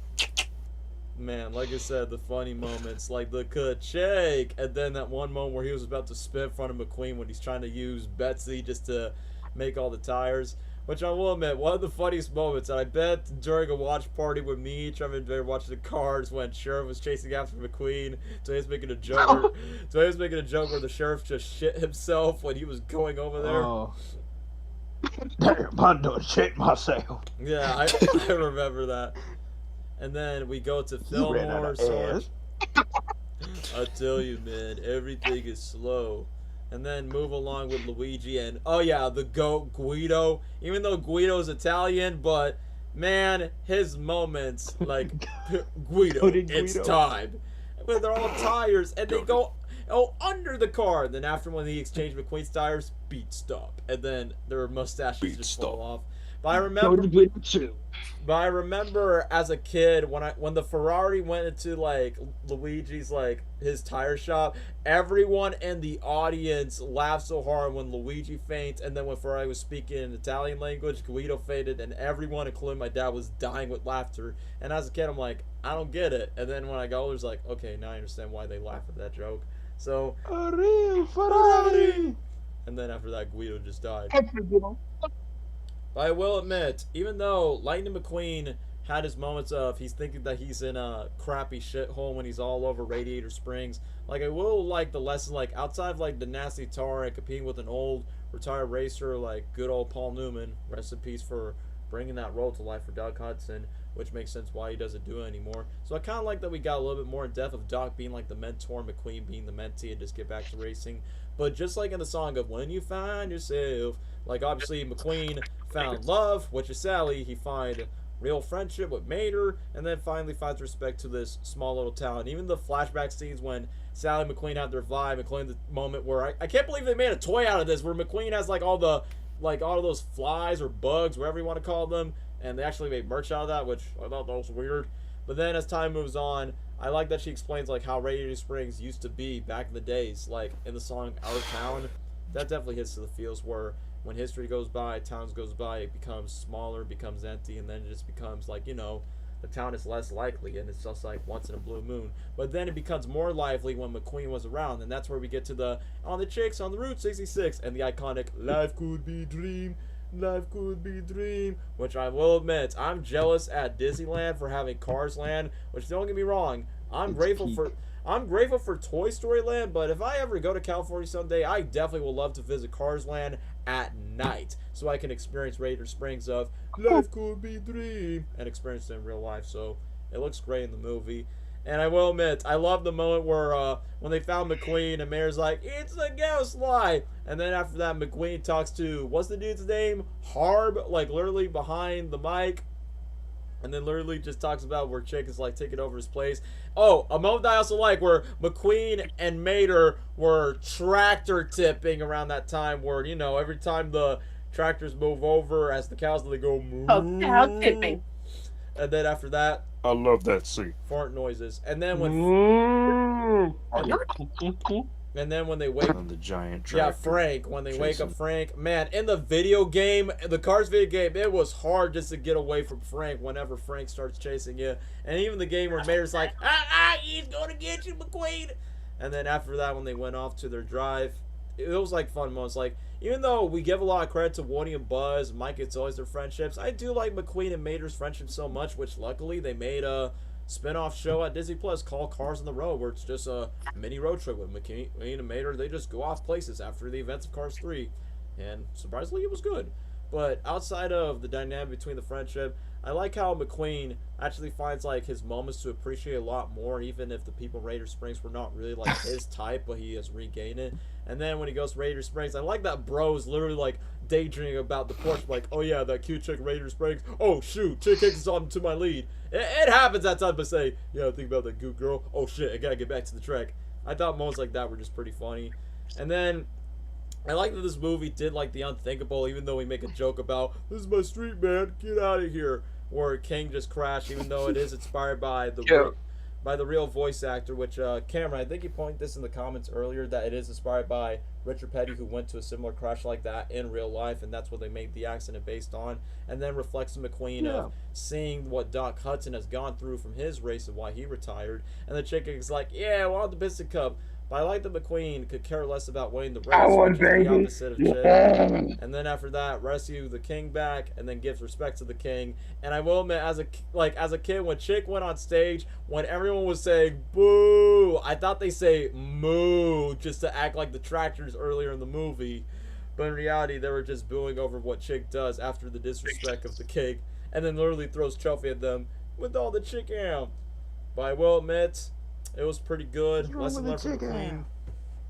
And then we get to the best moments of the movie, aka the credits, where we get to the modern version of In the Chicks on the Route 66. And then I love that the mid-credit scenes pays a homage to parodying Pixar movies in car form, which, funny enough, they did have merchandise of Car Woody, Car Buzz, Car Sully and Mike. And then the running gag of John Ratzenberger, like, wait, they're using the same voice actor? What kind of a production is this? So I'm like how Pixar starts to become meta with it. And then pay respects to, what was his name? Joe Raff, I think, who also co-directed Cars 1, but also was a veteran with Pixar, voicing like half the side characters like Wheezy. And basically that dude who was part of the early days of Toy Story, and they dedicated to him. That was pretty wholesome. So, for Cars 1, I would put it on S tier, but I will admit there will be some parts that did bore me out when McQueen was trying to like mix the road, even though Mater's the one that saves the moments where he's like, on the first one on the new road. Or some moments where Red, the fire truck, was like crying and just goes behind and goes, I will like little moments here and there. It's like, alright, that'll keep me like away from the boredom where I just want to get back to the racing. So I would say Cars would be on A tier, but if I go back in retrospect, I guess it will just go to another S tier, dare I say it. Yes. Let's go. All right, that's Yes. true. Yes.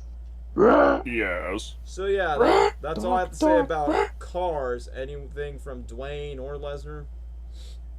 Lesnar, I'll let you go next. I want to be last because I gotta. I want to talk about cars, but Yeah, I'll go let you ahead. All right. Cars. Oh man, I agree.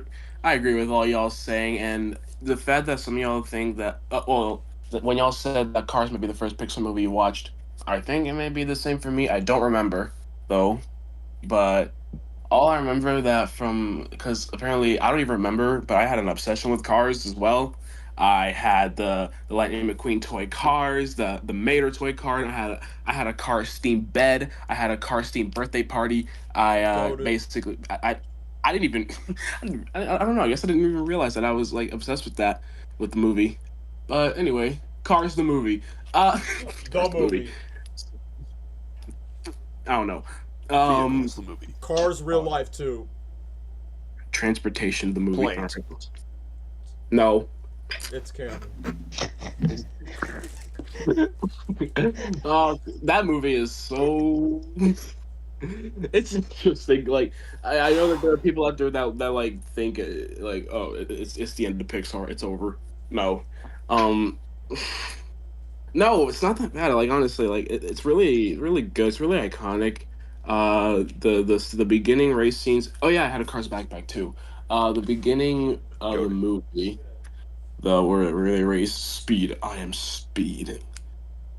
And the when they were close to this finish line, and McQueen is sticking out his tongue just to be like, you see, I made it over the line, huh? Or whatever. I don't know. But I guess what I really love about that movie is basically like basically all the adult jokes that they do. We did what in this cup? And and the scene with the tractor is Frank yeah, that guy.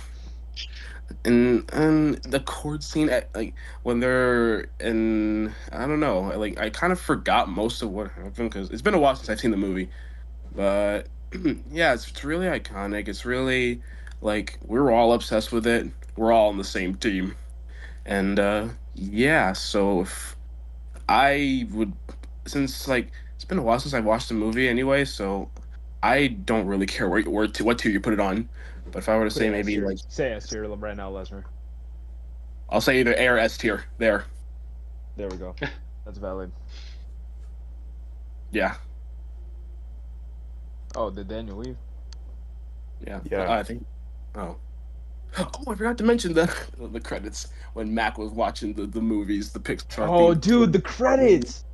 Yeah. The Boommobile's in trouble. She needs our help. You are a toy car.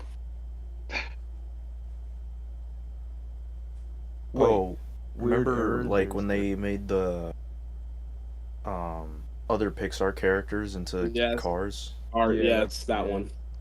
Yeah. They're gonna make me rich. Did anybody here play the Mater International video game? I feel like I did on the DS, but I don't remember. I don't remember. My cousin had it, I think, but the only Cars game I grew up with was Race-O-Rama and then 2, Yeah, technically. Race-O-Rama. I swear I played a Cars game. I do not remember. Did anybody play Driven to Win? Wait, I need to be reminded. That one was Cars 3. Cars 3. I only bought that game because I heard it was developed in the Infinity and I wanted the higher chance to get 4.0. No, I did not play that. All right. Yeah, that game was kind of. I didn't have any of this consoles back then. But yeah, no, that dude, the Infinity cars. Man, that was it. So good. Wait, should I start? Should I start on my review of cars? Go ahead. Yeah. Okay. All right. So you know everybody talked about, but okay, I'm trying to think.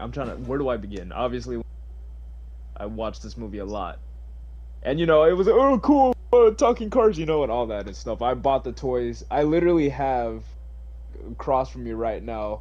It was from the Disney store when the movie turned 10 years. They released a diecast of the Pizza Planet truck from the movie.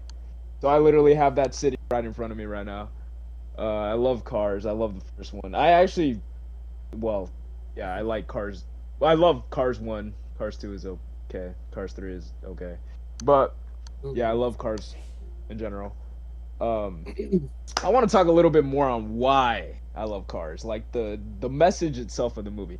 Honestly, I fully believe Lightning McQueen's character arc in this movie is one of the best character arcs in any animated like character ever. 100%. Yes. The way that bro was so cocky at the beginning, did not care for nobody, was alone, and the way like his character development throughout the movie until him saving the king at the end and actually being selfless.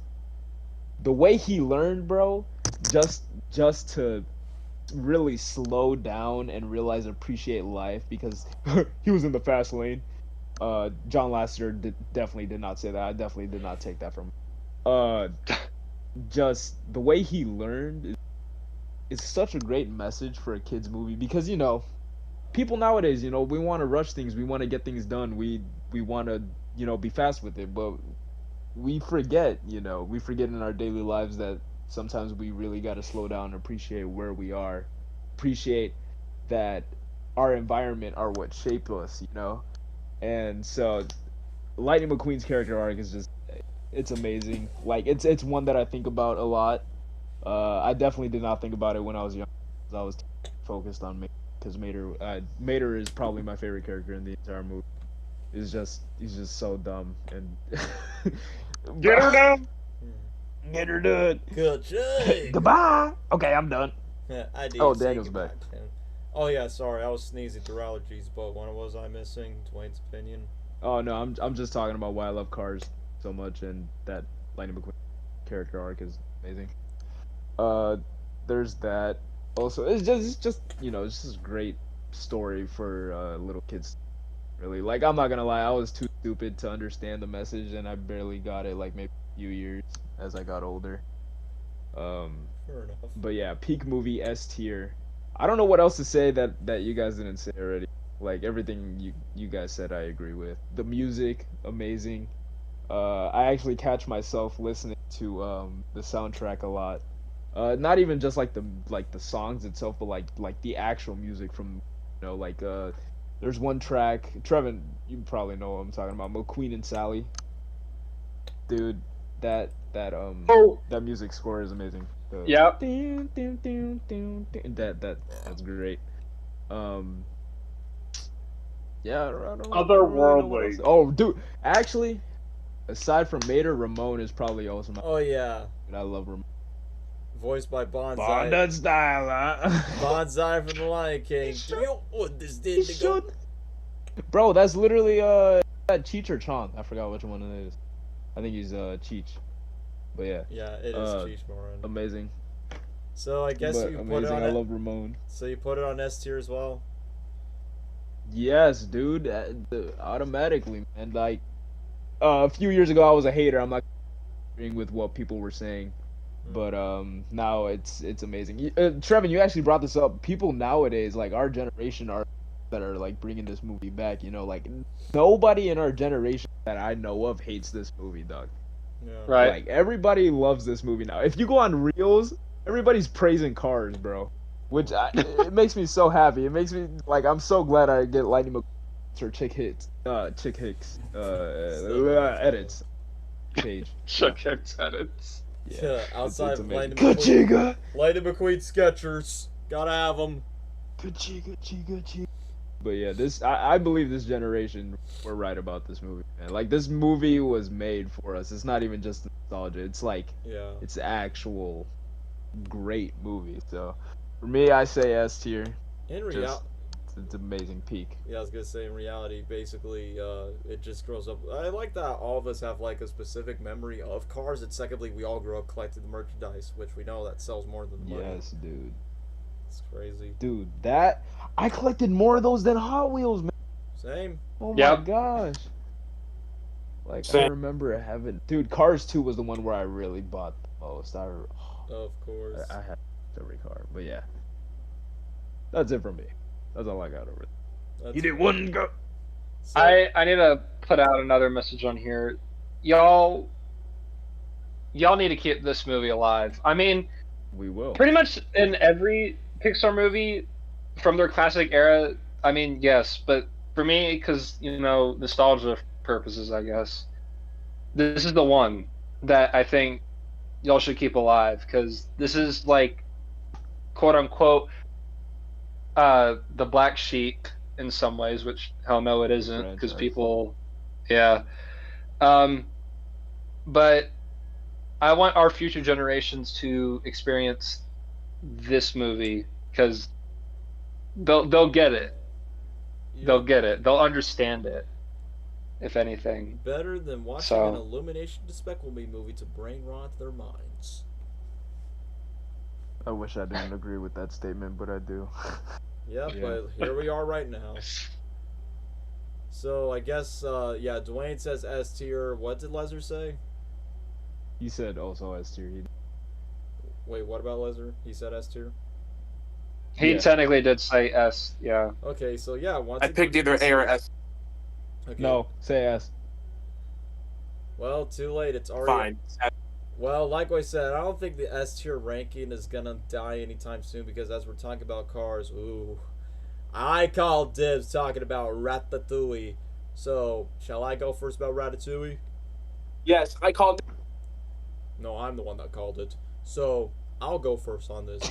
So, Ratatouille, funny enough, I did collect some of the merch, not as big as cars, but I did have like the kitchen pot set, I had trash can, I even have tall talking Remy and Emile figures. But anyway, Ratatouille, which was Brad Bird's second Pixar movie, if it were not for this movie's existence, I wouldn't have the inspiration to cook my own recipes outside of just making sandwiches and cereal because that's what everyone does. But my own pastas, my own chicken, my own rice bowls, meals, and trying to make my own spin to it. If it weren't for this movie's existence of, the message of anyone can cook, or unless like most people that can and cannot, it's kind of like linguine. So who would have thought that you could make a rat that can cook in the kitchen? Hold up, let Remy cook. And at the exact same time, how to make a blue rat and some beta dude that's not even French eventually become allies and learn how to cook in the kitchen. That how a rat could cook better than this bozo linguine couldn't. But however, this movie took me by surprise, and even though I like that in the teaser trailer it shows like how you pronounce ratatouille, which I did not know was based on a real life recipe. But I'm just going to say this, and everyone's going to agree with me. Man, every food that is on screen, whether if it's a meal or snack, prop, anything, it makes you mouth-watering every single time. I look good food. Like, no joke. Every time I watch this movie, I'm like, I feel like eating something right now. Every time when Remy, cooks soup, I'm like, I feel like having ramen noodles. I feel like having grandma's chicken noodle soup. I feel like eating something out of this right now. And Peck, I'm even hungry just thinking about it. But I know I have a mouth, so I need to talk rather than just crumble, crumble, crumble as I speak. But outside of that, every single recipe is just inspirational. Like, that's why I feel like Remy, literally, when he watches, Gusteau's cookie stuff, it's like, man, I need to cook my own recipe. So then won't be, work out at a gas station and learn how to, get fast food and just be lazy about it. Yeah, that's what I'm just saying, bro. Either left my son the gas station, don't give him anything to cook. It's like, yeah, for us men, we cook our own meals. It just don't depend the women on the family. But I'm getting off track. So for Ratatouille, Remy, even though every time I think of Patton Oswalt's voice, every time he speaks, I'm like, that's Remy. That's Remy. Don't care if you're a dog in Secret Life of Pets. I don't care if you're Uncle Ben from a crappy experiment show. That's Remy who's speaking. But outside of that, I can relate to the dude, and even his relationship with his dad at times. Like, sometimes the dad just disagrees about some directions that some people just don't want to believe in. Like, the moment where he's like, where nothing is poison. First of all, it's not poison. Second of all, stay away from the humans. It's very dangerous. Like, it's kind of like that moment where your father just wants you to follow, their footsteps, but you yourself wants to go to a different passionate dream direction, and that's where I could connect to Remy when it comes to that, where Remy wants to be the one to stand out in the crowd compared to all of the sewage rats. And I will admit, Emile, that bro's hilarious. Secondly, the name itself is pretty funny at times, including the moment where they're trying to cook a roast mushroom and then they just got lightning zap. It was hilarious. And Gabriel, you probably might remember this when we did this in Way Daffy Duck, the way you said Emile in Grumpy's voice. Wait, he's a meal? He's gonna get eaten in 24 years. Wait, a meal? He's gonna get eaten in 24 years. Oh no, he's gonna fart.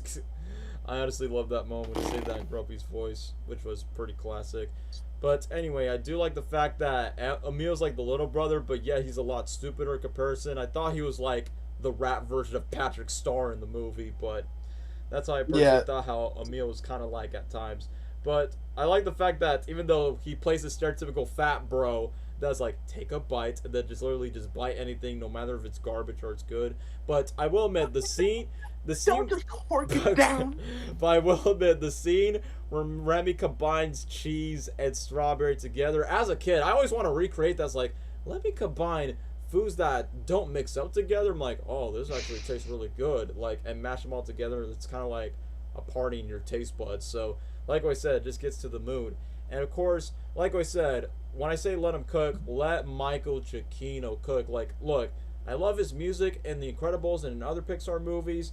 Man, I'm going to be honest with you guys, and this is going to be my huge hot take. This has got to be my favorite Michael Giacchino score in a Pixar animated movie. My all-time favorite is The Batman. The Batman is my all-time favorite for Giacchino's work, period. But in terms of his Pixar work, Ratatouille is like my #1 favorite because every French music or every time where I'm in the mood to cook, I just play the Ratatouille music that goes doo-doo-doo-doo-doo-doo. It's like that music became my motivation just to cook wisely and not just rush the recipe. So every time I use the music, it's like, man, but Giacchino's the GOAT, man. When making a movie about a rat cooking in the kitchen. Allowed. Wait, what? Lester left for a bit. Yeah, Lester just My phone's turning off. I thought I was lagging, but I'm like, never mind, it's just Lester just leaving. But look, as much as I want to talk about the music, as much as I want to talk about the food, I need to talk about the human characters. So, like we said, Linguini is a beta, which obviously it makes sense because his mom, she died. Just like just like what Will Arnett's character say. Yeah, by the way, I was not expecting Will Arnett to play one of the French chefs, which once again, one of his best quotes: "I killed a man with this thumb."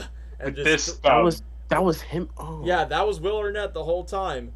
And then let's go to the other side characters. Like for instance, I did like John Ratzenberger as the waiter, where he's like, "I told him I would ask," and just like I don't know, he has like pretty funny moments. But I will admit, outside of Chef Skinner, like I said, all the chefs have their good moments. Like, we can stop it. And during the moment when Linguini freaked out, tell them, sounds like the Tim Allen noise. But Chef Skinner, even though he's not like as great as Centro, but I think he's one of the funniest Pixar villains. Like, bro, the short midget ass Pixar villain, he is so damn quotable. You are cooking! How dare you cooking my kitchen? And during the moment when the soup when the soup was about to get served, where he's like, "Stop that soup!" Like I thought Remy was inside the soup, and then embarrassed himself by going, "No! Oh! Linguini, you're fired! F-R-E-D, fired!" I'm just saying. You are fired! Skinner is so damn good. No! Ooh, it's here! Ooh, it's here! Man, I can literally quote the dude all day long. Get my lawyer. Oh yeah, that was the one thing that I was not expecting. You're quoting the stuff my mom quotes, dude. Man, like I said, the plot twist about Linguini being the son of Gusteau the whole time, and like when I first saw He's your son? I have a son? Like literally when I was watching the movie for the first time, I was like, Skinner's like, him? The father of a great chef? Unbelievable. I'm like, sorry Gusteau, but your son is a disappointment. Unbelievable, you say. Yeah, I was gonna say like his son is a disappointment, which by the way I get that reference, Lester. Shout out to Looney Tunes back in action. But I will admit, yes, the funniest moment around the time when Skinner was chasing Remy from over the pink slip and then just chase him all around, push one of the chefs in the scooter, and then go over the boat. Once again, the music cooked, and then the funniest moment where Remy used like I don't know, a glider with the pink slip, and then Skinner just goes out of the water. Ah! Every time that dude fails, it's his comedy gold. And I forgot to talk about Colette. Look, she ain't as bad as Helen, but I'll admit, girl has guts. I like it, especially where she like. Oh, he's now for what? Yeah. Yeah, I was like, Trevin. I was like, wait, Trevin's on the same boat by saying, yeah, not gonna lie, Colette, she kind of bad though. No. Yep. 100%. To keep your station clear, or I will kill you. It's more like, damn. I will kill you. I need that in a woman, alright? Yeah, I'm just saying, it's like, hey, I dig the chick's attitude. Like, she's a bit rough on the edge, and at the exact same time, very stern, but, following the recipe.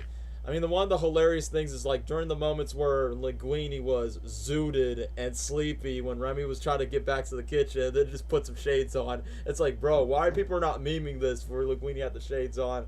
And then Colette was the first chef just to get clocked in the inside. And then literally Linguini just gets bitch slapped, and then she actually has feelings for Linguini. And then Linguini did the most cheesiest moment where it's like, Colette, because I love you, your advice. And then bro was getting so zooted during the time where he's like, I have a rat. You have a rat? No, I have a tiny chef that tells you what to do. Tiny chef just know what to do. And the moment where Linguini was about to reveal the secret, at least Remy did like the best thing about dodging a bullet and just like, make Linguini, instead of just being a virgin, actually just start smacking cheeks with Colette and get the smooch move.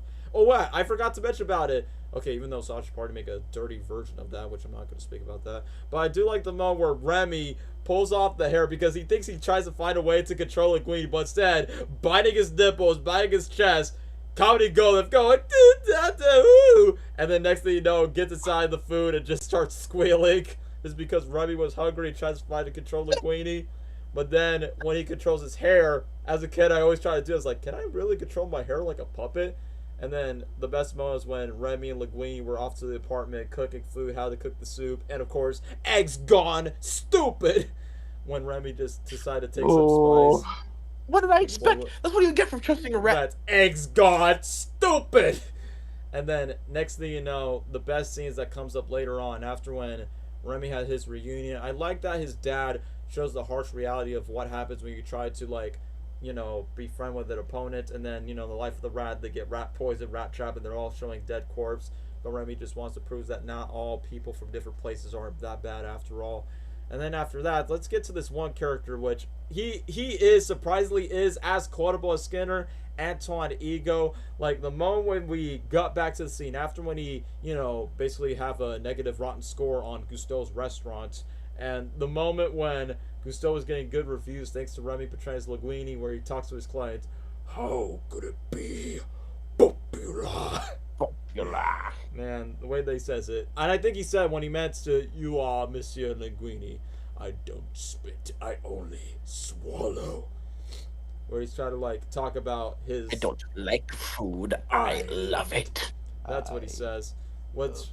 Later on, when Remy was eventually supposed to, like, get food to the rats and try to, like, get banter just to do a meal and everyone else a favor. And after that, when the rats are exposed, got kicked out from the kitchen, and Remy does not want to break up the friendship for what Linguini has. Those moments are relatable. It's like, great, I have to please my family, but I gotta please my friend, but yet my family and my friends, they don't collide well because they just think of different perspectives, whether it's a rat or a human. So that moment in that movie just definitely hit real to me, whether it's a betrayal of a friend or a betrayal of a family. You just can't please everyone, and that's how the way it is. But I will admit, it was pretty funny when Linguini was being forgiven Remy, and then Emile just spilled the beans, throws up all the grapes, and then, you're stealing food? I thought you were my friend. I trusted you. Get out, you and all your rat buddies, and don't come back to how restaurants aren't supposed to treat pests. I mean, as silly as that was, it's like, yeah, it kind of sucks that you just break the betrayal. And now because of that, Linguini has lost all his riz and lost all his talent because the bro has no talent without Remy. So then, without Remy, the restaurant would be doomed. But I like the fact that Gusteau was kind of like Remy's quote-unquote genie, even though he's dead, a spirit after the book, but talks about, like, his purpose of not just being a cook, but having the importance of, like, not giving up on others. But then Remy just decided to take the risk for a smaller rat that had the guts, where Linguini had the guts himself, just not just defend Remy, but talks about the whole purpose of, like, well, here's the reason why Ego's here, and here's the reason why that he's the real cook that's keeping this restaurant relevant and alive. And a lot of them were like, no, we're leaving, we out. But I love the moment where the rats decides to kidnap the health inspector, which is hilarious. Stop that health inspector! Remate, bro, get to hell, save Remy. And then, let's get to the most iconic moment, which obviously we joked about it as a YouTube poop. What if Gordon Ramsay was cooking in the kitchen? Where's the lamb sauce, you fucking donkey? And I will admit, the scene where Linguini was serving tables, along with the moment when the rats are cooking in the kitchen, funny enough, okay, this is just an inside joke about my household. How come the rats in my household don't get to cook? They decided to fight and decided to take over my dog food, but they ain't cooking because rats are thieves. But at least in the movie, Ratatouille just make the rats, you know, good allies. Thieves. Yeah, because, you know, they always steal Tango's food whenever Tango's sleeping. But hey, that's what rats would do, because literally there's rats crawling my house. Literally. Why don't they steal the good stuff from the kitchen? Yeah, so literally, one of my, like, literally I had to talk with my soft potato not too long ago where he's like, hey, does your rats dance in the kitchen like this? Nah, they just scurry, they just play fight, and then when they show up, it's like, oh no, Daniel's here, quick, hide in the oven. It's like, bro, I'm not joking with you, a rat was literally in my drawer, and I'm like, bro, I don't want to play Ratatouille, get out of here. And then literally, when the rat was hiding behind my water filter machine, and the rat literally just went to it hid back to the base, like behind the oven, it just went, yeet, and then just fall down, and then just went back to all of his rat buddies. So I kind of have like a Ratatouille fest, except they don't cook, they just do what they usually would do. But anyway, that's a funny inside story about rats in my household. But I will admit, when we get to the moment when Colette returned and Remy cooked Ratatouille, the recipe, bro, I have never tasted in real life, and it's stupid that when I went to Epcot at Disney World, they never served the recipe at all. Big missed opportunity that the Disney theme parks have never done. What are they doing? It's like, however, at least the Ratatouille ride, I will say this, it kind of reminds me of the Monsters Inc. ride, Mike and Sully to the Rescue at Disneyland around that time, but it's the Ratatouille version. No, it also reminds me of Mickey's Runaway Railroad at Disney's Hollywood Studios. When I rode it, I smell wine, I smell bread, and boy, it smelled good. It kind of feels like a Ratatouille recapping the events of the movie, but just done in a different perspective. The food definitely smelled good, and as a longtime fan of the movie, the ride was live up my expectations when we rode on a rat. But outside of that, the Ratatouille recipe, like, I know there's tutorials with zucchini and all the vegetables, but I'm like, bro, I want to taste what Ego tastes, because it's literally in the meme where he had a taste of the Ratatouille recipe, and then flashbacks to back in the days when his mom cooked Ratatouille, and then just succeeds expectations. And the funniest moment where Skinner just butts in, blows up this disguise. Who cooks the Ratatouille? I demand to know. Next to know, rats put him in the health inspector, tie them up, and then Ego goes, my compliments to the chef. And then wants to know who is the chef, but obviously they don't want the rat to scare off customers in the restaurant, or else they'll lose their reputation and lose their jobs. So Ego waited patiently, but I will admit, this is probably like the best moment of the movie, where after when they told the whole story about how did it happen, why did Gusteau became successful as it was, all because of a blue rat that dares to dream to become a cook chef. After when Ego left, I like that Ego's speech literally talks about, even Nostalgia Critic agrees with the ending of, not about the perspective of what it's like to be a critic, but what is it like to be an artist, what people can or cannot do. Like, people have their forms, they have their spark, whether it's their talent that they're meant to be, that they're destined to be, or maybe they're just not destined for it, but they can find their own skill range in any other places. And then I just feel like that leaves like a really good mark. And I like how this movie, like, it tries to be as real as possible, despite it's just talking rats cooking in the kitchen, where restaurant went out of business, Ego lost his job, but luckily opened their own rat business, and it goes to the na na na na na na na na, that song. It's like, every time I think about that, it's like, I feel like having some food right now, and decide to like dig some food. And not gonna lie, Epcot missed out on this. They could have made a Ratatouille inspired restaurant. Like, it's cool that they made a ride, but a restaurant with the Ratatouille recipe? Wait, the restaurant's not there?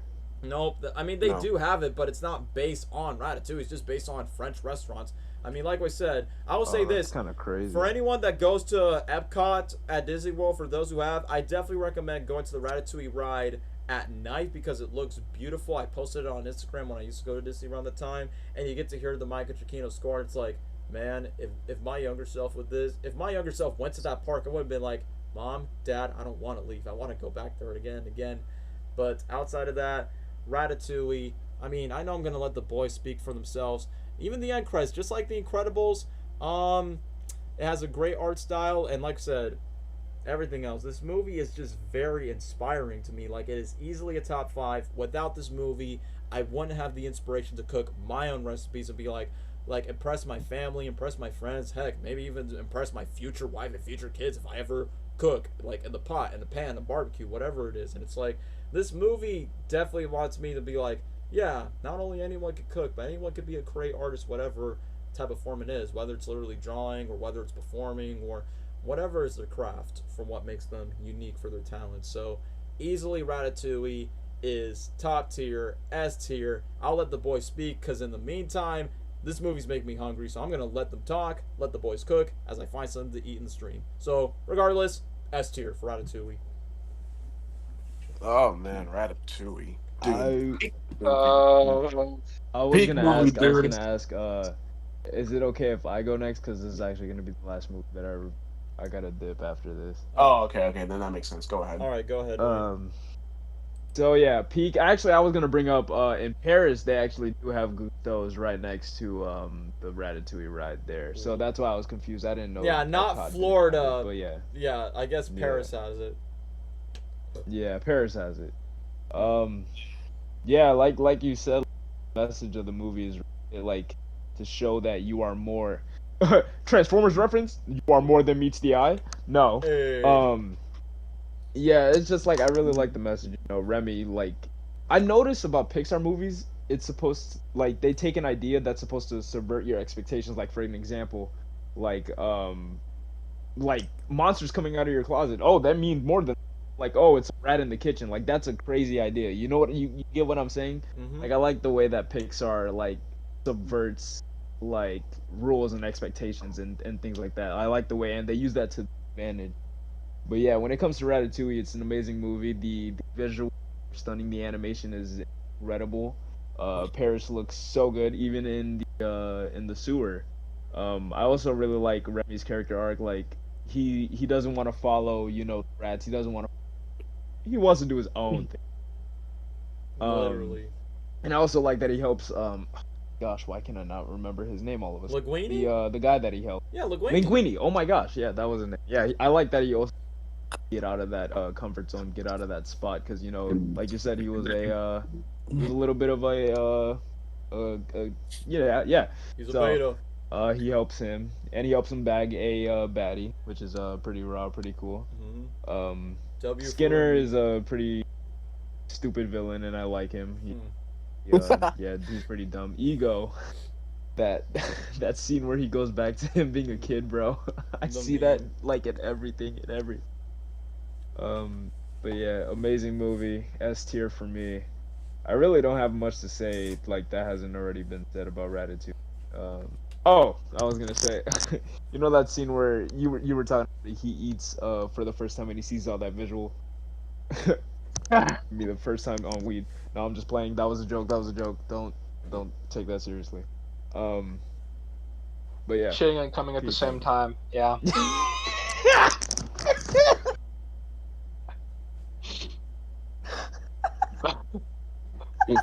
Someone had to say it. I wasn't gonna say that, but that's fine. But yeah, peak movie. Oh yeah. Yeah. That's S tier for me.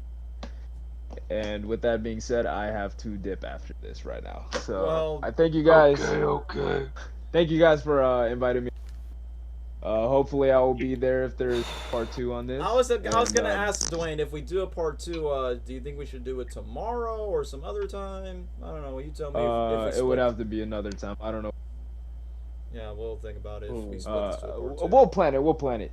Agreed. And I'm just run real quick. Wall-E S tier, Up S tier, and Toy Story 3 S tier. All right. Oh wait, no, yeah.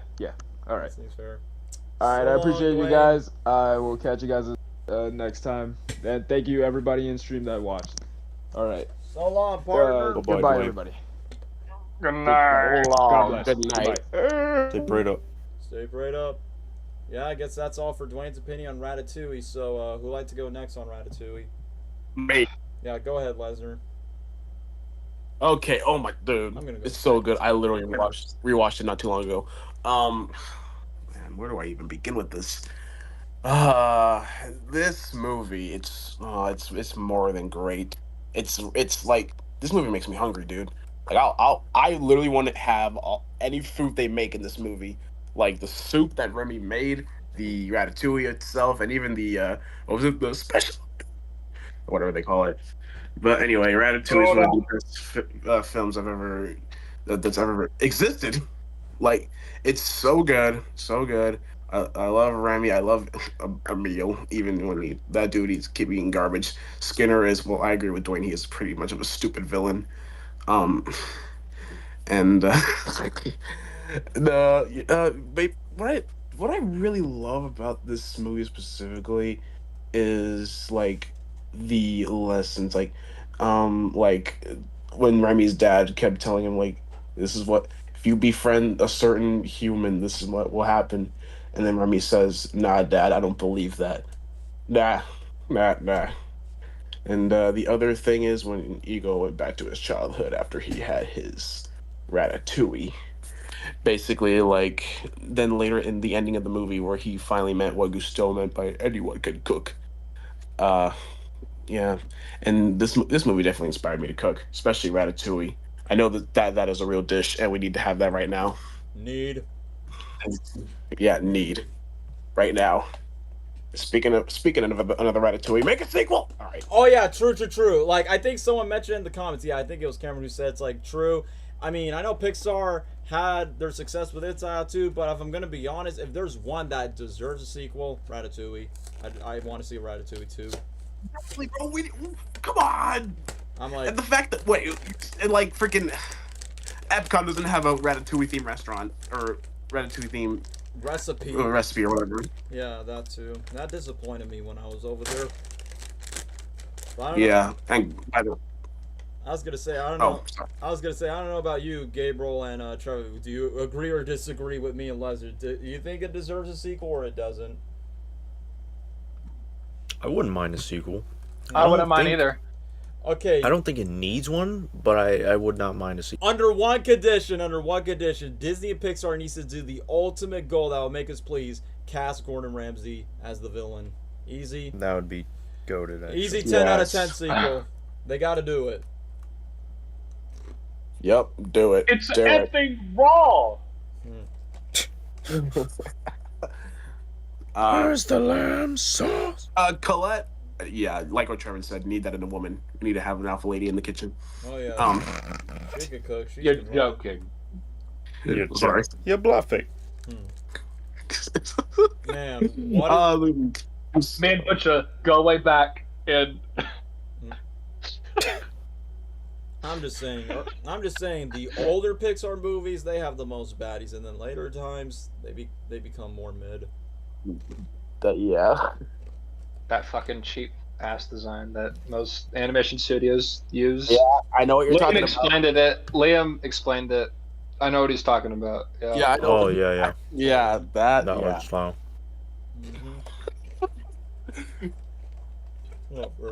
Oh man. The memes, dude. Taking poop, jerking off at the same time. I know you just mentioned that earlier. Trevor, but it's so funny. It hurts. Yeah. Huh. Oh, it's gonna air on Disney Channel today. Anyway, dude, and like not even that, bro. Somebody has to try the food. I want to try the food right now. I'm going to Paris just for that. Or just cook. Oh yeah, Kanye.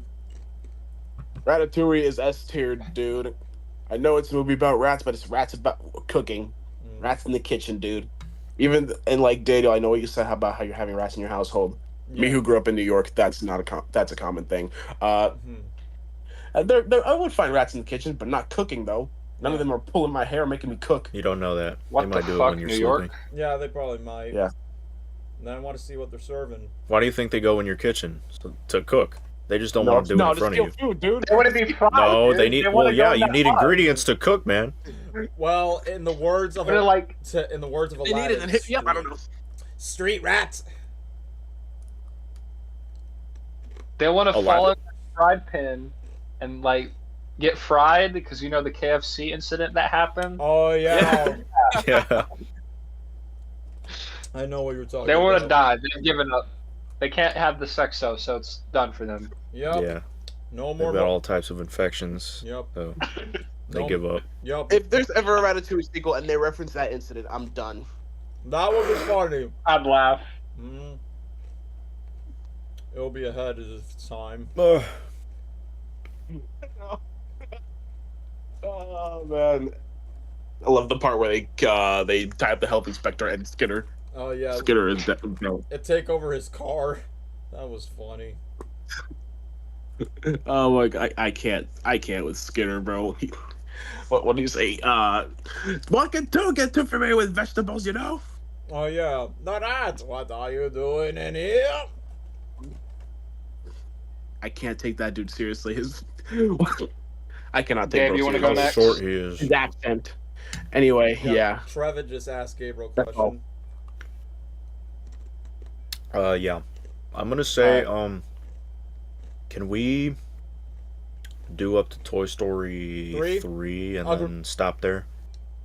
Gabriel, you just read my mind, and you want to know why I brought that up? Because Dwayne said from now to Toy Story 3. I feel like Toy Story 3 will be the best to stop part 1, and then funny, if we ever do a part 2, we do Cars 2 next. Nah, yeah, the next stream we do all the mid to horrible films. That's kind of fun. 100%. Yeah, like Toy Story 3, I mean, we're not going to talk about that yet because we're still in the Ratatouille zone, but yeah, after Toy Story 3, that's where the peak of Pixar goes decline, and that will be a great for part 2. But once again, I have to ask Dwayne because I don't know if he's up for it tomorrow. I mean, I'm up for it tomorrow, but if not, then I guess we'll wait for another time. We can't do this without Dwayne, bro. Yeah, it won't be the same without him. But since he mentions Wall-E up in Toy Story 3, that's what I thought in my mind. It's like, yeah, let's stop after Toy Story 3. Yeah. But, y'all honestly said majority of what I felt for Ratatouille. I can just say, this was a movie that I was obsessed with as a kid. I had the toys. I had, like, the big fig of, Remy and I think Emile. And I think they talked or something. Like they interacted. And I also had minifigures of the Ratatouille characters, but I lost a bunch of them, and I only had Remy left. Just like in the movie. Yeah, I movie. remember having merch of that. But I like, I love the culture of this movie. It's a big part of it. Paris. Food, the music, and seeing two different sides of the main characters. You know, you got Linguini, he's working at a nice restaurant, and then you have a freaking rat. Obviously, he's going to be in a terrible place with dumpsters and all that stuff. And raised to be poor, pretty much, because, you know, he's a rat. That's how they live. They eat junk. Because his dad's like, nah, that rich stuff, that ain't real, man. You eat trash. This reminds me of the memes with Remy's dad. My profile picture. Yes, I was going to bring that up. Yeah, but that and seeing Remy like show off his it's his dream to cook and do what he wants and show off his true potential, and I think that is the biggest lesson in this movie, at least my takeaway, is to never give up on your dreams, no matter where you start, where you're at right now. You could be homeless, in the slumps, whatever. If you have a dream, go for it, and you could reach your potential, your true potential, and go on. Or die and just give up. Yeah. If you give up, it's over. Mm-hmm. If you don't believe in yourself, it's over. Yep. That's that. Just like a rat, so you just belong to the dump. Yeah, so you want to be a stinky little rat that just eats, that is just surrounded by trash all the time? Or do you want to succeed in life and chase your dreams no matter what anybody else says and just make it, man? You know, he's a rat, but he became a chef in a weird way because he manipulated a human by pulling his hair, but still, I think it's a great lesson to take away from that. Yeah. And, another great inspiration, the buff rat punching the meat. No, I'm kidding. Yeah, Gus. I'm surprised he has a name. Yeah. Holy crap, us? Yeah, for Breaking Bad? Oh my.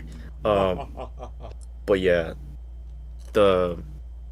I think that's the greatest takeaway of this movie. Obviously, the food looks it looks better than real life. to be honest. Mhm. Makes you hungry. Mhm. Ghibli food. It makes you want to cook, like want to try and learn how to cook. Most people just like Uber Eats or something. But I don't know. I think cooking for yourself I can't believe I said that. is more. You save money. It can be fun. I don't know. It's a nice thing to learn, and you know, Linguini, seeing his character development, kind of being insecure, I guess, in the beginning. Then as the movie goes on, he becomes more confident and just develops as a person, as a chef, and he gets the bad bit. Yeah, totally. The biker girl, as we say, she is so fine, but I could not date someone like that because I would feel so inferior.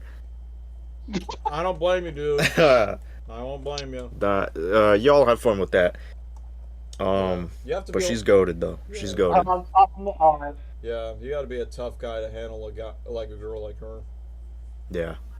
But the characters are goated. The villain, hilarious to be honest. Cannot take him seriously. Oh, and the music, just again, you get the feeling and the vibe of the culture. It's so catchy. It's such great music to listen to when you're cooking or at a restaurant or something like that. And just that whole movie just it makes you want to eat, makes you want to cook, makes you really love and appreciate food. But if you're fat, lay off, watch something else, hit the gym while you're at it. Yeah. If you're fat, watch The Incredibles. Let's learn to get in shape. Yeah. Yeah. Great Exactly. idea. Crap. Great thinking, listener.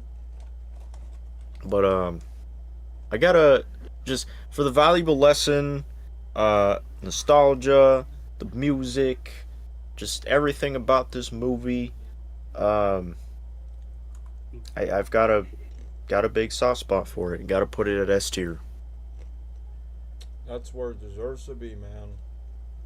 Yes. Mm. S tier is its home. Mm-hmm. It's easily Yeah. it's easily my top five for Pixar films. Mm-hmm. All right, Trevin, what you got? Top 10, I'll tell you that.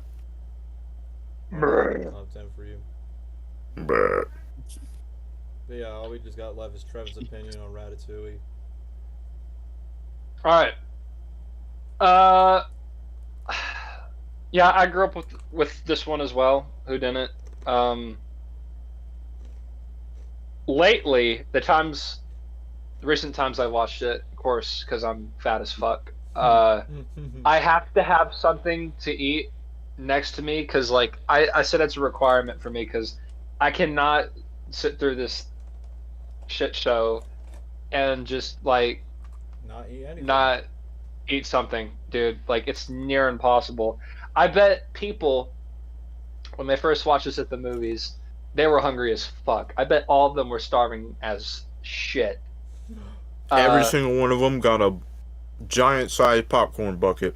100%. 100%. Like for me, I'm literally snacking right now as you're speaking. I'm eating my dinner right now. Yeah, so I just ate. this is the perfect time as we're talking about this movie. But yeah, I remember seeing the promotion a lot because I watched Cars so many fucking times that I would see the promotion of it so many times. I'm like, and then I watch it, I'm like, holy crap, that's the movie! That's real! Yeah, I watched this one a lot. I can't help but laugh, dude. I need to bring up Skinner. Like, this man, this proportion, this design, The voice. it's not real. It's not real. Like, my thing about him, well, one scene in particular, where he's chasing Remy, he gets hit by that fucking moped. It gets me every single time. I can't help but laugh, dude. Every time. And then he just drives off, trying to get the paper, and like falls off the stairs. Like it gets me every time.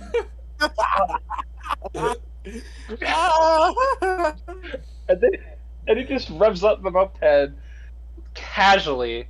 Like I can't, dude. This character, man, fucking hell. Pretty much, I don't think there's really a flawed character for me personally. All of them pretty good. Soundtrack is pretty good. I'd say this is one of Pixar's more mature films for me. Mostly probably because Brad Bird is again directing this movie. Mm-hmm. He kills it, man. Holy hell. Just, I'm surprised after like 17 years later, the food looks mad edible, and you can't get that shit in real life because nobody knows how to make that. Crystal chefs. Yeah. Uh-huh. But it's a childhood favorite of mine. I still come back to it a lot. I've been coming back to it more often. I'd say this and Monsters Inc. I would say are the ones I've watched them a lot when I was younger, but like I'm coming back to them more often. Top 3 in my opinion, I would say. Maybe. Nice. Yeah. Just the presentation, and probably in my opinion, I would say, is probably Pixar's best, maybe. The setting is different. Perry. Just something about it. It's different. All of these movies are different from the other, but like, I'm repeating myself. They were really good at doing original ideas at the time. They were brainstorming a lot. It just turned out really, really damn good. And they were just killing it after hit after hit. Soundtrack is, oof, so goddamn good. I'm baffled. Yeah, everything about it, so good. Hate on this film, you're kind of fucking retarded. Yeah. Just how. I remember being scared of the grandma with like the old gas mask. Yeah, with the shotgun. Dude, I was like, holy shit, FNAF? Yeah. I was like, that's real, dude. It is. And then Remy takes the wrong turn, and then it shit just goes mayhem. Then he drives. Yeah. Not scared. Almost dies, this idiot. Yeah. Reminds me of the ocean. One of my all-time favorites. Just keeps going and going, and rolling. Yeah, I would say top 3. For sure, S tier. I know we're saying S tiers a lot on these, but you got to think again.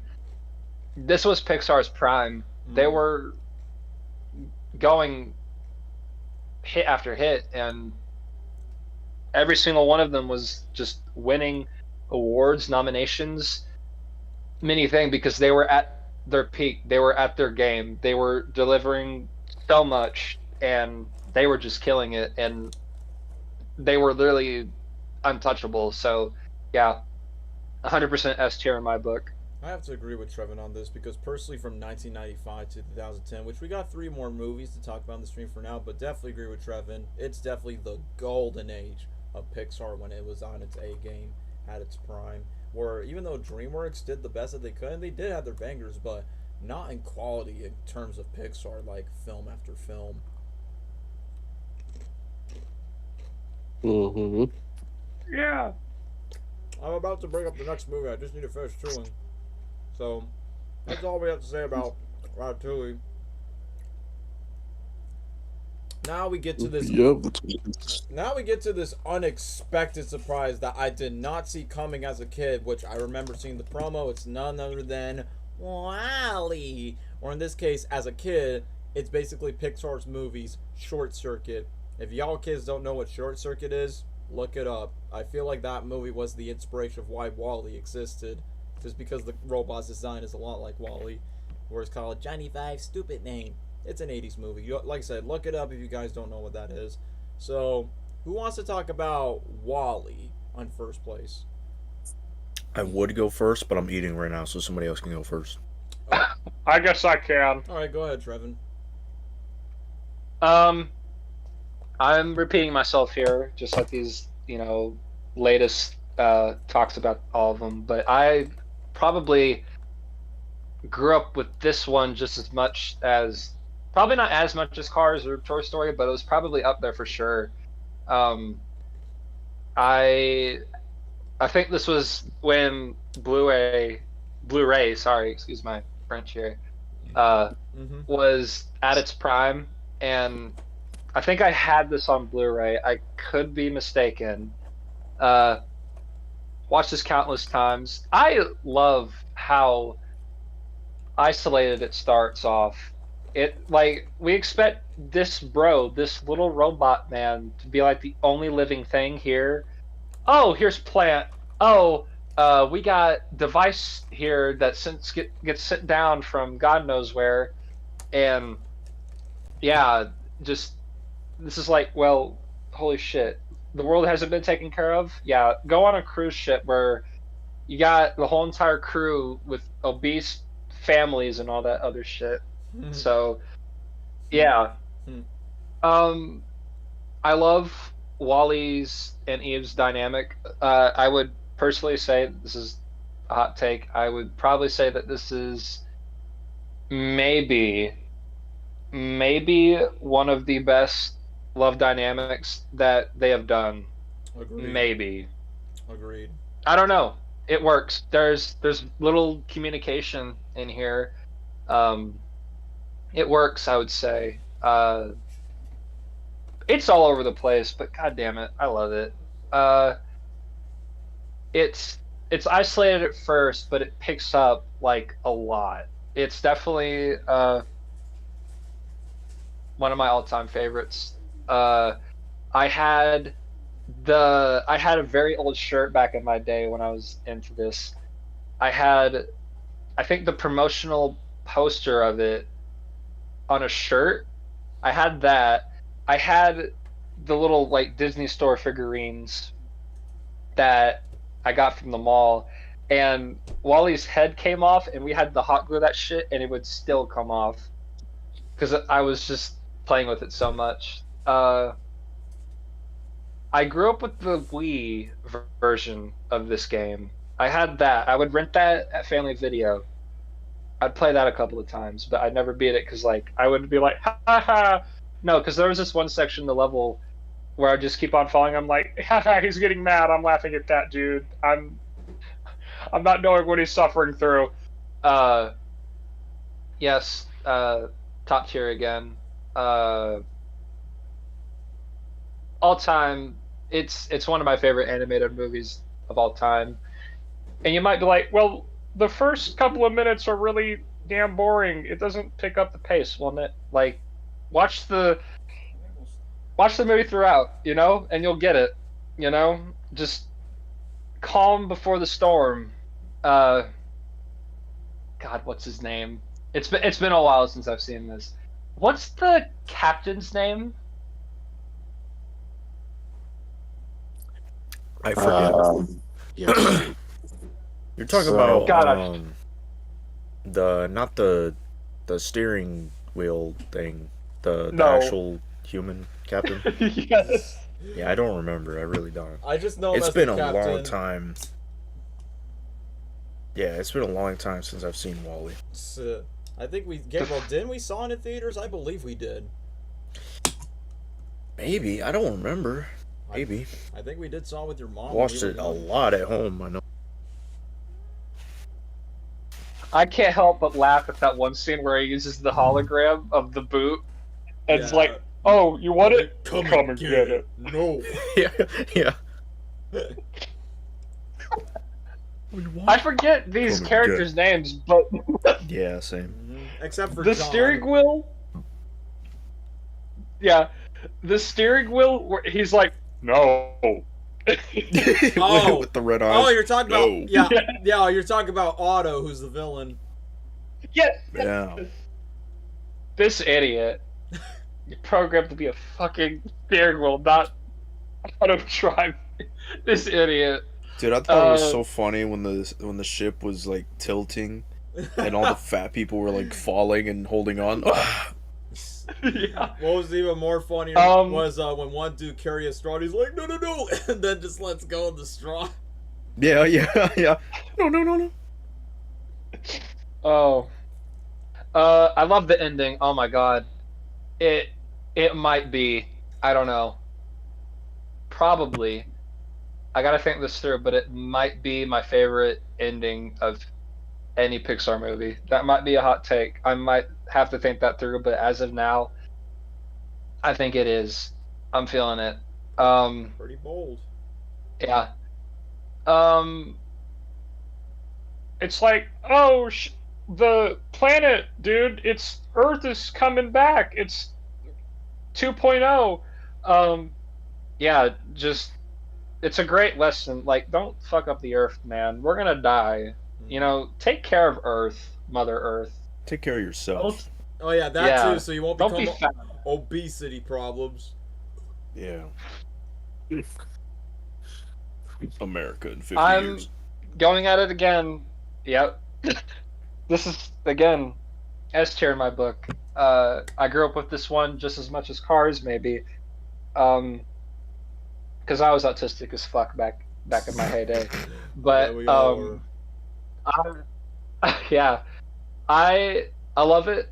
I think for some reason I'm not hearing this movie a lot than now. For some reason, I don't think it's brought up a lot now. Often, please bring it back. It's absolutely one of their. It's one of my personal favorites from them. An absolute classic. Maybe, well, I'm considering it. It's close from top 5, I would say. So somewhere. I know my. Sorry. I said somewhere in the top 5. Probably honorable mention. It's up there. My friend Caden, he says that this is their best work ever. He digs this shit like a lot. Well, he's not alone on that opinion. A lot of people say the same thing. Yeah. Yes, S tier. Perfect. God damn it. I love every second of this movie. So good. Soundtrack is, in my opinion, pointing this out, is probably the most underrated in terms of the golden heyday. In my opinion, that is, but kind of sort of ambient in some ways, if you hear it, but it's an underrated masterpiece. Also, Peter Gabriel was also in this movie. Yep. And if y'all know me, which I bet most of y'all don't in chat, I dig Peter Gabriel's stuff, mostly with his work with Genesis, British band, cause fuck you, UK, prog band. He stopped being a part of the band until '75, in which he would do his solo stuff, mostly known for Salisbury Hill, Sledgehammer, and all the other good shit he's done. Great fellow. Check out his works. They're pretty good. I guess that's really all I have to say, if anything. But y'all are not talking about this film lately. Pick it up. I need to see this shit on my reels and stuff, because I feel like this is kind of dying down. Like, bring this shit back. This is an absolute underrated classic. Agreed. You know, Trevin's not wrong for what he said because, yeah, I think I'd say outside of the Wally and Eve stuff, there probably isn't that much to talk about. So I would agree what Trevin says. Like, this might, even though this movie is beloved, don't get me wrong, but if we compare it to, like, say, Toy Story, Finding Nemo, Monsters, Inc., Incredibles, Wally is not the one that doesn't get talked about that much compared to others. And not gonna lie, like, literally throughout Trevin's review of, like, is he gonna talk about Peter Gabriel's? Like, well, I knew it because, well, Trevin's a huge Genesis fan, so it's like a must. Like, he has to talk about it for the we're coming down to the ground. Which, honestly, when I was a kid, I thought that was Randy Newman because I'm like, oh, I don't know, Peter Gabriel's voice sounds a little like Randy, but when I noticed, I'm like, oh, yeah, that dude that worked with Phil Collins in the past. Funny, Phil Collins and Peter Gabriel made goated songs for Disney movies. I'm going to point this out, just bonus, I guess. I know Phil did his works with Disney and Tarzan and Brother Bear, but that guy, he should have been on at least one Pixar movie. But he doesn't do anything like music-wise anymore, sadly. Because old age is a motherfucker, so. Health, man. But at least he's not performing like in his prime days, but somewhat perform whenever he has the best condition to do so. But I'm glad that man is still alive. If he is, I'm gonna be depressed, man. I'm gonna be depressed for days if that happens. But thank his 100%. But thank his soul for like still living. But I would agree, Trevin. I'm surprised that he hasn't done a Pixar flick. Like, look, love Tarzan, love Brother Bear. Well, both the movies and the soundtrack, but should have been at least one, kind of like what Peter Gabriel did for Wally. Which, speaking of the song, I'm surprised it's 6 minutes long. No wonder the credits had to make it short. Yeah, when I noticed it when I looked it up on YouTube. But yeah, thanks for the review, Trevin. So, well, just to quote Trevin on this, if you idiots don't know what this is, how about you go watch Peak right now? Refer to the viewers of the chat that don't talk about Wally that much. Just quote them out on that. Yes. So, who should go next? Me, or Gabriel, or Lesnar? I'll be there. Okay. Want to go, Gabriel? Yeah. Wally is it's honestly, I could say, probably top 5 Pixar movies for me. It's a movie I was very attached to as a kid. Watched it all the time next to like Cars and Ratatouille. And I remember I had like a toy Wally that would move and talk. I have the one that dances. Yeah, that too. That I have the same toy. So basically, Gabriel, you and I keep on getting the same toys from the same movies. Yeah. And I don't know, I think it stopped working or something, I don't know. But I had it, and it was pretty cool. I love mostly the beginning of the movie, how the movie starts, where Wally is an outcast. He's alone. Just like us. Minding his own business. Dude, he's literally me. Yeah, like us. And he's just chilling in the crib, with the one Cockroach. Fish. Don't worry. Be happy. And, his little cockroach buddy. I have cockroach buddies too. They need to go. Yeah, but instead, we don't raise them, we kill them. Yeah. Yeah. I don't know. I thought it was just a neat touch and relatable and made me connect with the character more, even though it's just a robot that he doesn't really speak. He just makes noises. But that's the greatest thing about the movie is the main characters, besides the humans, they don't talk. They just make sounds, but you understand them through their emotions. And all of this movie is felt and understood through emotions because of these robots. Obviously the humans, you get them, but just the robots and Wally and Eva and their relationship, it's one of the best. It's really well done. It kind of reminds me of like something similar to like the Lego movie with Emmett and Wildstyle. In a way, yeah. Reminds me of something like that. And I like that dynamic, that kind of relationship. where at first the girl is like, dude, you're weird, get away, and then later on the relationship builds up, and then they actually, she likes the guy back, and that was majority of the movie. Gaining their trust and going on these adventures together. Wally finally makes a friend, or then later on, I guess, a girlfriend. That is pretty is pretty much like him, not a cockroach. Sorry. It's just also what I also love about the beginning of the movie is like the environment he's in. It's like a wasteland, and it kind of reminds me of like Fallout, kind of like apocalyptic. Setting. It just looks really cool. And the music, like I don't know the lyrics to the song, but it's like, yeah, yeah, yeah, your world out there. Yeah. I freaking love that. And where he's like just walking around or rolling around. I love that so much. I don't know why.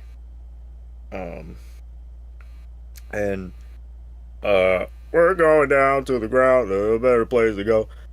Goated songs, goated music. The the fat people, man. Listen, fat people are just hilarious. They are. Since I was a kid, I saw all those fat people, and I just could not help but laugh. Like, they would fall off their little floaty thingies, and it would just be funny. They would struggle to get up. Yep. I know it was supposed to be sad or whatever, but as a kid, I just couldn't help but laugh. It was funny. It was kind of interesting to see how society turned, and everything changed. Everything's a wasteland now. They're trying to survive, and because of Wally, Eva, and it's just them helping out, and even eventually the captain, and then the real villain is the freaking steering wheel. You want it? Come and get it. That Sorry. stupid boot. I don't mean to interrupt, but I'm gonna head out because we're gonna go eat. My later rankings up would probably be A, but I really wish I could like put a explanation on why, but I can't. But yeah, and then Toy Story 3 would 100% be S. So Got it. Got it. Yeah. I will meet y'all hopefully in part 2. Yeah. I don't know when that will be. I just gotta ask you and Dwayne, like, what will be the best day for you guys to like get together? Then we just continue off of part 2. Just start off with Cars 2. Yeah. But thank y'all for having me on here. I love yapping about the early days because nostalgia is a drug. But thank y'all for having me here. Loved it. No problem, Trevin. Yes. No Anytime. problem, See dude. you, partner. Anytime. All right. People in chat, have a great time with these fellow 3 comrades. I'll be off. Take care, Trevor. So Take care. So long, Y'all too. partner.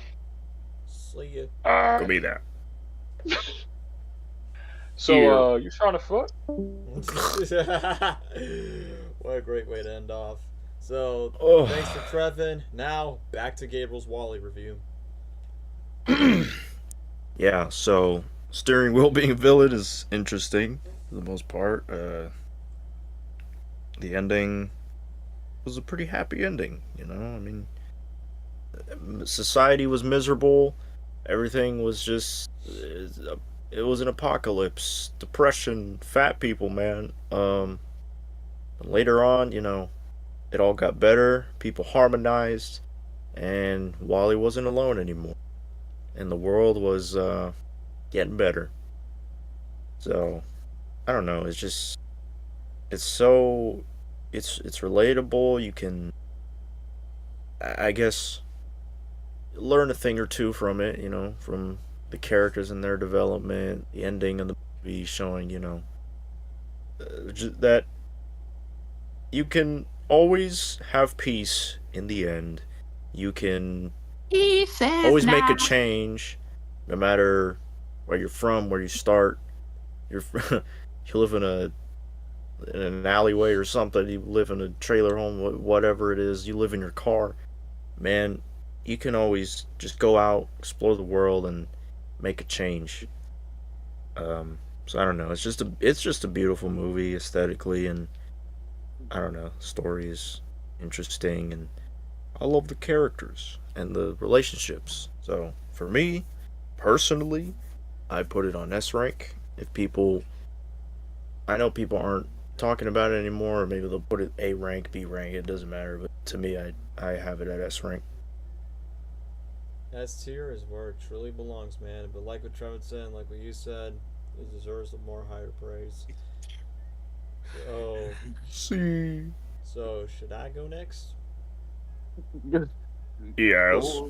Alright, so I'll go for it. So WALL-E was an unexpected masterpiece that I didn't see coming, like in the year 2008. Yeah, the same year when Kung Fu Panda came out. So even though I was interested in the trailers and all that, so even though I love Ratatouille and I love the earlier Pixar films, but Andrew Stanton, who directed Finding Nemo, who made this believable world of fishes under the ocean, and now we get space robots, which when I took my research on WALL-E, it takes place in the far, and I mean far beyond future. Like, it takes place in the year 2805. So technically, we're dead on that timeline. So that's why there's no life on Earth. But the one thing is, I like that this movie, like, in a way, even though we're living the year 2024 and that movie came out like in the year 2008, it's going to predict the future in a way. Just think about it. We're going to make the Earth a lot more filthier if we don't take care of it. And technology is making us more lazier. So we're going to become fat. We're going to become obese in moving chairs. So it's like, if we don't make an action to take care of ourselves or take care of the planet, then this is what WALL-E is going to do. Predicting our future at the finest. Even if us and this, like this day and generation, if we're all dead, this might be a bad influence for the future beyond if it's the year 2805 or whatever it's called, 29th century, whatever you want to say it. So in a way, WALL-E is kind of like, not just predicting, but just warning, like, if you don't take care of yourself for the planet, this is what's going to happen to you. And even though WALL-E reminds me of this one robot character named Johnny 5, number 5 from the movie Short Circuit. It's an 80s movie that features a talking robot, and I felt like that was the inspiration of crafting WALL-E. But I like that the voice actor of WALL-E is actually a voice actor of droids in the Star Wars prequels. And I remember he originally did not want to voice WALL-E in the role, but after when the director talks about the heartwarming story of what the movie was trying to be, he agreed to do the part of WALL-E. And same goes for Eve. She is not a voice actress, but she is an animator of Pixar. We're like, hey, we like your voice, what you do. Can you voice for Eve? And after that, that's how she got the role. But anyway, I do like the movie. Like, once again, WALL-E's literally me. Like, I'm a loner picking up trash and guttering, and I used to have a pet around, but it wasn't a roach, it was a dog. But rest in peace to Tango. But literally around that time where WALL-E's just grabbing junk and just trying to, like, what are the best objects he has, and that's literally what I do in real life. And then WALL-E just finds like the only green soil, which is the planet Earth that he dug from the soil. And then unexpectedly, when I was a kid, I thought Eve was supposed to be a boy. And I remember me and girls like, hey, let's pretend we're WALL-E Eve. Oh wait, Eve's a girl? Okay, never mind. But even as a kid, I know her name's pronounced Eve, because, get it? Adam and Eve, just like in the Bible. But WALL-E pronounced it as Eva. So I thought it was like Eva with an A when I thought about it as a kid. But I will admit, like what Gabriel just pointed out, it is similar like Emmett and Wildstyle in the first like a movie in a way, where you got like super cheery, playful dude, and then you got this girl that's a lot more tomboyish and more on the buff, like sporty type of thing with that attitude, kind of like Colette and Ratatouille, if I had to compare that to. But technically, look, I'm a sucker for, and I know it's gonna sound corny as hell, but there, like, when there's a good love story, I'm into this. And you wanna know why I'm into this? Because one, good writing, good story, good inspiration, and fourthly, I mean, I've been to relationships that some didn't last too long, but I can relate to this. I mean, I'm gonna name my favorite love movies, like, if we're not counting Disney, like Aladdin, I love La La Land, Eternal Sunshine, 500 Days of Summer. Heck, I'm gonna count The Amazing Spider-Man as one as well. I will say this, WALL-E's probably one of the best love stories that's not a Disney princess movie. It's secondly probably the best love story made from Pixar. And Pixar is basically the secondary animation studio where they made two robots that barely have that much dialogue, only just like words, but never translate a few sentences. And sometimes, I mean, it's a common phrase, but action sometimes speaks louder than words. I like how Wally basically just gives Eve a little bit more about his trailer home, and that's relatable when I bring a girl over at my place and then look at my junk and show the amazement for what I have. It's like, yeah, I can totally feel how Wally feels when bringing a chick over. But the difference is I don't have a talking fish that goes, don't worry, be happy. That would be cool, though. And I like the fact what was pretty wholesome. After when Eve's purpose on being on Earth was to find, the plant that's the key to let Earth become green again, not become a dystopian wasteland full of nothing. I like that she just shut off, and then Wally just did nothing but give care to Eve, even if she's like sleep, like unconsciously out of nowhere. I like the fact that he still cares for her until Wally, for the first time, escaped from his comfort zone and go to space because his other Wally clones were supposed to clean the Earth, but unfortunately, they died. They just didn't last too long. But I will admit, the visuals when Wally goes to space, even when Wally was trying to get everything from the sun to the stars to Saturn, I'm like, oh no, this is visual I can't even look at. And then the visual I cut, Andy, is when you go to the Bylard ship. I do like the music that plays that goes and then you hear the voice of Sigourney Weaver, which the director of Wall-E directed Finding Nemo, and then used Sigourney Weaver's voice again in Finding Dory, which I kind of find that funny. And then that's where Wall-E gets interrupted by other robots that basically just do the job for the humans. How ironic, because that kind of predicts AI and also technology doing the job for you rather than just human civilizations like back in the day. Like, seriously, if you look back at Wall-E, it's telling us something and it's warning us, and now it's becoming more real if you think about it. And now that's where we get to the obesity people. It's like, yeah, forget about clothes. Let's just use holographic technology just to change our clothes instead and talk to people through calls and not just explore the world. Which I like that Wall-E did that for John, who is voiced by John Ratzenberger again, and then some redhead chick named Mary, and just take a break from the technology, and then they start to acknowledge more of their surroundings. And then just like how Wall-E and Eve connect, he sort of did the same thing unexpectedly with John and this Mary chick, and then they start hooking up later on with no splashing, no diving, and just like not pay attention to the robots. It's like, if you want to be enslaved to the government system that wants to make you more slouchy and lazy, then you're just being a part of the program. You're just being like the system's lab rat, to say. But if you want to like stand up of your own, that's what I like about the human aspect of it, especially the captain himself, who is voiced by Jeff Garlin, which we've known him from Daddy's Daycare with Eddie Murphy. He ended up voicing Buttercup the Unicorn in Toy Story 3. I do like the moments where he talks with Wall and he's like, have a Wally clean. And when he's discovering more about Earth thanks to giving the plant and the soil to the captain, where he's like, look, Otto, they just make delicious food like pizza. And then the Otto ship just went, good night, Captain. And once when Wally and Eve were like dancing in the sky, when Wally was using like a fire extinguisher and Eve were just like, after when Wally gave Eve the plant, and then after that they kiss and make up in the sky. And then I like that the captain goes, defy dance. It's like, once again, this is how you do a love story, even if it's without dialogue. It's just the visuals, the music, the representation, the actions. Like, now that's wholesome. We all want that in real life, even if it's all taking place in space. But then I like how very consequential it becomes in the final act because of this auto villain. Because even though it's funny that it's literally just an AI steering autopilot that's like taking over, like, sir, I insist you give me the plant. We cannot go home. And then it feels pretty bad that Wally tries his best to like follow Eve, even though she tries his best not to. But I like that Eve actually looks up on a file where Wally actually has to care for her, even if she wasn't awake. Wholesome stuff. But then when Wally gets executed and then gets sent to the dump along with Eve, man, felt bad for the two, where he's down to his low point. And then shout outs to this one robot droid, which he's in the poster. His name is Mo. And it's like, for some reason, I like this dude. Not just because he's angry and the way that he banters with Wally. He's like, wow, wow, wow, wow, wow, wow, wow, wow. And he just often finds Wally thanks to his dirty trash, since he is a very filthy robot on the ship. But I like that Mo has the balls to save Wally and Eve before they were about to be shoot away to the abyss of space.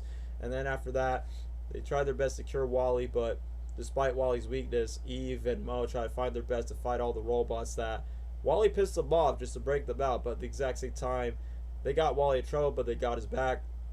I like that all the robots team up with each other, Avengers style, and then try to get the captain and all the humans all together just to make the ship all back together. Like I said, the consequences and the stakes are real when it comes to that, and I gotta give props to the team behind Wally when it comes to that. But furthermore, nothing less, the ending, even though it was great that everyone got back together, even though it's funny like how the fat people just went off the ship, and then eventually, just like we and Gabriel just said, like one fat dude took over the plant when the ship was going to the steering wheel. And then there's this one inside joke where Mary, the woman, was next to John. She's like, John, get ready to have some kids. I'm like, oh, whoa, whoa, okay, when they're trying to save the kids. But the one thing that was devastating was when Wally was trying his best to, like, stop the show so Eve could put the plant back in. Bro, they killed off Wally. It's like, it's pretty rare that we see a protagonist die. But during the moment where Eve decided to regain Wally's memories, we all thought Wally was, like, gone for good. But once when he regained the memories, I'm like, wholesome moments. The robots are back. Wally and Eve are together. The robots are living their life on Earth. Same goes for the human. That goes to the song, that is all I'll do, who is love. And then it plays of We're Coming Down to the Ground. Great movie, man. Great message for take care of the planet. Great message about love. Great message about, hey, it's not too late just to make some changes, even if you're at like one of the most rock bottom places. So other than that, Wall-E is an unexpected masterpiece. Even though I would have preferred Kung Fu Panda when it won the Oscar, but yeah, Wall-E deserved the Oscar around 2008. So easily an S tier for me. Got it. Anyway, Lesnar, you speak.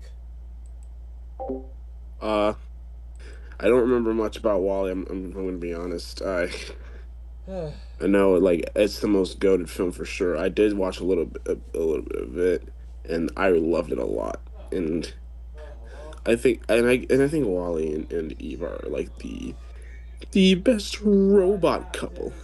I don't know. I guess the fat dude but I thought he was funny looking. That's for sure. To be honest, I don't really know what to say. It's like I said, it's been a long time. I barely have any memory, but I will say this is like I love the part where like Wally's cleaning up the trash and then he's with that cockroach and the plant, and I don't I kind of forgot how him and Eve met, but I like the part where like they're together and what was it? Were they in space or something? One of the scenes they were. Yeah, I like that part for sure. But yeah, and to be honest, from what I saw, yeah, I that movie looks really good and definitely deserves an S tier. Yeah. Oh. Man. I don't think anyone's in chat.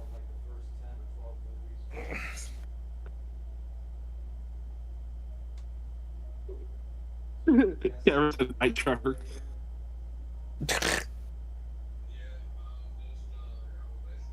Oh, I hear Daniel talking to someone. I thought he muted. I'm looking at the stream.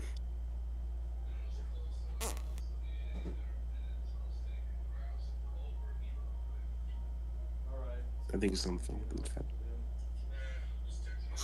Oh, Cameron said a Wall-E is A. That's fair. Yeah, A is still good.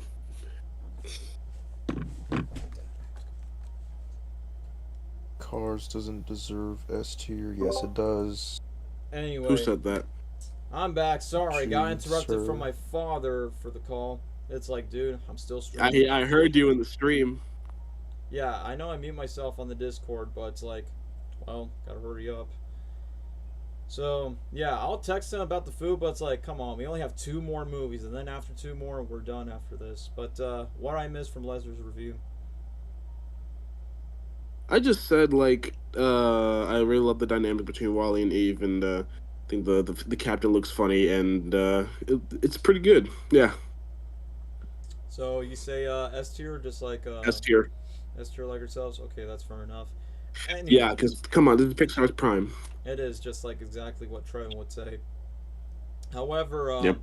since we're finally done talking about Wall-E, like I said, we got 2 more movies to talk about, and then we're just going to take a break and then think about when to do part 2. Whether it's this week, next week, we'll see. But for now, let's talk about, dare I say it, one of the most emotional Pixar movies ever, next to Toy Story 3 and all the rest, but definitely one of those Pixar movies that made, and I repeat, a lot of people cry. But I'm not going to talk about my review yet because who likes to speak first? Me, Gabriel, or Lesnar? Anyone interested to talk about Up?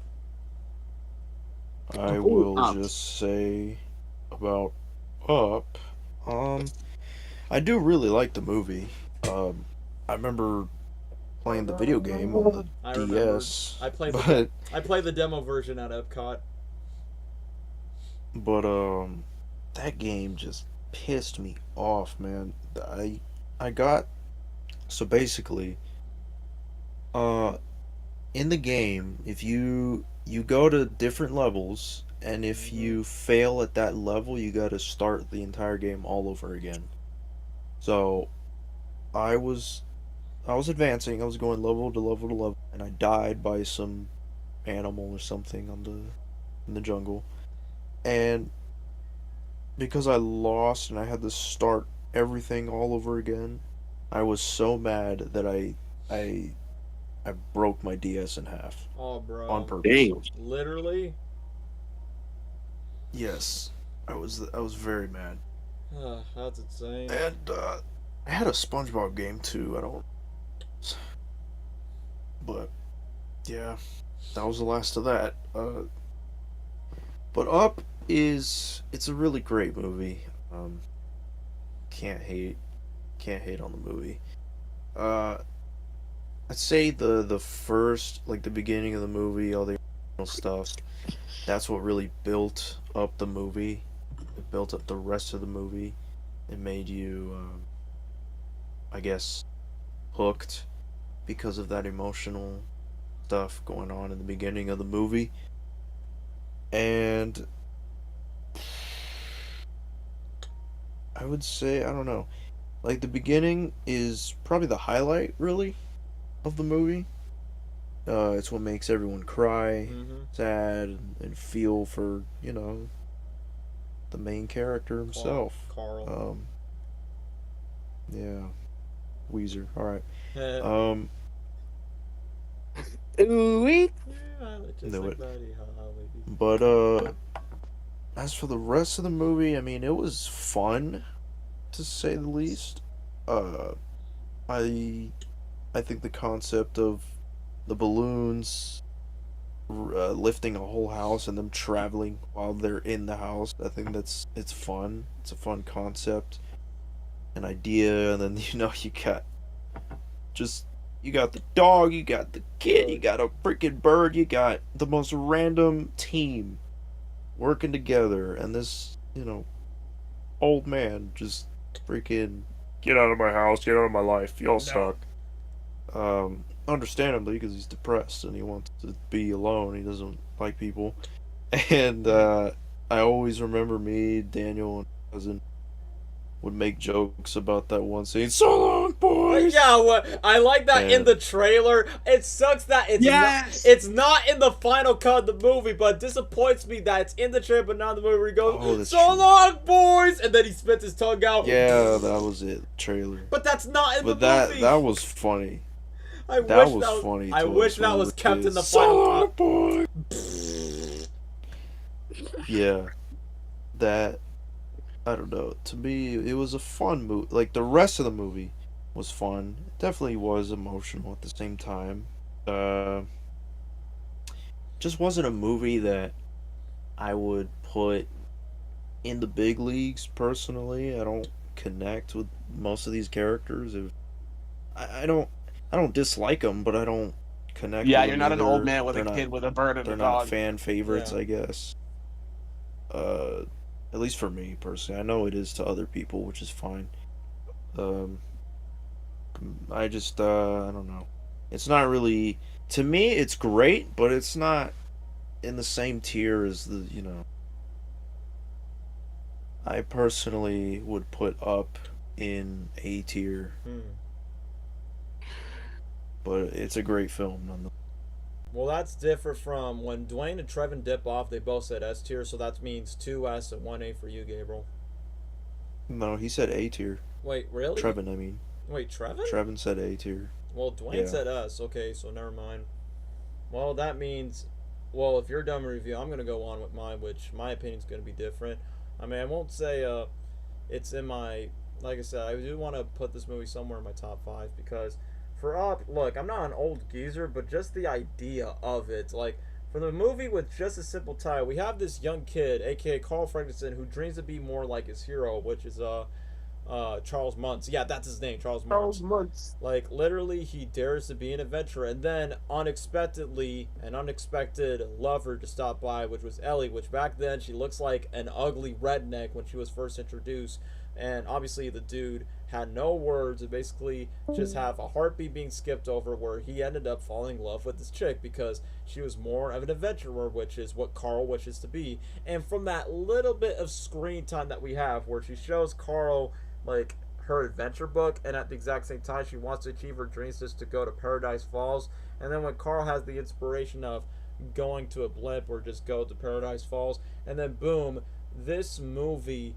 like for the past like next 5-ish minutes, like we already like times, like without hesitation, they're already just time jump and time skip from Carl and Ellie eventually getting married, which not gonna lie, Ellie looks a lot more pretty. It's like, yeah, this is why you should never bully nerdy girls, because when they get older, they glow themselves up like super quick. So once when Carly and Ellie got married, it got one of the most iconic Pixar music scores from the GOAT himself, Michael Giacchino, which is called, it's simply just called Married Life, and it literally just shows it of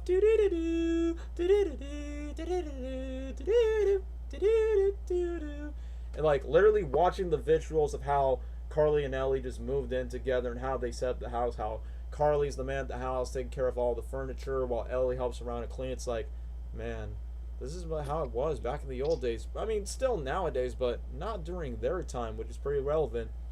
Like literally watching Carly's and Ellie's montage, it like in my head, it's like, this is reminding me a lot about my grandparents. Like I could definitely see my grandpa, my grandmother living a life like this when they raised Gabriel's mom, my dad's, and both her uncles. Like that's what I was visualizing in my head. It's like, I guess this is what my grandparents have gone through, just like Carly and Ellie.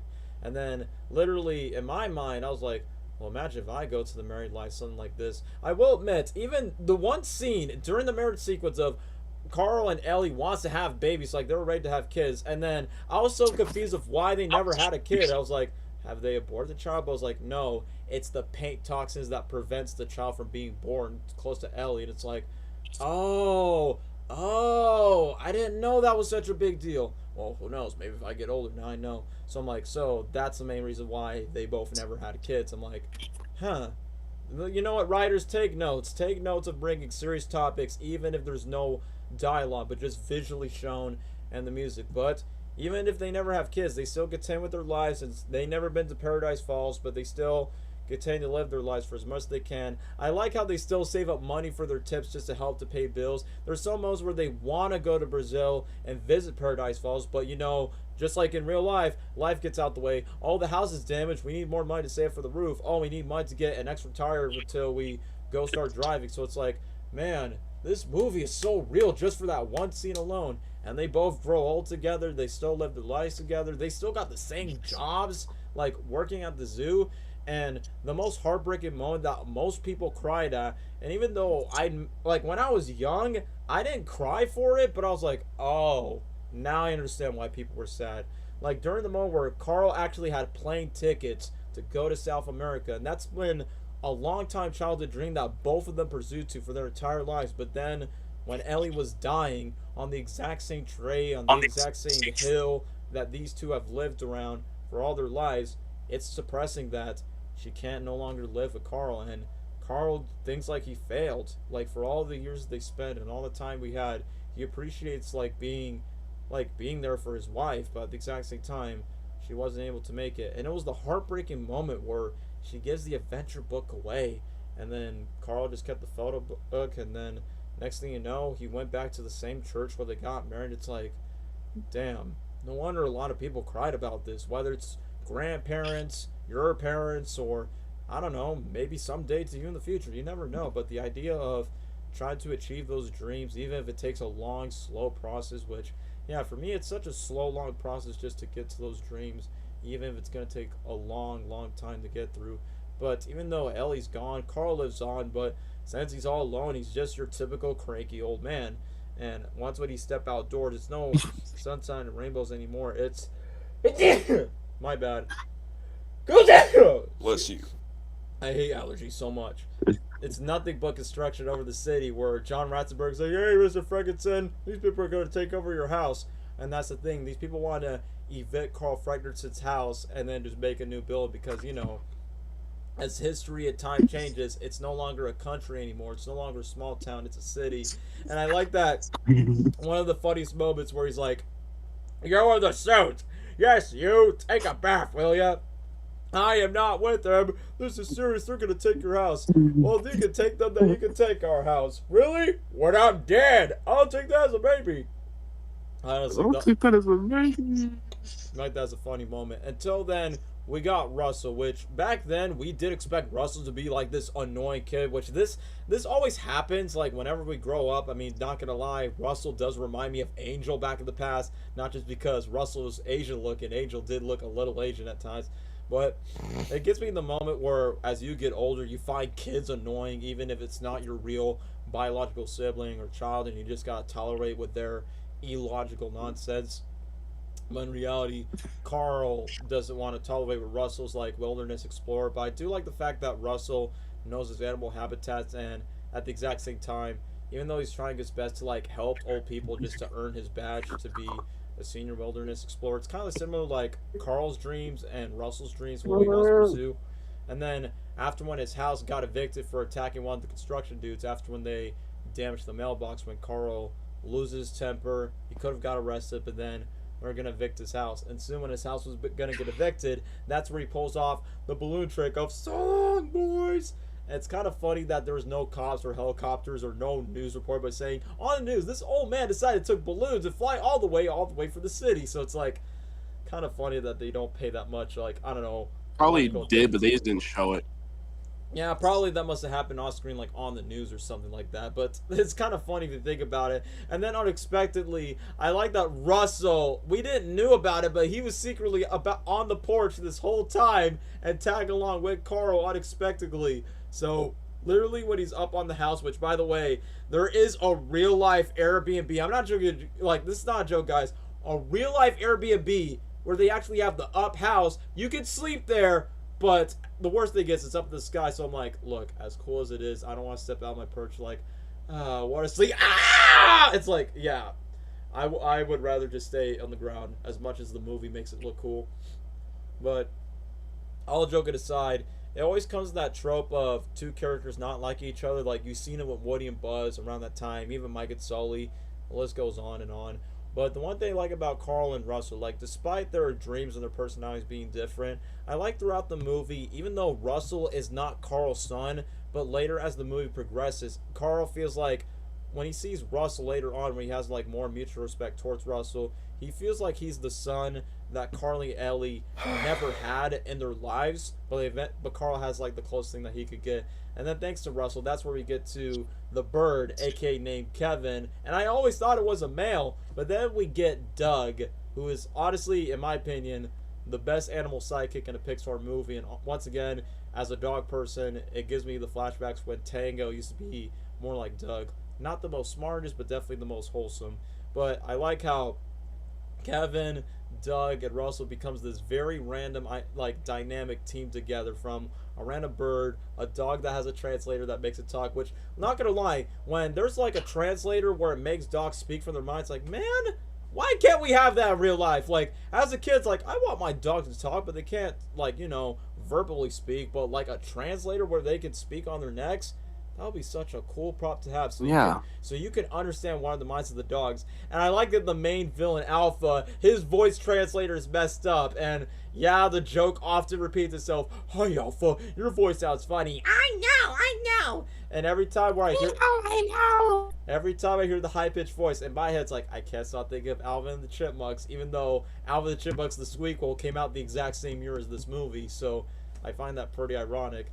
But outside of that, like I said, Pixar has a way just to make silly villains and not take them seriously. But I like that later in the movie, his actual voice sounds a little more like this, like, thank you, Master. And I like that Russell literally says, I kind of like the other voice. And it's like, yeah, honestly, same here too.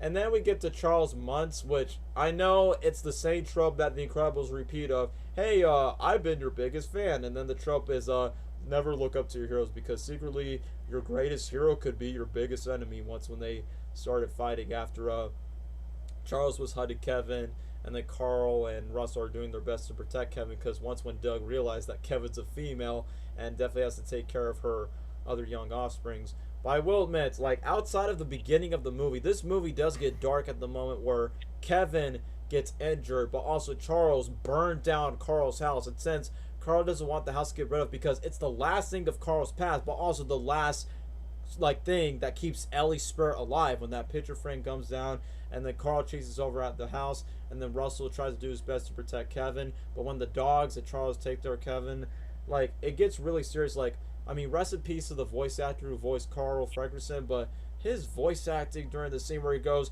I didn't ask anything for this! And then when Doug got upset, like, bad dog, once we decide to kick Russell out, kick Doug out, I mean, not gonna lie, I'm not an old man, and Shrek did the same thing. It's like, sometimes I get to those attitudes more like, could y'all just get away from me? It's like, you guys ain't doing much for me, and then Carl just wants to, like, be in his alone time.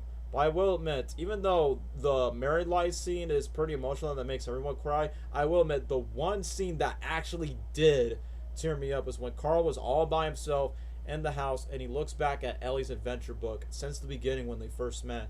And he looks through all the photo memories, and it plays the exact same music theme of doo doo doo, and then it literally just shows all of their memories from their younger years to their older years, and it literally ends off, which I think the note says, thank you for all of your adventures, now go ahead and enjoy and make a new one. And then Carl just crossed his heart, kind of like what he did, because that's something that Ellie did. It's like, man, the feels, man. Just living up to not just the memories. Feels. And not only just that, like, even though Carl never let Ellie have the dream, like, even though Carl had the chance to be at Paradise Falls of what he wanted for Ellie, but at the exact same time, he already had that adventure with Ellie the whole time, even if it's not the dreams that she pursued with him, where she's no longer with him. He still paid it off with her when she was alive, and then even still lived that, even without her. So that scene teared me up looking back at it. And secondly, Carl did everything he could. Like, after when he completed his arc of what he's done for Ellie, he removed all the furniture and go back to be a hero. And this is what I love about dogs. Like, even Doug knocking on doors like, I just stayed in your porch because I love you. Not gonna lie, it was the same thing with me and Tango. Like, sometimes I get super pissed at Tango, but Tango is so loyal that he will never bite back or argue. It's like, look, even though you treat me harshly, but I still love you. It's like, I'm trying my best to not tear up about it, but literally that's what Doug did for Carl, and that's the exact thing that Tango did for me too. But as we continue on to the story, when Russell got kidnapped, luckily Carl and Doug find their way to free Kevin, like, out of the trap. The one thing that's pretty funny of how the way Doug, well, I will get props for Doug of trying to defend Charles, or like defend Carl around that time. I like the fact that Doug took everything where Alpha has his cone and he got stuck underneath the steering wheel, and then it goes back to, don't just stand there and attack him. And then when Doug just told everyone to sit down, yes, Alpha, I'm not Alpha, he is. Oh, and it's like, Ooh. I like that. They're following commands to whoever tops the next Alpha. But I will admit, my favorite moment with Doug, which was probably the funniest moment, was when Doug was doing his best to let Carl and Russell escape away from the dogs early in the movie, where he goes, don't worry, master, I will stop the dogs. Stop, you dogs. And they don't care. They just move on and went past by him. I thought that was funny. Stop, you dogs. And then just went past by him. But later on, Yeah. glad that Doug got the redemption that he deserved. and then Carl did everything just to save Russell at the nick of time. And I know this is a meme right now when Carl and Charles are fighting against each other, so people's like, oh yeah, that's President Trump and President Biden is fighting each other. It's like, ha, two grumpy, angry old men that broke their bat. That's hilarious.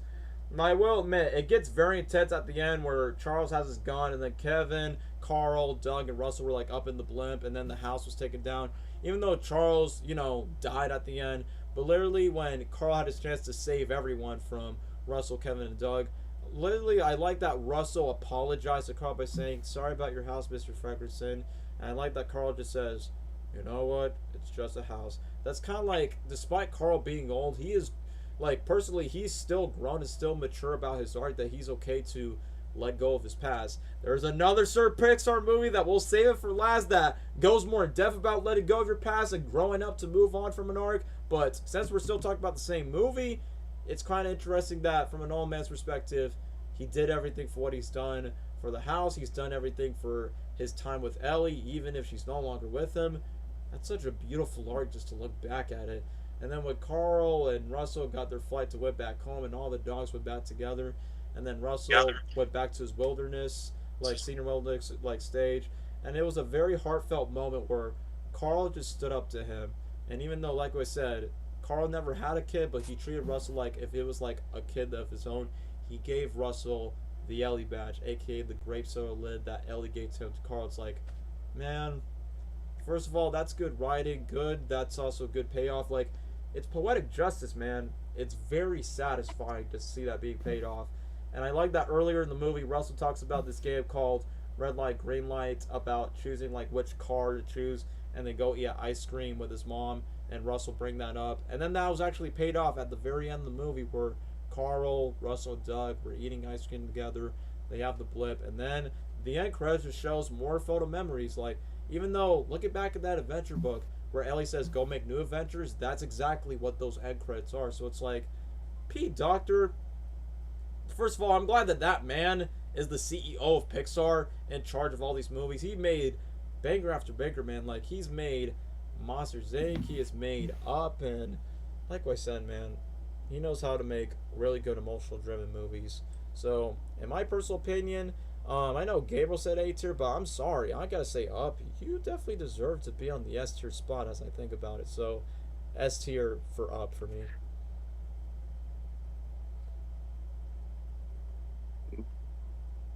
So yeah, that's all I have to say about Up. Lesnar, what about you?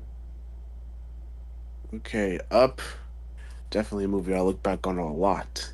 It's a really good movie, and I know, like, even if you're, like I said, like, everyone says it. Everyone can watch this. This movie is about an old man and a kid and a bird and a dog. Like what Gabe said, that is a really odd team, but it works. Up is the very, I will say Up is the like equivalent to like growing and like still wanting to look back on nostalgic moments and like wanting to do stuff with your beloved ones, and also like what you said, Daniel, letting go of your past. So like I really love this movie. I love Doug. He was funny. Why? Because he's a dog that can talk with it. Well, actually no, a trainer that can make him talk, which needs to exist like right now. Like, why doesn't it exist? But anyway, Up is really good. Russell at first was like, the typical kid that'll get on your nerves, but you'll grow with him like later. So yeah, Up is I will say Frag, either A or S tier for me. So yeah. So A or S? I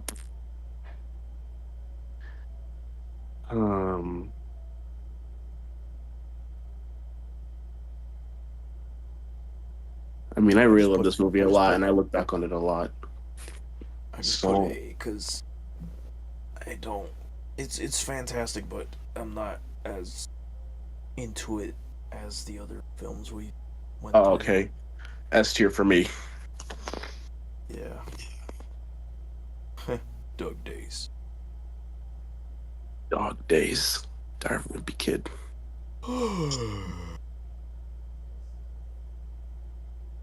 Dog Days. What the dog doing? What the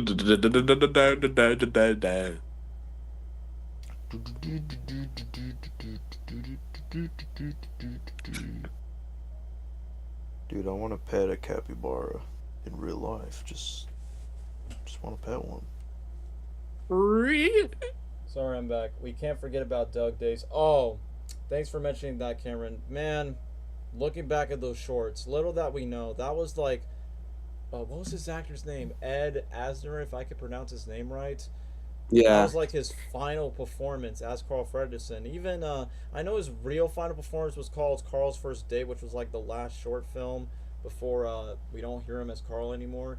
The final episode around Doug Days around that time is where Carl says like, "You're a good dog and you'll always be my dog." It's like, man, since that was like one of his last words before he passed away. And the saddest thing is, I think those shorts premiered like days after when he passed away. So I watched it immediately on Disney Plus. I'm like, well, since this is tied to the movie Up, I watched it. I'm like, tears at the very end.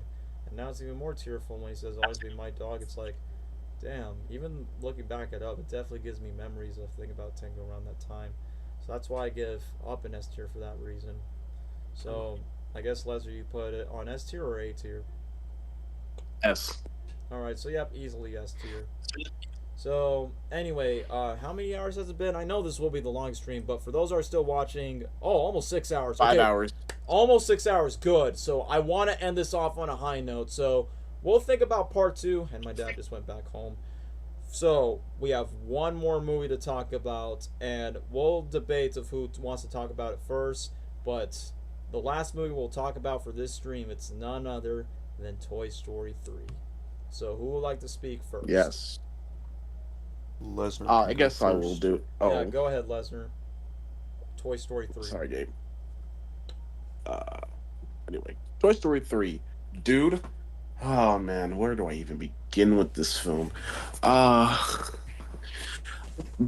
Like the opening sequence was the best. Like the opening scene is basically like showing what a child's imagination looks like when playing with toys, and the montage of the old days until later in reality when Andy is grown up and everything, and like the toys are like, we're not he's not playing with us anymore. Yeah, because he's going to college and he's gonna play with other toys. If you know what I mean. I'm sorry.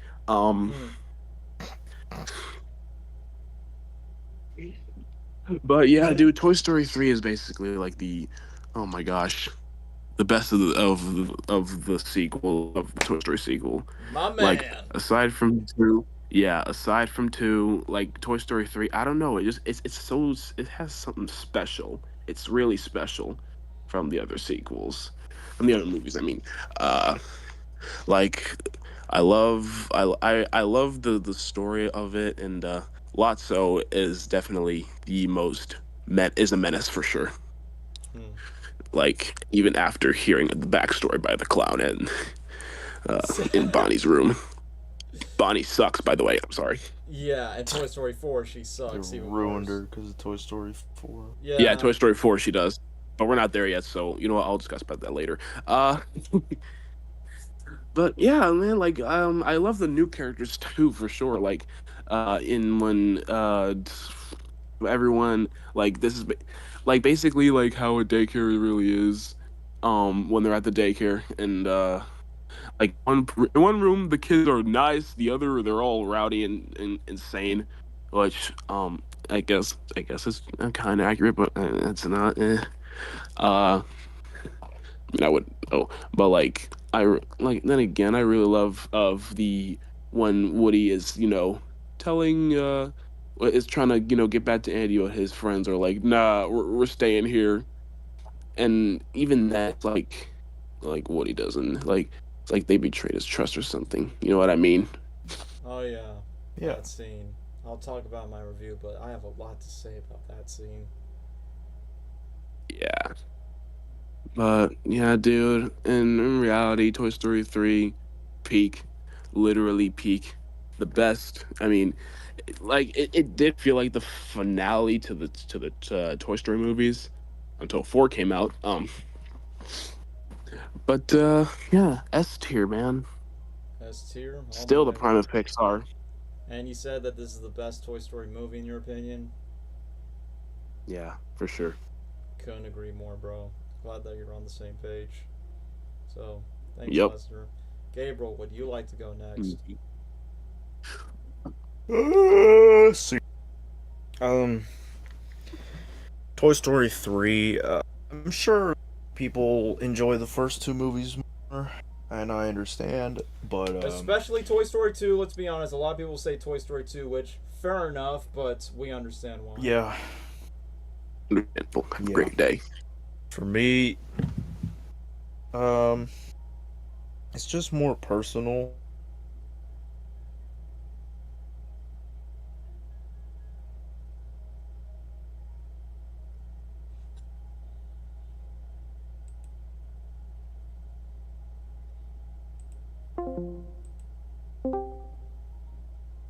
Uh,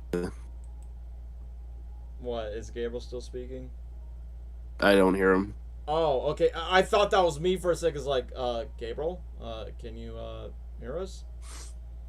Gabe. Yeah, like I said, I thought it was me for a second. Yeah, I don't know. Maybe something came up. Maybe Hmm. maybe his friend blew on the way or something. Let me see. Yeah, I don't know about Gabriel. I don't know. You can just text me like somewhere. It's like, you good, bro? Toy Story, yes, sure. Yeah, we'll talk about that for Toy Story 3. Gabriel, you good? Yeah, because like I said, he ain't responding to us. Oh wait a minute. What just happened? I don't know what just happened. Okay, I don't know. Like, your audio just cut off. Like, you weren't lagging. It's like, wait, how come we couldn't hear Gabriel? Like, I thought it was just me. I don't know what happened. I was just on YouTube looking at the stream, and I was talking, and then in the stream it said y'all couldn't hear me, so I don't know. I didn't realize. Yeah, but anyway, continue from where you left off. What did you last hear? The last thing I heard was it's personal to me. After when we said most people say, "Oh, Toy Story 2 is the best." Okay, yeah. Well, Toy Story 3 is personal to me, which is why I would rank it higher than most people would. And it's personal because of just how we grew up with it when the promotions were out, the trailer, the posters, when we watched it at Disney Springs. Yeah, we were there. We were there. We were there a day before the movie was out. They did Toy Story activities, and we saw it before it was out everywhere. The next day on June 18th, 2010. Yep, and brought our toys and everything, and it was just the hype was real for that movie. Really, and I remember we kept one of the posters in our room. Yeah, we hung it. We hung it in our garage. The old garage. The old garage. When Tango was just a puppy, we placed it in the garage in the background that my dad places. And like we said, Gabriel, we had a lot of the merchandise. Like, even for me, I got Toy Story 3 stuff around my birthday on the same year. I had a Toy Story themed party. Yep, I had that like multiple times. But yeah, the promotion was great for that movie. I was really excited, and worth the hype. I remember it was. I remember this one time. I don't know where it was. Maybe like Miami or somewhere else. When I was living with my mom. Yep, it was Miami. And I went to like a hospital, because it was not for me, but it was, I don't remember why, but we were at a hospital and they had like a shop, like a little, they had a little shop, and they had Toy Story 3 merch in there, and um, I did want. I had the octopus, the purple Oh yeah, one. Stretch, who's voiced by Whoopi Goldberg. Yeah, yeah. Yeah, I remember you had I that had toy. him as a toy, It's a she because it's Whoopi and I would bring. Goldberg. I lied. You're lying. I had her as a toy, and I would bring that to the hospital. Like I had it. I was just holding it, walking around with that toy, and I saw the other Toy Story 3 toys in that shop, and I think I saw Woody, and I was like, I want that, but my mom was like, no, you already have one. I'm like, all right. Because it was Stretch and Buzz around that time. Yeah. Yeah. But that was one memory I have. And as for the movie itself, Can't forget about the video game, Gabriel. Yeah, I mentioned that before I muted. Oh, okay. Or while I was mute, I guess. The video game was my absolute favorite at the time. Me and Danny would play all the time. Oh, dude, the video game. I remember that. Around that time, it used to be my favorite Disney video game of all time, which, for those in the chat who are watching the Wayne Daffy Duck videos, you'll notice the Toy Story 3 tracks that I put in those videos because I want to use Toy Story music, but I don't want to get copyrighted, so I'm like, oh, the Toy Story 3 game, I can use it. So, yeah, me and Gabriel, I always play as Woody, he always plays as Buzz. We pay respects for our characters in Woody's Roundup, the free roam. Mm-hmm. That was like our Disney Infinity back then. Mm-hmm. Before it was a thing. Yep. And yeah, that was just so fun. The Buzz Lightyear level, the toy box, loved it. the main story, driving vehicles around. The shrinking goo, the as growing Woody goo. Buzz. Yep, and bullying all the citizens. Yep, even the villains themselves too. Lotso's Forest, Zurg's Planet, which that was probably my favorite place to travel, and Sid's Haunted House. And the stunt park with the cars and monster trucks. Mm-hmm. Yeah, that too. It was a fun game. And yeah, I mean, aside from all that, the movie itself is, again, one of my favorite animated movies ever. It's very different in a certain way from the other two movies. The second movie is super fun. It's all about fun. It's got, a lesson to be told as well in the sequel and all that. But I think the sequel is just more for laughs, more fun. Yeah, it's like same what with we the said, first. It's the funniest. Could be said for the first. But Toy Story 3 was just a different direction. It was different. And we thought that would be the end of Toy Story. Finale. Mm-hmm. Should have been, but here we are. Just from an emotional standpoint, and we all knew this would be the last one. We knew this would be the characters' goodbyes. And was really scared because we really thought Woody was gonna leave to college with Andy and leave the other guys at the time. Mm-hmm. And seeing Andy grow up, and I mean, he was 17 and already going to college and like going out and stuff, and that alone is pretty impressive. Yeah. Was gonna be his age, dude. Back when I was a kid, I was like, dang. So when I'm 17, I got to do that? That's crazy. No, actually, that's a lie. Yeah, it's just better late than never, like what most people would say. Andy's just that guy. But him moving out his stuff, and saying bye to his mom, and his mom kind of being sad. It was pretty touching, and I'm sure a lot of people my age or a little younger can relate to that. sort of thing, or even anyone older. Uh, I it's just emotional overall, not just for the toys, for the humans, and this is the kid Andy that they have been loyal to since day one, since the first movie, and now he's moving on, and they're scared of that. Well, Woody is. Woody is scared of that, and he wants to stay close to Andy.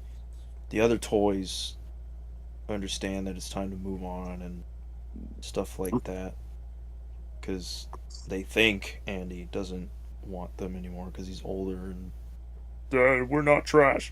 He put us in the trash bag in the attic. And called us junk. No. Yep. Yeah. So it's just all different. So many changes happening. And you know, even Buster getting older. That hurts. It's just I don't know, it's so real, man. The movie's so real. Like It hurts more. where deeper. it goes from Toy Story 1 and 2 where Andy's young, he's a kid, he's having fun, loves these toys so much, and then now he's growing up, he's got responsibilities, and everyone's getting older and moving on from playing with toys, and these toys are moving on from a family they've loved and lived with since forever. And it's just sad. And Yeah. them experiencing a new life in the daycare was very, I think it's interesting. Like, even though since the first movie you get the experience of what it's like from a toys world and perspective, and it's a little different than you'd expect because they're in the middle of the street and then in some other kid's house. But then in the third movie, they're going to what is probably a Toys Worst Night. Well, one of the things that are a Toys Worst Nightmare is a daycare because it's full of little children that don't know how to take care of toys and they slobber and break everything. So there's that, and you know, it looks fun and everything, but then there's a deep, dark lore behind this daycare, at least for the toys, not for the humans. Yeah, the don't toys give a crap. maybe. Yeah, because obviously they're kids, they can't think much. But for the toys, it's a living hell. It's a But prison. the toys, it's a much bigger deal for the toys, and I think that's what makes it exciting or not exciting, but like interesting to see them go through this. Basically trying to escape prison and meet these new toys that you think were nice and then they're not. It was just an interesting twist and interesting plot line, and It's a trap. you know, different things happen here and there, like freaking Buzz turning evil because of a button switch or battery switch or whatever, And then him turning Spanish. Exactly. then turning Spanish, Buzz is secretly which Mexican. was hilarious, goated even. Yeah, and then I'm glad they go in depth with the evil characters like Lotso and, well, you know, specifically Lotso, and not just like portray him as the bad guy and then that's it. They give an explanation as to why he's doing this, why he's evil, and whatever it is. And you know, I mean, it's not the saddest backstory, but it's like understandable why he's angry To replace us. because he feels replaced, and She replaced all of us. yeah, she I don't don't love love you you no no more. more. Now come on. And don't be such I'm a a baby. That's a baby. later scene, but still. Just seeing that even he can relate to what Woody and his friends are going through, except he takes it in a different manner and is more angrier, more for vengeance, I guess. meanwhile, Woody and the others, they're sad about it and a little upset, but they're not obviously gonna go the same way Lotso or they're not gonna go as far as Lotso did. They just later on realize, hey, Woody was right. We should get back to Andy, not this crappy daycare. And Woody's the goat, bro. yeah, Woody's I Woody love him so much. Love him. his development is a lot better in this movie. Like he feels like a different person. You go from him in the first movie where he's more, I guess, cocky, more grouchy. Jealous. Yeah. Yeah, I'm still And then, and in the third movie, he really cares about, I mean, everyone really, like all his friends, Andy, and he's super loyal. That's the greatest thing about him, and that's specifically what Andy said. He's loyal. Brave like a cowboy should be. And showing his, especially when he was hesitant to give Woody to Bonnie, like that part. yeah, Mm-hmm. yep. Woody as a character really grew, and that was a great thing about Toy Story 3 as well, and why I like it better than Toy Story 2 and 1.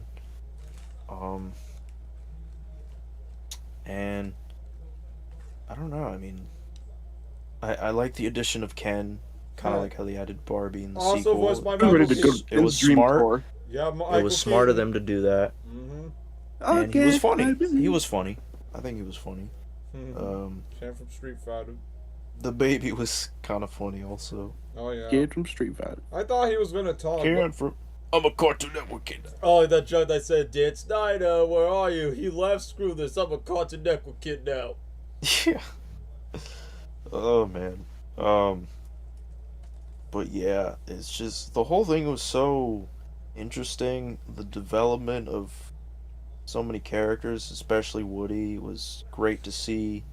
It was just interesting, entertaining, a big adventure, with everything to do with the daycare stuff, and it was just funny. The turn, like they were like excited for daycare because they're gonna be played with and not be neglected, by someone like Andy, and then they go and literally get tortured by children.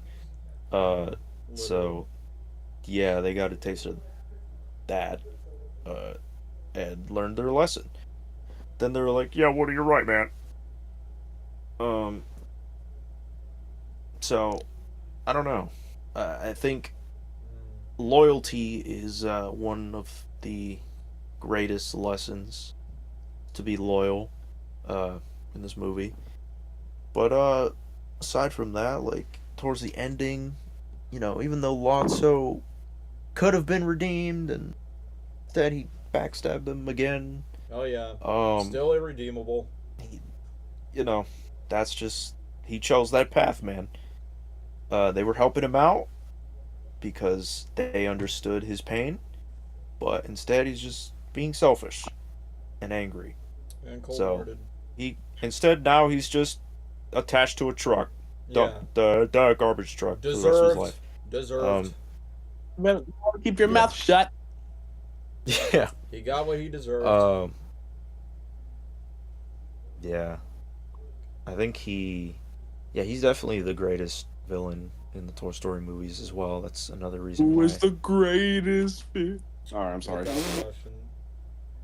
That's not related to what we're doing. That's why I think Toy Story 3. One of the reasons I think Toy Story 3 is better than the other two.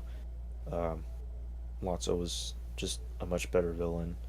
None of the villains really got redeemed, but just I don't know. He had a more of a reason to be a villain. Sid was just a psycho. Pete was just I don't know. Plot twist Kinda- at the last minute. Yeah, it's kind of retarded, really. Yeah. But Lotso, I think he had every reason to be angry and be this villain that he was. And then the ending, of course, that is a highlight for me. It's the ending. Andy saying goodbye to the toys and explaining to Bonnie why they're so special to him. Um, it still gets me every time. Um, I really thought that would be, especially back then, I thought that was the end of Toy Story, and it just really, it hit. It really, and it still does, even if there's more movies, it still hits. Because it just applies to real life. You get older and you gotta let the past go. You gotta let go of your childhood at some point and move on and let the next generation continue that. And I don't know.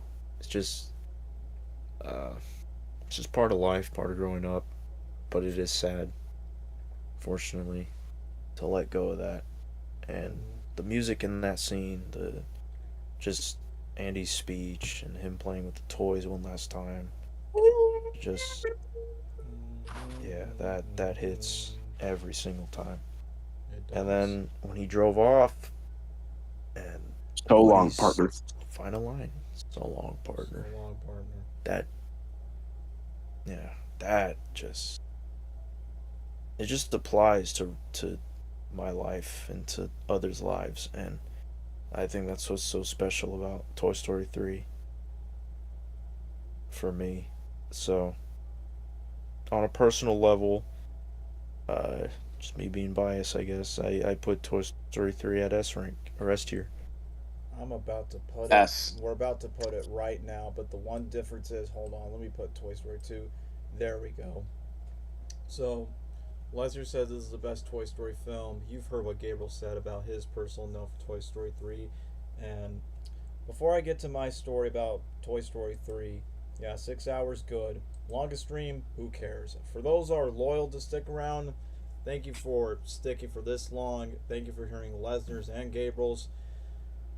This is going to be similar to Gabriel's, but it's going to be slightly different where it's not the same. So, I mean, as you could tell, I mean, if you're looking from this t-shirts, wearing the cowboy hats, and for those that see these guys, Woody and Buzz, that I used not just on the Woody and Daffy Duck channel back in the day, but also during around my childhood days where I used to play with these characters around that time. Toy Story 3 is 100% a personal fan favorite. Not just Toy Story movie, but I'm going to say this, and pretty much Gabriel's on the same boat as me. I don't know about Lesnar, but Toy Story 3 is, like, as an 8-year-old kid back in 2010, back then it was my favorite Pixar movie around that time. And then if we flash forward to, like, what, 14 years later since 2010, it still is. Like, I look back to, like, why did my younger self love it so much? And then as I got older, why does it still remain it? But it's for more deeper and personal reasons. So, Toy Story 3. So, Gabriel talked about the childhood stories that, yes, we saw the movie like a day before it arrived in theaters on June 18, 2010. We do some toy quiz. I remember I was playing the etch sketch for where we were supposed to spell Buzz, which I thought that was nice. We watched it with our grandparents. We watched it with more family members, and like what Gabriel said, we got the exclusive poster. We got all the toys. We got the toy sets. We played the video games. Like, even though I appreciate my childhood days with Toy Story 1 and 2, but in retrospect, I feel like that's what Toy Story 1 and 2 was for me. Like, it was definitely, I mean, I still enjoy 1 and 2 as films of what they've brought to the franchise, but they definitely represent, like, the earlier days of our childhood run, especially for me with playing with those toys with Toy Story 1 and 2. But Toy Story 3, even though I loved it as much as an 8-year-old, and I still, till this day, claim that it is my favorite Toy Story movie of them all. So, one of the greatest things I love about Toy Story 3 of how it personally impacts me as a grown adult, especially this year in 2024. But before I get to my personal reasons why I love about Toy Story 3, like on a personal story note, but we just gotta, like, not ignore the fact that even though, you know, Toy Story 4 exists and then soon Toy Story 5, we'll see how that will turn out. I'm still gonna watch it, don't get me wrong, but it's like, can you please make this the real ending so you don't have to rinse and repeat, like, oh, this is the true ending, this is the true ending. The true ending should have been with 3, just like everyone else, but I love how this movie begins. Like, it's a beautiful love letter for what makes the first and the second movie so special. Like, first movie is literally a homage to Andy's imagination of One-Eyed Bart, Woody the Sheriff, and then you got the addition of Buzz and Jesse add to the mix. It's like, that's such a great homage to the first movie when we were first introduced to Toy Story, but also similar like Toy Story 2, where we see the imagination of Buzz flying in Star Command, but in the perspective of a video game. But now Toy Story 3, we're seeing that in Andy's imagination, and we're seeing the voice actors. And man, I mean, obviously outside of Tim Allen, Tom Hanks, the voice cast for every single character, both the old and the new, they just gave it their all. And I cannot say the same for other animated movies, but in my personal opinion, I think Toy Story 3 arguably has the biggest voice cast. And I repeat, the biggest voice cast in any other animated movie, like whether it's old school actors or new actors that joined to the cast. Like you got Michael Keaton, you got Ned Beatty, you got Jodie Benson, you got the chick who voiced Mabel from Gravity Falls, you got the guy who played James Bond who's voicing Mr. Pricklepants. The list goes on. You got Jeff Garlin's Buttercup. It's like there's so many great actors, old and new, like all into this movie. Like this movie was my Avengers Endgame. It was my Endgame back then when I was a kid. So that's why it has that strong ensemble-led cast. But outside the beginning of bringing back the old and the new, I love that the movie begins, and it's just like in real life, or what our parents would do or family members would do. They'll take videos of us. They'll take pictures of us with our childhoods. And I still remember the days where me and Gabriel goes to Disney, whether it's our fathers or moms, uncles, grandpas, grandmas, like, doesn't matter who it is, whoever's holding that camera, whoever's taking a picture, taking a photo, it just becomes a forever memory. And that's what we see during the "You Got a Friend in Me." And literally, I love how in that segment it ends up, "And as the years go by, our friendship will never die." Boom, it cuts off after like "never dies." Like, you thought that this childhood innocent fun of playing with your toys, like, I thought it never ends. But as time flies by, Andy's 17, soon to be 18, off going to college, and already playing his childhood behind. And I like the beginning of the movie. We actually got Woody was trying to like give out a second chance to like maybe find a way to convince Andy to stay with the last remaining main cast of toys. And I like that Woody just comes up with a staff meeting, which for those who watch my Winnie Daffy Duck videos, especially the finale, that became the main inspiration of that. And not only that, like sometimes I feel like I could be the Woody of the team, just to coordinate with people that are a part of a group, just like what I do with these live streams, or even when I go out in public, when I go to theme parks.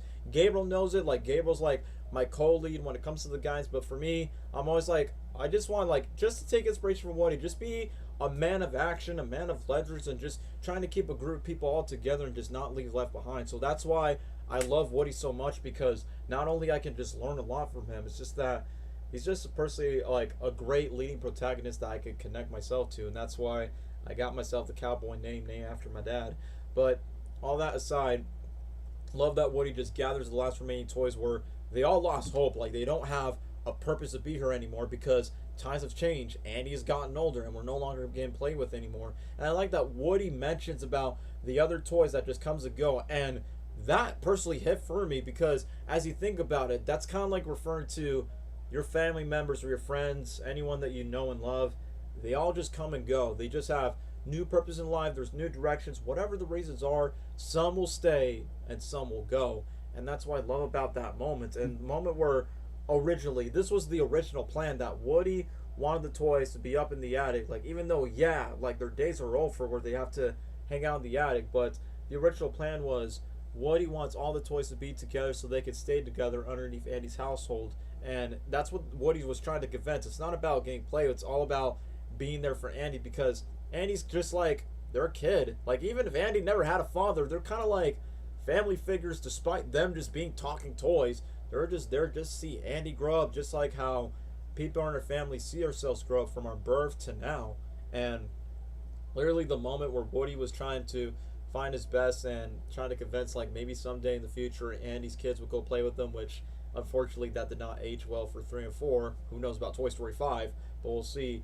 But literally when Woody and Buzz were looking at those photos and just seeing that Andy was going to grow up as like for infinity and beyond, it's like, dude, I'm not going to get personal with my life, but this is something similar for what me and Gabriel are going through, especially through this year, where family members are planning to move out to different states, different parts in the area, and me and him know that it's going to end soon, and we've been through so much, and we just can't believe it's going to be happening for a closure that most of us will not stay together, but that's just part of life. And Toy Story 3, looking back at that beginning scene, it just gets close to that. Like, that's, like, literally the first act of the movie, rewatching it again as a 22-year-old, it's like, I get it. Now I understand why I loved it so much and why it's personal. So, not only Toy Story 3 is a fan favorite, it's such an influential movie of my life growing up, including the moment where Andy was literally putting away the toys and thinking like they're trash or something. I like that he's literally off with the two toys. Either kept Woody, the toy that he always loved when he was a child, or Buzz, who was like the new toy in town. And I like that he kept Woody just because he was so attached to Woody ever since the first movie. But either way, the moment where Gabriel talks about, look, as funny as it was to see Buster getting old and fat, it's like, man, even though Tango just passed away a week ago, it's like, man, I can relate to that now, since I have an old dog that lost out of breath, but still was still trying to get around. Plus, Tango was born when Toy Story 3 was out around that time. And even I'm going to talk something else personal, where literally when I was living in that old garage with that old Toy Story 3 poster in the background, when Tango used to be young, he used to come up to my stomach and we used to dance to the "Are you wanna win at me?" of the Spanish version of "You Got a Friend in Me," when Tango was just a small pup. And now that Andy saw Buster gotten old, it was the same thing for Tango too. Even when I let my Woody doll be next to Tango on my last Wayne Daffy Duck video before I retired. But then that became the starting point of the quest, where the toys thought they're being thrown away and Andy's mom confused over trash, which Andy could have chose a better bag, which that's his fault on that. Could have just do something clever rather than just using a trash bag. So he would have just put them in the attic as they should. But hey, if it weren't for the trash bag, we wouldn't have the plot for what we got for Toy Story 3. Even though the original plot was going to be where Buzz was shipped to Taiwan, but that didn't become the case. The one that we got is the better version. So, toys, we're assuming they're being thrown away, and that's where the toys themselves think that they crossed the line. Andy doesn't care about us anymore, that we're just nothing but junk. Junk. Junk. Yeah, Junk. Lesnar, you get the reference for that. I will miss Tango. Yeah. Yeah, Cameron, that's how I personally feel after watching that scene when Buster got old, Tango got old. Totally hit the same for me. But as we go on over, I like that Woody. I mean, that's the one thing I love about Woody, and Gabriel just mentioned it. He came from super jealous, arrogant cowboy friend that wishes that he was in the top priority, but first movie, he realized that Buzz matters a lot to him equally as much as Andy would love to treat both Woody and Buzz, no matter if Buzz is getting all the love or Woody's getting all the love, or both of them. And then Toy Story 2, Woody's just finding about the origins of his past, but also the value of becoming a toy, and trying to convince that with Jesse, or going to Japan just to have a new purpose. But then Toy Story 3, he got what he wanted and let Buzz that he is more than just a space ranger. He's a toy that means a lot to a kid. He did the same for Jesse and Bullseye and all the rest of the toys, and then they all just moved on. I like that the third movie just builds itself up, where the toys disagree with each other and Woody still wants to stick together despite, the disagreements. Kind of like with families in real life. Like, we've all had those moments where we should stick together right here, but some people in our families like, no, we decided to go to this direction, which is a very universal and relatable thing, even though it's just in the form of toys. Like, that's what I like about the conflict between that, which leads to Sunnyside Daycare. And I like that this movie, it has a perfect depiction to society today, where whatever is marketed as like, oh yeah, this is the happiest place on earth, but in reality, sometimes that happiest place on earth could also be your worst nightmare, whether if it's actually a theme park like Disney, or I don't know, something like my dream career, oh, I want to be a child actor. Until then, it became traumatizing. So you guys get the idea, where it hints that it makes you to have the dreams that you wanted, but soon those dreams will be crushed by the wrong people behind it. And that's how I see Sunnyside Daycare. And even though as a kid I used to go to daycares when I used to be raised by my mom, and we used to have like all these toys that we often play around that time. Some of them were Happy Meal toys, some of them were actually characters from the Toy Story movie. So I know how it's like being raised at an after school daycare around my elementary school days. But I'll admit, during the Sunnyside, the daycare segments, the one thing that was so cool, like, even though, the intention was to introduce a world of new toys that are being played by multiple kids, and that's what the goal from what, not counting Woody, but that's what the other toys wanted, just get played with, just to be like, their value, their love. They have a purpose just to enjoy life as they get love from a kid. It's kind of like the same way how we approach the animals, whether it's dogs or cats or even wild animals at the zoo. Like, they want to have their purpose just to be raised in love. If not, then they just have no enjoyment of life anymore. So that's how the toys see the daycare as like an open door to that. And yeah, they pretty have like cool new toys from Stretch to Chunk, which is the buff bug dude that people just meme about, including a Lego minifigure about him. Which, yeah, I almost forgot. I used to collect the Lego Toy Story 3 Lego sets, from the train to Lotso's truck. Those were good times when I got the Toy Story merch.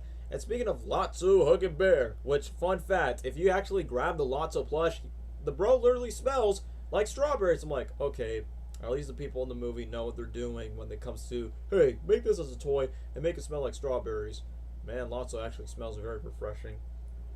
But I'll admit, I definitely will agree for what Gabriel said. Easily, in this franchise, Lotso is easily the most complex Toy Story villain. I'll put him up, like, when it comes to Pixar villains, I'll definitely put him up next to Syndrome, if I'm being honest, in terms of Pixar villains. He's up there next to Syndrome from The Incredibles. So, Lotso, however, I know the marketing of the movie wants to see that Lotso is a good guy. He's a wholesome, cuddly teddy bear, and he's really soft on the inside. But just like what Buttercup said, on the outside, on the inside, he's a monster. And that's what he's basically just describing Lotso. But the one thing that, okay, I'm going to be honest with you. On the computer, I look up the Lego Toy Story 3 sets, and guess what? I was already spoiled that I know Lotso was going to be the villain of the movie, because there was a Lego set where Lotso brings Woody Ham into the fire dome. Like, oh, so the cuddly strawberry bear is the bad guy. Good to know. And then when I watched the movie, I'm like, okay, makes sense why he's evil. So later on, even if people did not see that coming, I did saw it come in a way thanks to the Lego set spoiler that I saw at Lego.com. But later on, just like what Gabriel said, like, its purpose, even though as silly as it is, of the, she replaced all of us, didn't she? She doesn't love you no more. Thanks to Chuckles, aka everyone in the audience in my screens, they all laugh when Chuckles on screen, just because he's a sad, depressed clown who's like, yeah, that's right, I do lots. So people were laughing in the theater just because of his voice and how the way he looked on screen. But yeah, I used to be that. Yeah, everyone laughed like when I watched it in the theater. So literally, but before we get to Lotso's backstory, I like that he tours like Sunnyside Daycare. Like, yeah, if you go to the butterfly room, this is where all the mature big kids go, aka, the kids that are raised well from their parents and know how to, clean up their messes and not be disrespectful around their household. So those are clearly the kids that have better parents, while you have young infants, young toddlers in the caterpillar room. And yeah, shout outs to the scene stealing side characters, definitely kid from Street Fighter. Which, yeah, once again, it's none other than voiced by Michael Keaton. So from voicing Chick Hits to Ken from Toy Story 3, and then you got Jodie Benson reprising her role as Barbie in Toy Story 3 for Toy Story 2. They actually made a good side couple and actually have some good funny moments, like the nice ascot reference. It's like, oh, I get it. It's a nice reference to know that she likes Ken's jiggly booty cheeks. So that's kind of like a nice ass. Yeah, like I said, funny adult joke Easter egg. And then I know Dwayne's not here, but when we did a watch party, it was funny where Dwayne makes Ken gay by saying, "Yo, what's up? Yo, what's up, sexies? It's pride time." But once when Ken looks Barbie, switch the sexuality of, "Whoa, no, I'm a straight man." Man, I would laugh so hard if that ever happened in real life, but you never know. But that was the funniest moment during the watch parties that we used to have. But as time moves on, like what Gabriel said, Big Baby, as a kid, I thought he was gonna talk, like, not like Buddha, who he starts talking like this, but kind of like a kid voicing Big Baby, but instead, since, he's a baby, they just says, like, baby sound effects. And I will admit, when they go to the caterpillar room, it definitely looks good, but the scene that Lesnar brought up, it's like, oh boy, can't wait to talk about this scene, is where the toys have a commitment, and they already confess that they want to stay here at Sunnyside Daycare, but Woody, give respect to Woody for, in my opinion, this is the best movie that showcases how much Woody has grown as a character, but also he has a mind of his own. Like, where he's like, I have a kid, you have a kid, Andy. Now, if anyone's going to come over, is welcome. Let's go, Buzz. And Woody was even shy, like, even from the look of his face and even from his voice, that he feels disappointed that Buzz doesn't even want to tag along, even though Buzz was there to tag along with Woody when Woody was a lost toy since the beginning, and when they were no longer like not getting along with each other, and then they got trapped together at Sid's house. Like, man, that hurts. Where was like our mission with Andy's complete. Like, even Buzz knows that. Look, Woody, I know we've been through a lot together, but I feel like this is where we should make our pit stop. But Woody just doesn't want to give up hope. But then Jesse just made the confession. She's like, Woody, are you out of your marbles? Andy's all grow up. Can you just realize that? And then Woody just made the confession, even if the other toys when they felt hurt from this, where Woody just says, fine, perfect. I can't believe how selfish you are, all are. And then this one quote, and honestly, this quote hits because I've been through this in real life, and pretty sure everyone in their lives have, whether it's like family members or friends that eventually don't have like the betrayals of everything. But this is the part where Woody says, so this is it? After all we've been through. It's like, man, props to Woody, man. True cowboy, dare I say it, a true legend of bringing brutal honesty in front of the toys, even if they don't want to listen to it, but it's something that they need to hear. Like referring to, so that's it? After what I've done for you of trying to reconnect, to rebuild a family, this is how you repay me? After what we've done, this is how you want to end things off with? And even when Buzz was trying to like reach his hand out to Woody, and then Woody just wanders off just because Woody doesn't agree. And when even Bullseye, because you know horses are like dogs in a way, wants to stay with Woody, but Woody's like, you know what?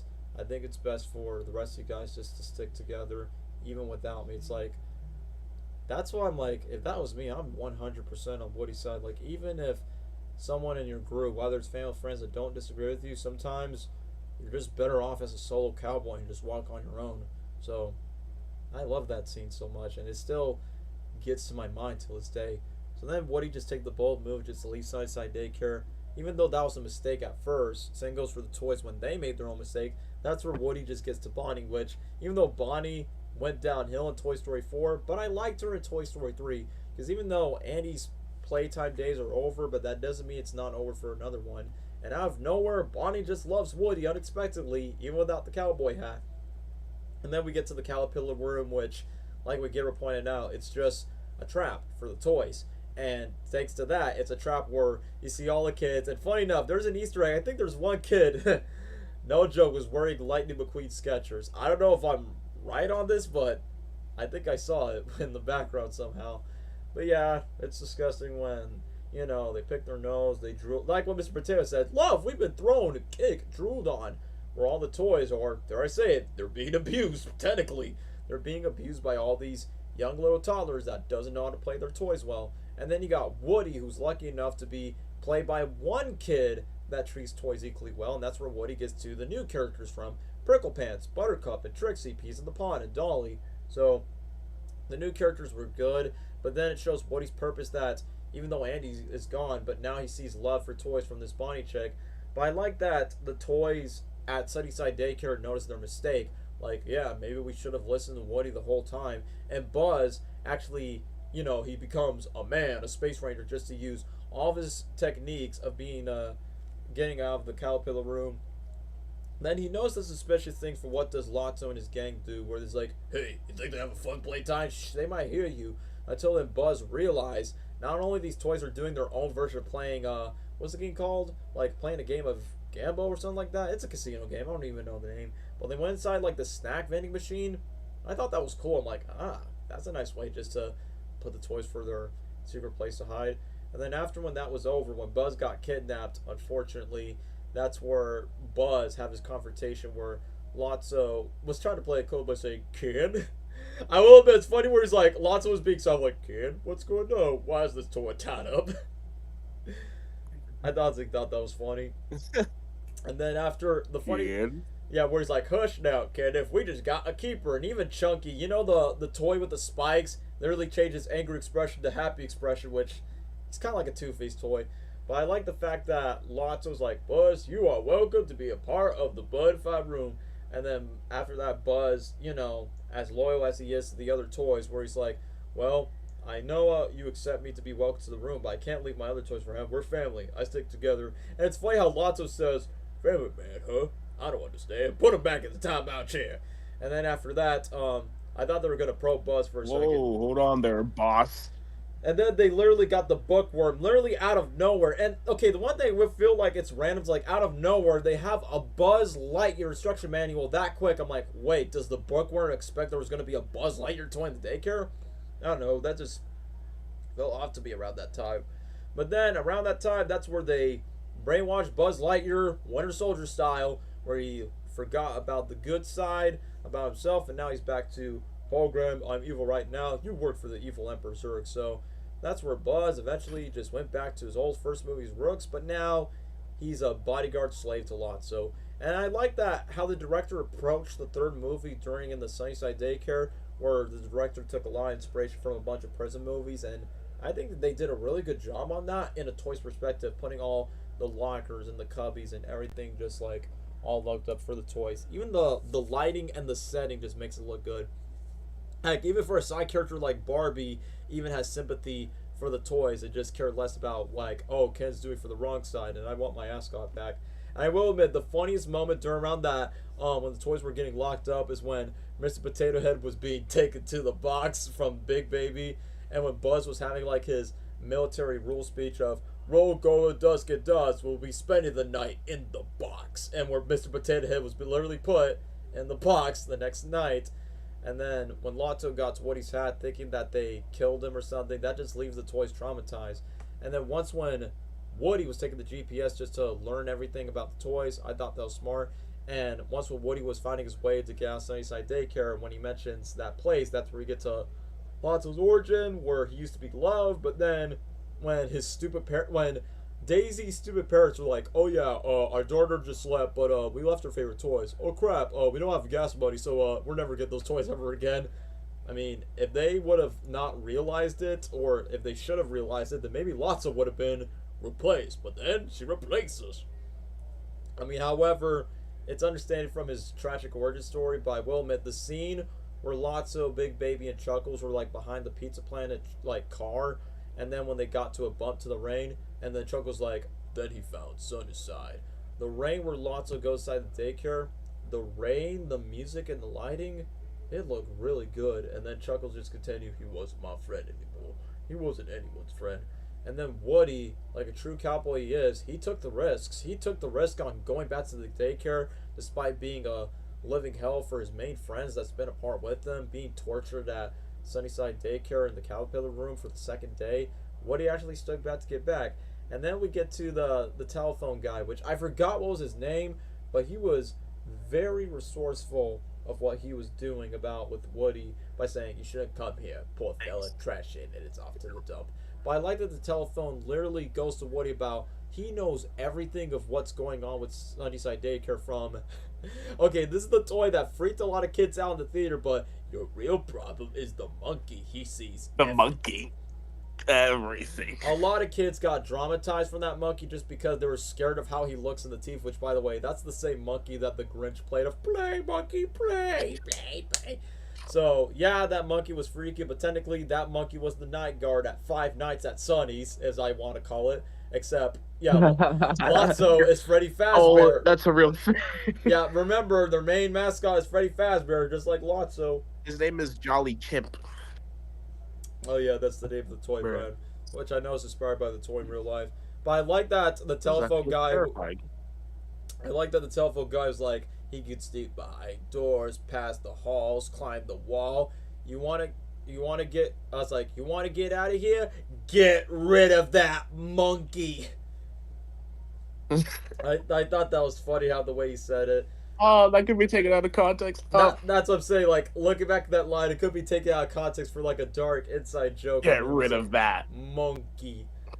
But then I will admit the heartwarming moment was when the kids left out for recess and when Woody's like, Woody. I like that they play Woody's theme from the last two movies that goes and then literally when the toys forgive each other, and then they literally just said, Buzz turns to a real Space Ranger again. Oh no, that's right, he turned on the astronaut.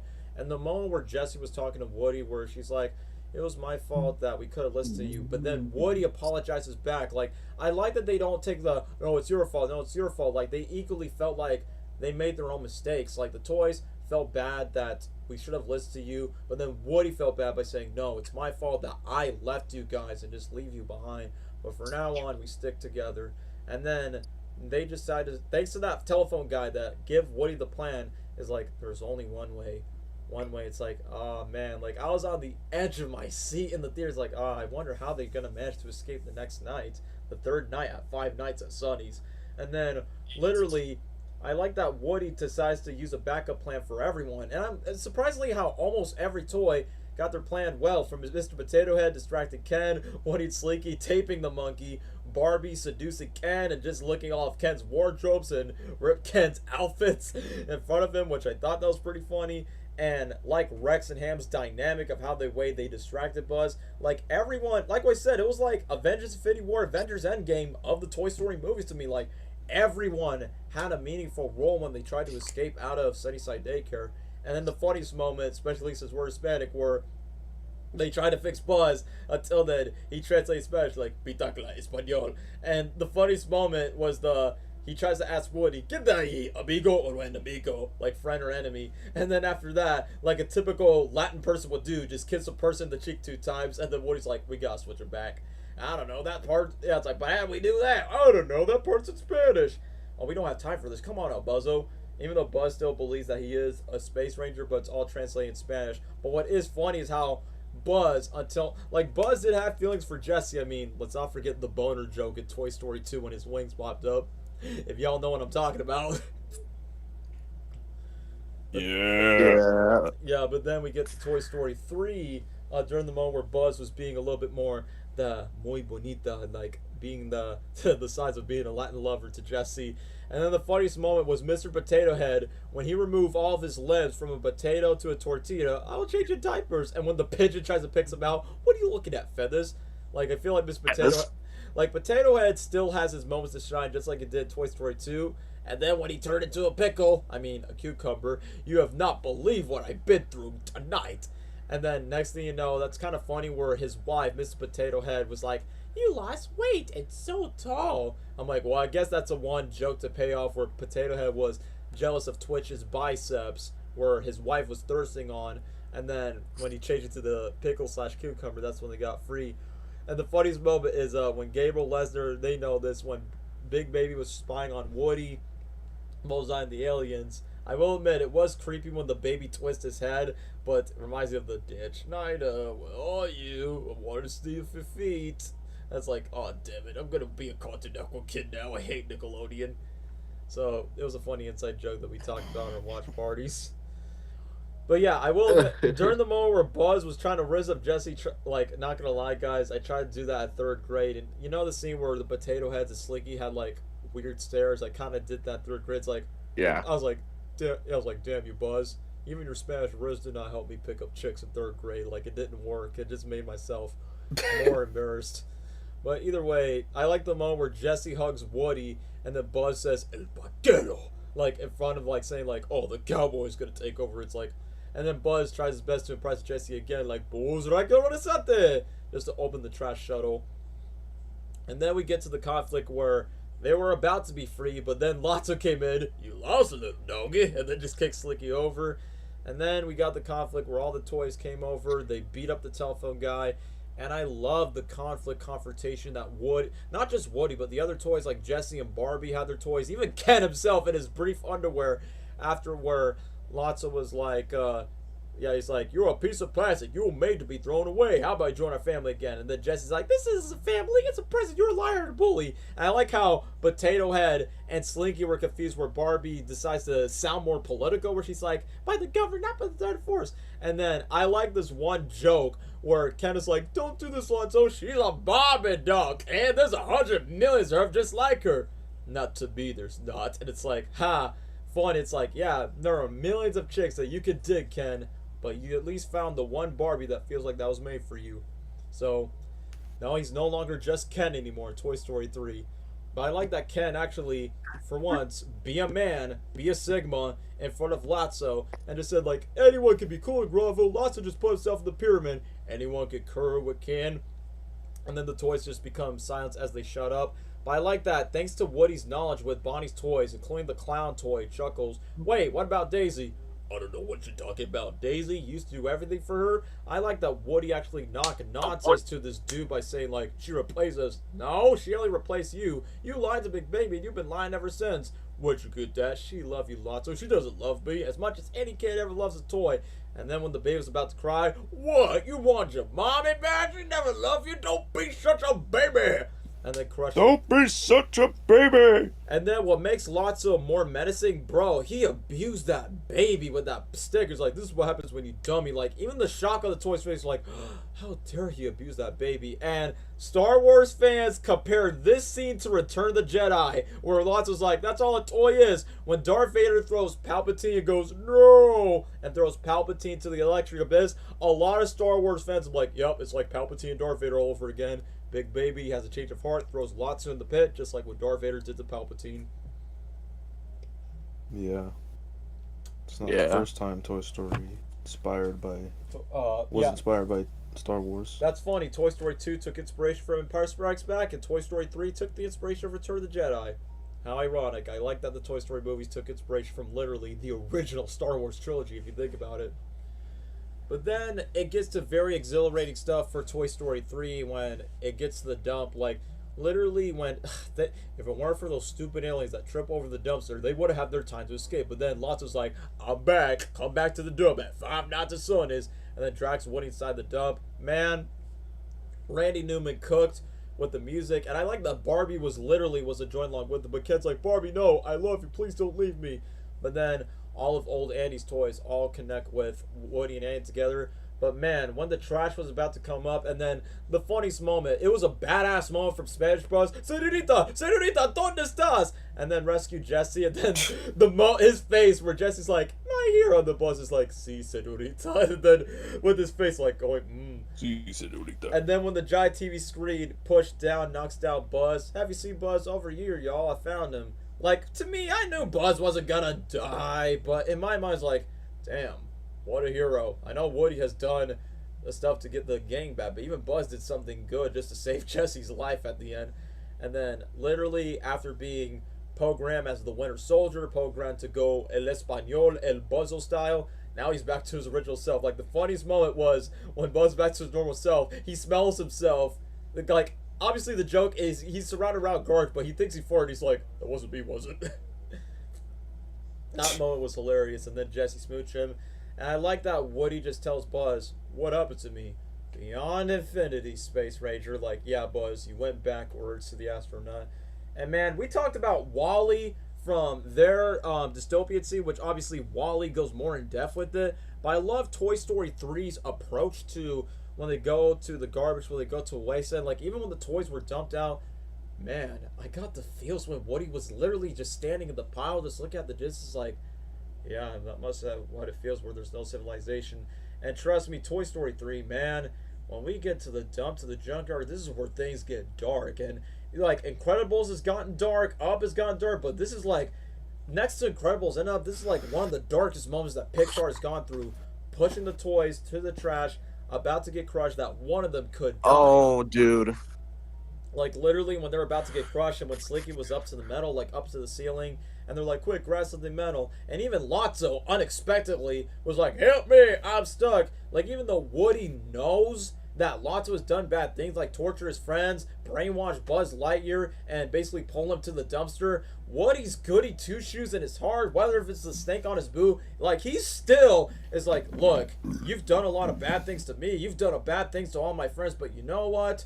You're a toy, just like you and me, even if you didn't feel like you deserve to live, but you know what? I'm not going to be cold-hearted. And guess what? Guess who was his best man that still helped him despite Lotso brainwashed him? Buzz Lightyear helped him out and helped Lotso free. It's like, damn, the showmanship that both Woody and Buzz, like, this is why, in my opinion, like, look, don't get me wrong, Sully and Mike is great, Lightning McQueen and Mater is great, but this is what I love about the duo between Woody and Buzz. And honestly, I felt the same way. Like, that's, like, literally Gabriel's my Buzz Lightyear. He'll stick by me, by my side, and then just stick to the end.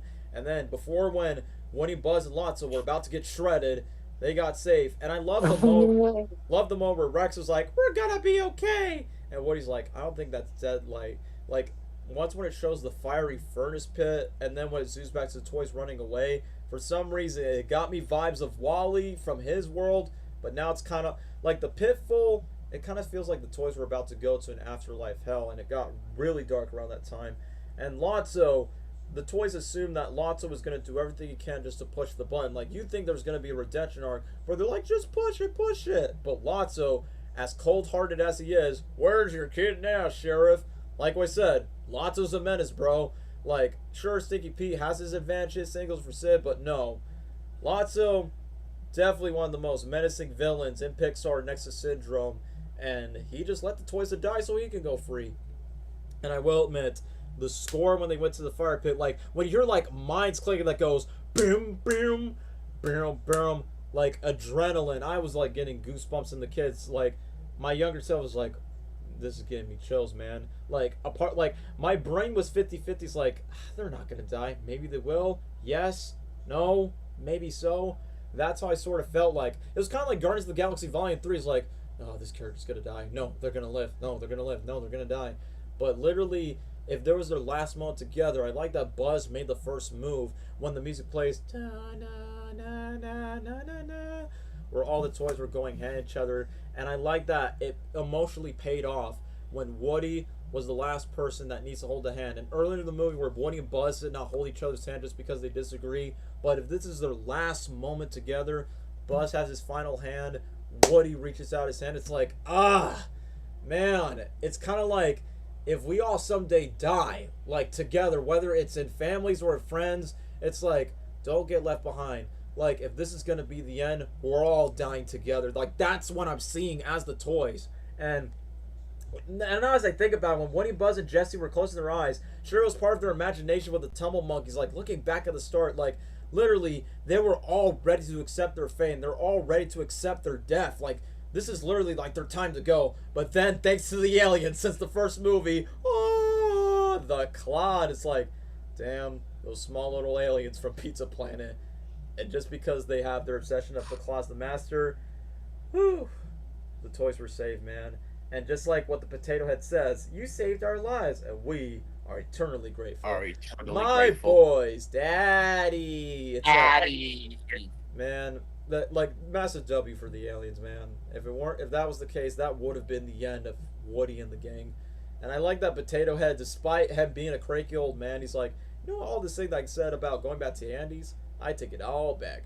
And I like that. Once again, Lotso got what he deserved, man. Like, it kind of reminds me of Jafar from Aladdin. Like, it's one of those satisfying villain endings. It's like, how would you decide to give a villain's ending, whether it's their fate, whether it's their punishment? It doesn't matter. Like, kind of like with Jafar and Aladdin. Like, Jafar wishes that he could have everything for what he can ask for more instead of just asking for what he got. So then Jafar got his wish of becoming a powerful genie. Then he got stuck into the lamp, which was part of Aladdin's plan. And then same goes for Lotso, thinking that he's been unwanted, and then he pushed all the toys aside. And what does Lotso deserve to do in return? He decides to get locked up in a garbage truck. I had one of these when I was a kid, strawberries, and then got trapped by one of these garbage toys. So I'm like, Lotso got what he deserved, and then we'll never see him again.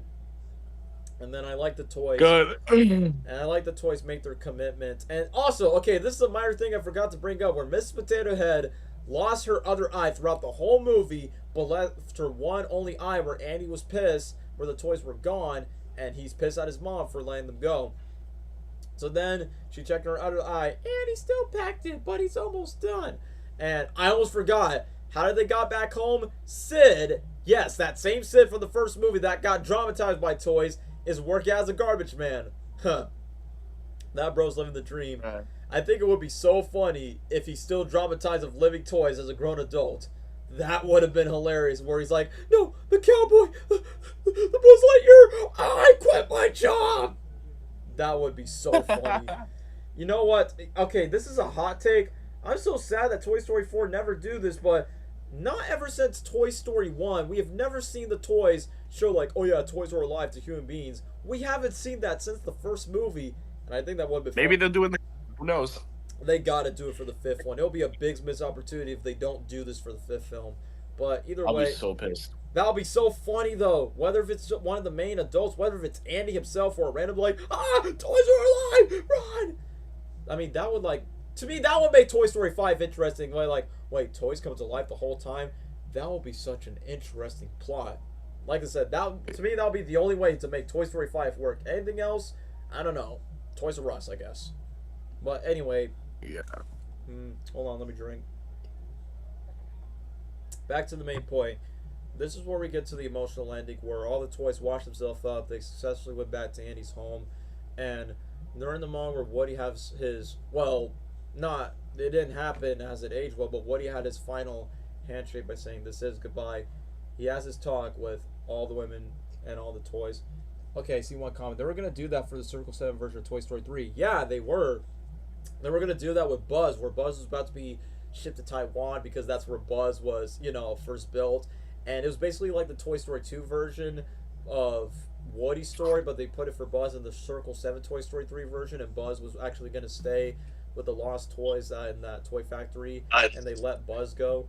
But that would have been an interesting plot, don't get me wrong, but I'm satisfied with the one that we got in the actual real Toy Story 3. So thank you, Jude Sir. Yeah, that's your username. But anyway, back to the point. Once when Buzz have his final goodbyes and same goes for the toys where Buzz says, "You know where to find us, cowboy." Man, the music that Randy Newman composed at the end, where it goes, na, na, na, na, where Woody has one final look at his friends, like I said, and then it hits even more when Andy's mom comes to the room, where his room is just empty and it's nothing but just a box. 2 boxes to be exact. Woody was about to go to the box where he goes to college, and when Andy's mom has the pressure of letting her son go because it was like the first child that she raised until Molly came along, and then Andy's like, "Mom, it's gonna be okay," and then she's like, "It's gonna be hard to let you go," and then Andy's like, "Don't worry, I'll always be there." And it's like, and then Woody got inspired by that when you look back at Andy's picture where Woody had the idea of having the address being shipped to Bonnie, and around that time that's where he had the idea to change his mind to be with the toys ever since Andy's mom had that speech. But going back to that moment where Woody was saying goodbye to his old gang around that time before Andy's mom walked in, it already hit the feels at that ending, because I can already picture this. Who knows, maybe it could be next year that if I move out about my old house me and Gabriel grew up with throughout our childhood days, and then it's empty where we grew up our whole lives, just like how Andy grows up in the same room in the same household before Andy had to go to college and go live his own life as he should be as he's growing up. And that's what I love about Toy Story 3. Like, it's not about loyalty and sacrifice and looking out for one another and noticing your mistakes.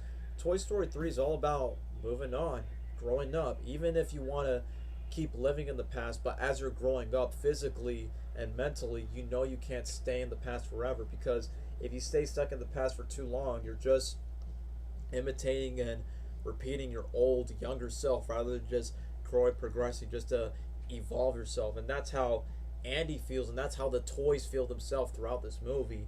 And even personally, on a personal note, I feel like I've been stuck in the past, and the reason why I haven't progressed most of my goals is because I feel like the past, as much as I love it, it prevents me for like as I grow up. So that's why this movie, along with other movies, which I'm not going to talk about because Toy Story 3 is the main focus, it became the main inspiration of let go of Wayne Daffy Duck, let go of Tango, even if that movie came out the same year, and at some point say goodbye to either half of my family or most of them and say goodbye to my old homes. Like, Toy Story 3 is kind of like a metaphorical but also a visual representation just to remind me if that's going to happen in real life, and not just to me but to anyone in general. For anyone that has gone through that through Andy's age or older than Andy, doesn't matter.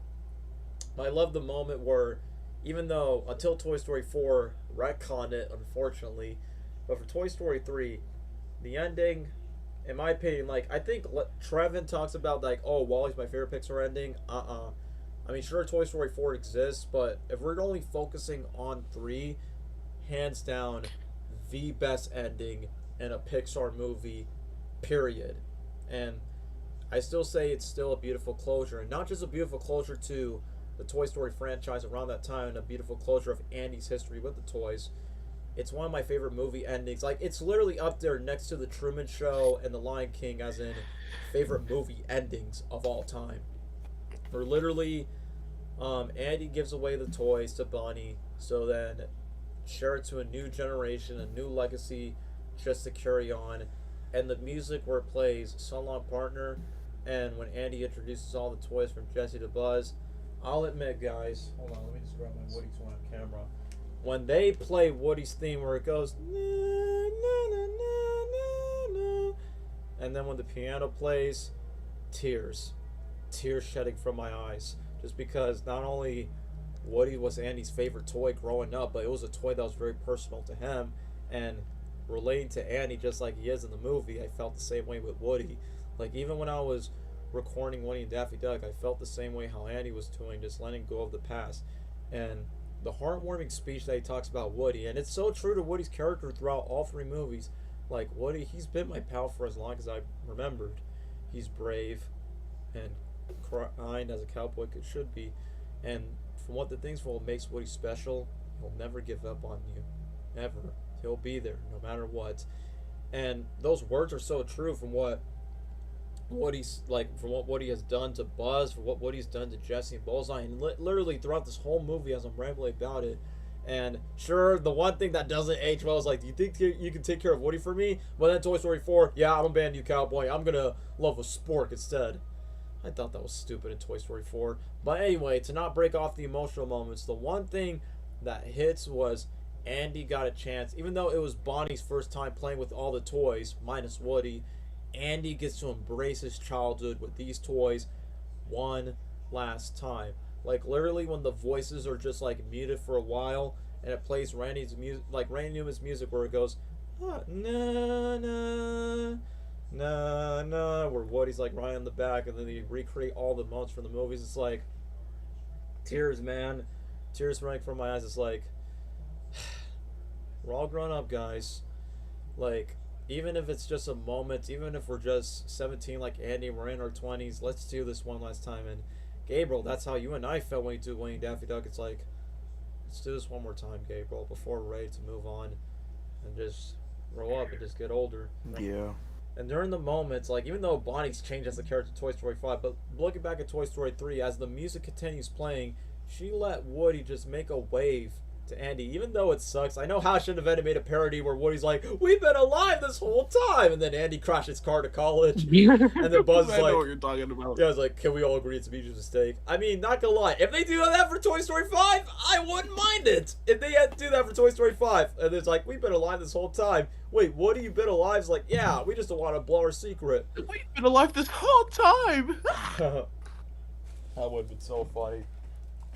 But still, before I get to more of my personal note about the ending, literally when the music ends, and beautifully, I mean, I know it wasn't Woody's real final words, because, you know, you got the mid-credit sequence of "We Belong Together," but this one quote, like, one of my favorite final quotes in a movie, like, obviously Truman Show is one prime example of, in case I don't see it, good afternoon, good evening, and good night. That's such a beautiful line to give closure, not just to your arc, but to your whole story. So Truman Show was definitely a great final line. But then what's close to that last line from Truman Show?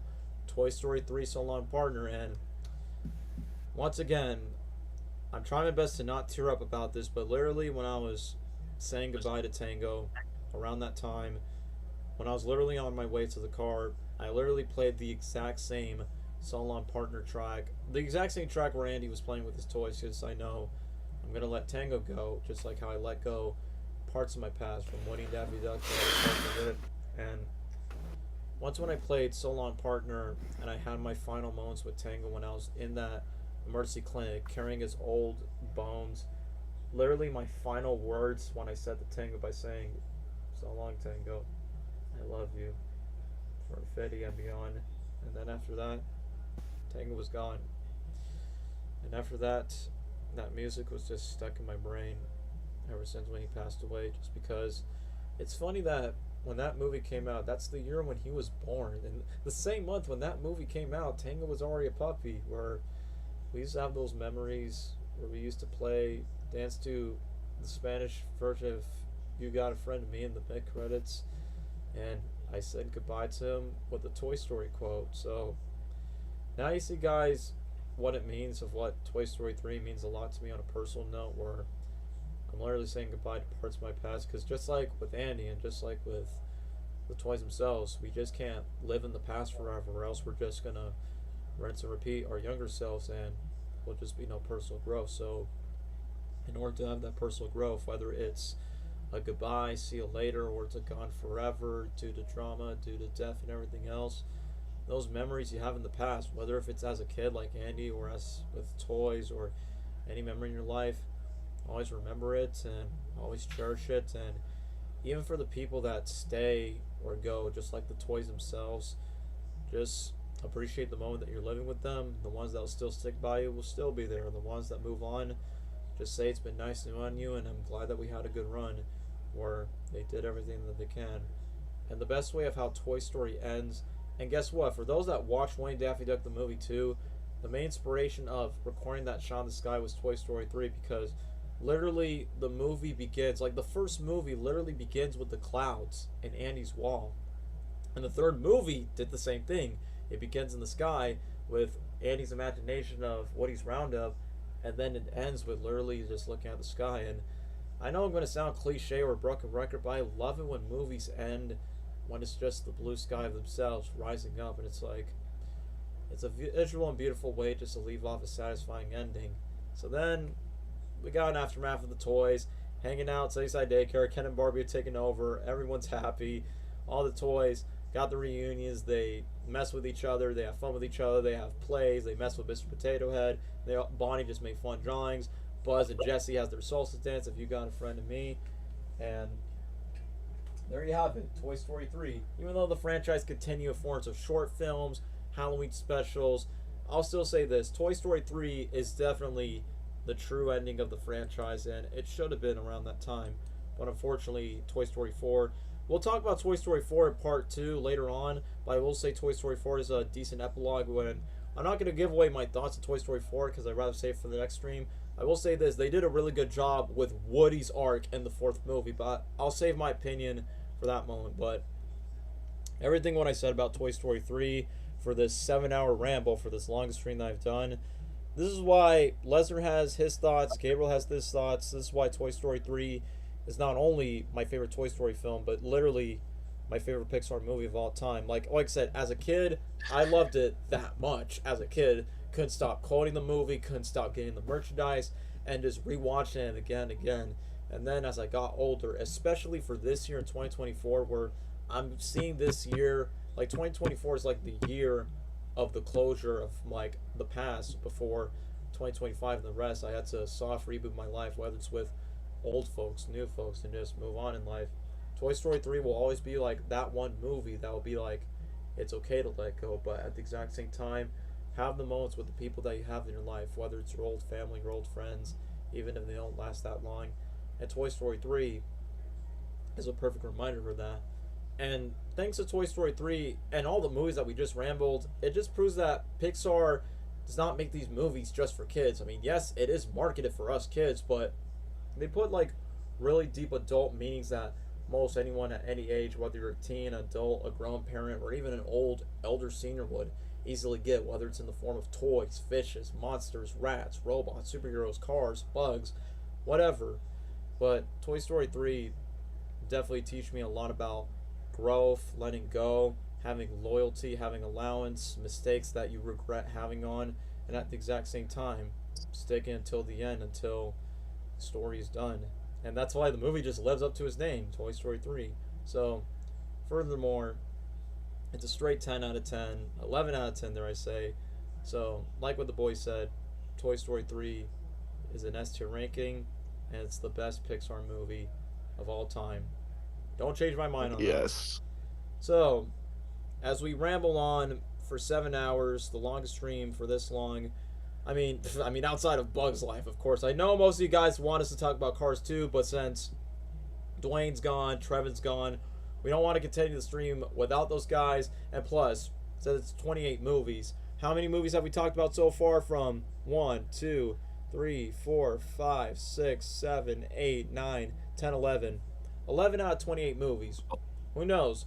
Maybe part 2 might be longer than the first one or not. Who knows? We'll see. But as you guys can already tell, minus Bug's Life, this era from 1995 to 2010, like what Trevin says, the peak golden era of Pixar. Not because of nostalgia, but for us kids, and as we got older, there's more deeper love appreciation for these golden tier Pixar films. Yes, even Cars, even though a lot of people did not like Cars, but to us, like, yeah, let's play it S tier just like with the other ones. But for now, every Pixar movie of that era except for Bug's Life, all S tier. We'll see what we'll have to say for the rest of the movies, and because now after Toy Story 3, we'll enter the 2010 decade, and we'll talk about Cars 2 to maybe Inside Out 2, but that's all we have to say. From Toy Story to Toy Story 3, S tier, S tier, S tier. S tier. So yeah, that's all that we have to say for now. So Gabriel, Lesnar signed off for this 7-hour live stream, and thanks for those little guys that stick around. We'll just end off the stream soon, and we'll see you next time. But take it away, Gabriel or Lesnar. I'll go first. Thank you all for watching the 7-hour stream of us rambling about Pixar movies. Basically, well, mostly the prime era of Pixar. We're gonna get to that era of Pixar, beginning with Cars 2 later. Anyway, thank you all for watching. Thanks for sitting with us and hearing our opinions of Pixar movies. Which Pixar movie do you think should be in which tier or whatever? What's your opinion on some Pixar movies that we talked about? And yeah, we'll see you in part 2 of when we do this again. Thank you, Lesnar. Yeah. What he said. Thank you all for tuning in on the stream. 7 hours. Longest stream Broke our ever. record. Broke our own record. We'll see what happens next in the next stream to continue the rest of these movies. Stay tuned for that. Don't know when, but it will be soon. We'll think about it. And just thanks for sticking around, giving your opinions as well. Even though, I mean, we still saw your comments. We didn't respond to all of them, but still saw your comments in the chat. We're We very appreciate passionate your about these support. films. Yeah, we appreciate your support, sticking around, and we hope to see you in the next one. Hope y'all have a good night and a great day tomorrow. So yeah, like what Gabriel Good said. night, guys. Like what Gabriel said. To like, infinity and beyond. So yeah, like, Leon. as the years go by, our friendship will never die. You'll see it's our destiny that y'all got a friend in me. So yeah, thank y'all for watching, for the stream, for those that stick around. Even if we don't read your comments, we appreciate your loyalty. And we'll see y'all next time for part 2. Probably by the end of this month, hopefully. But we'll think about it, guys. But we'll be back with part 2, starting off with Cars 2. But for now, as I said it multiple times, just remember what your old pal said, that you got a friend in me. So long, partners. To infinity and beyond.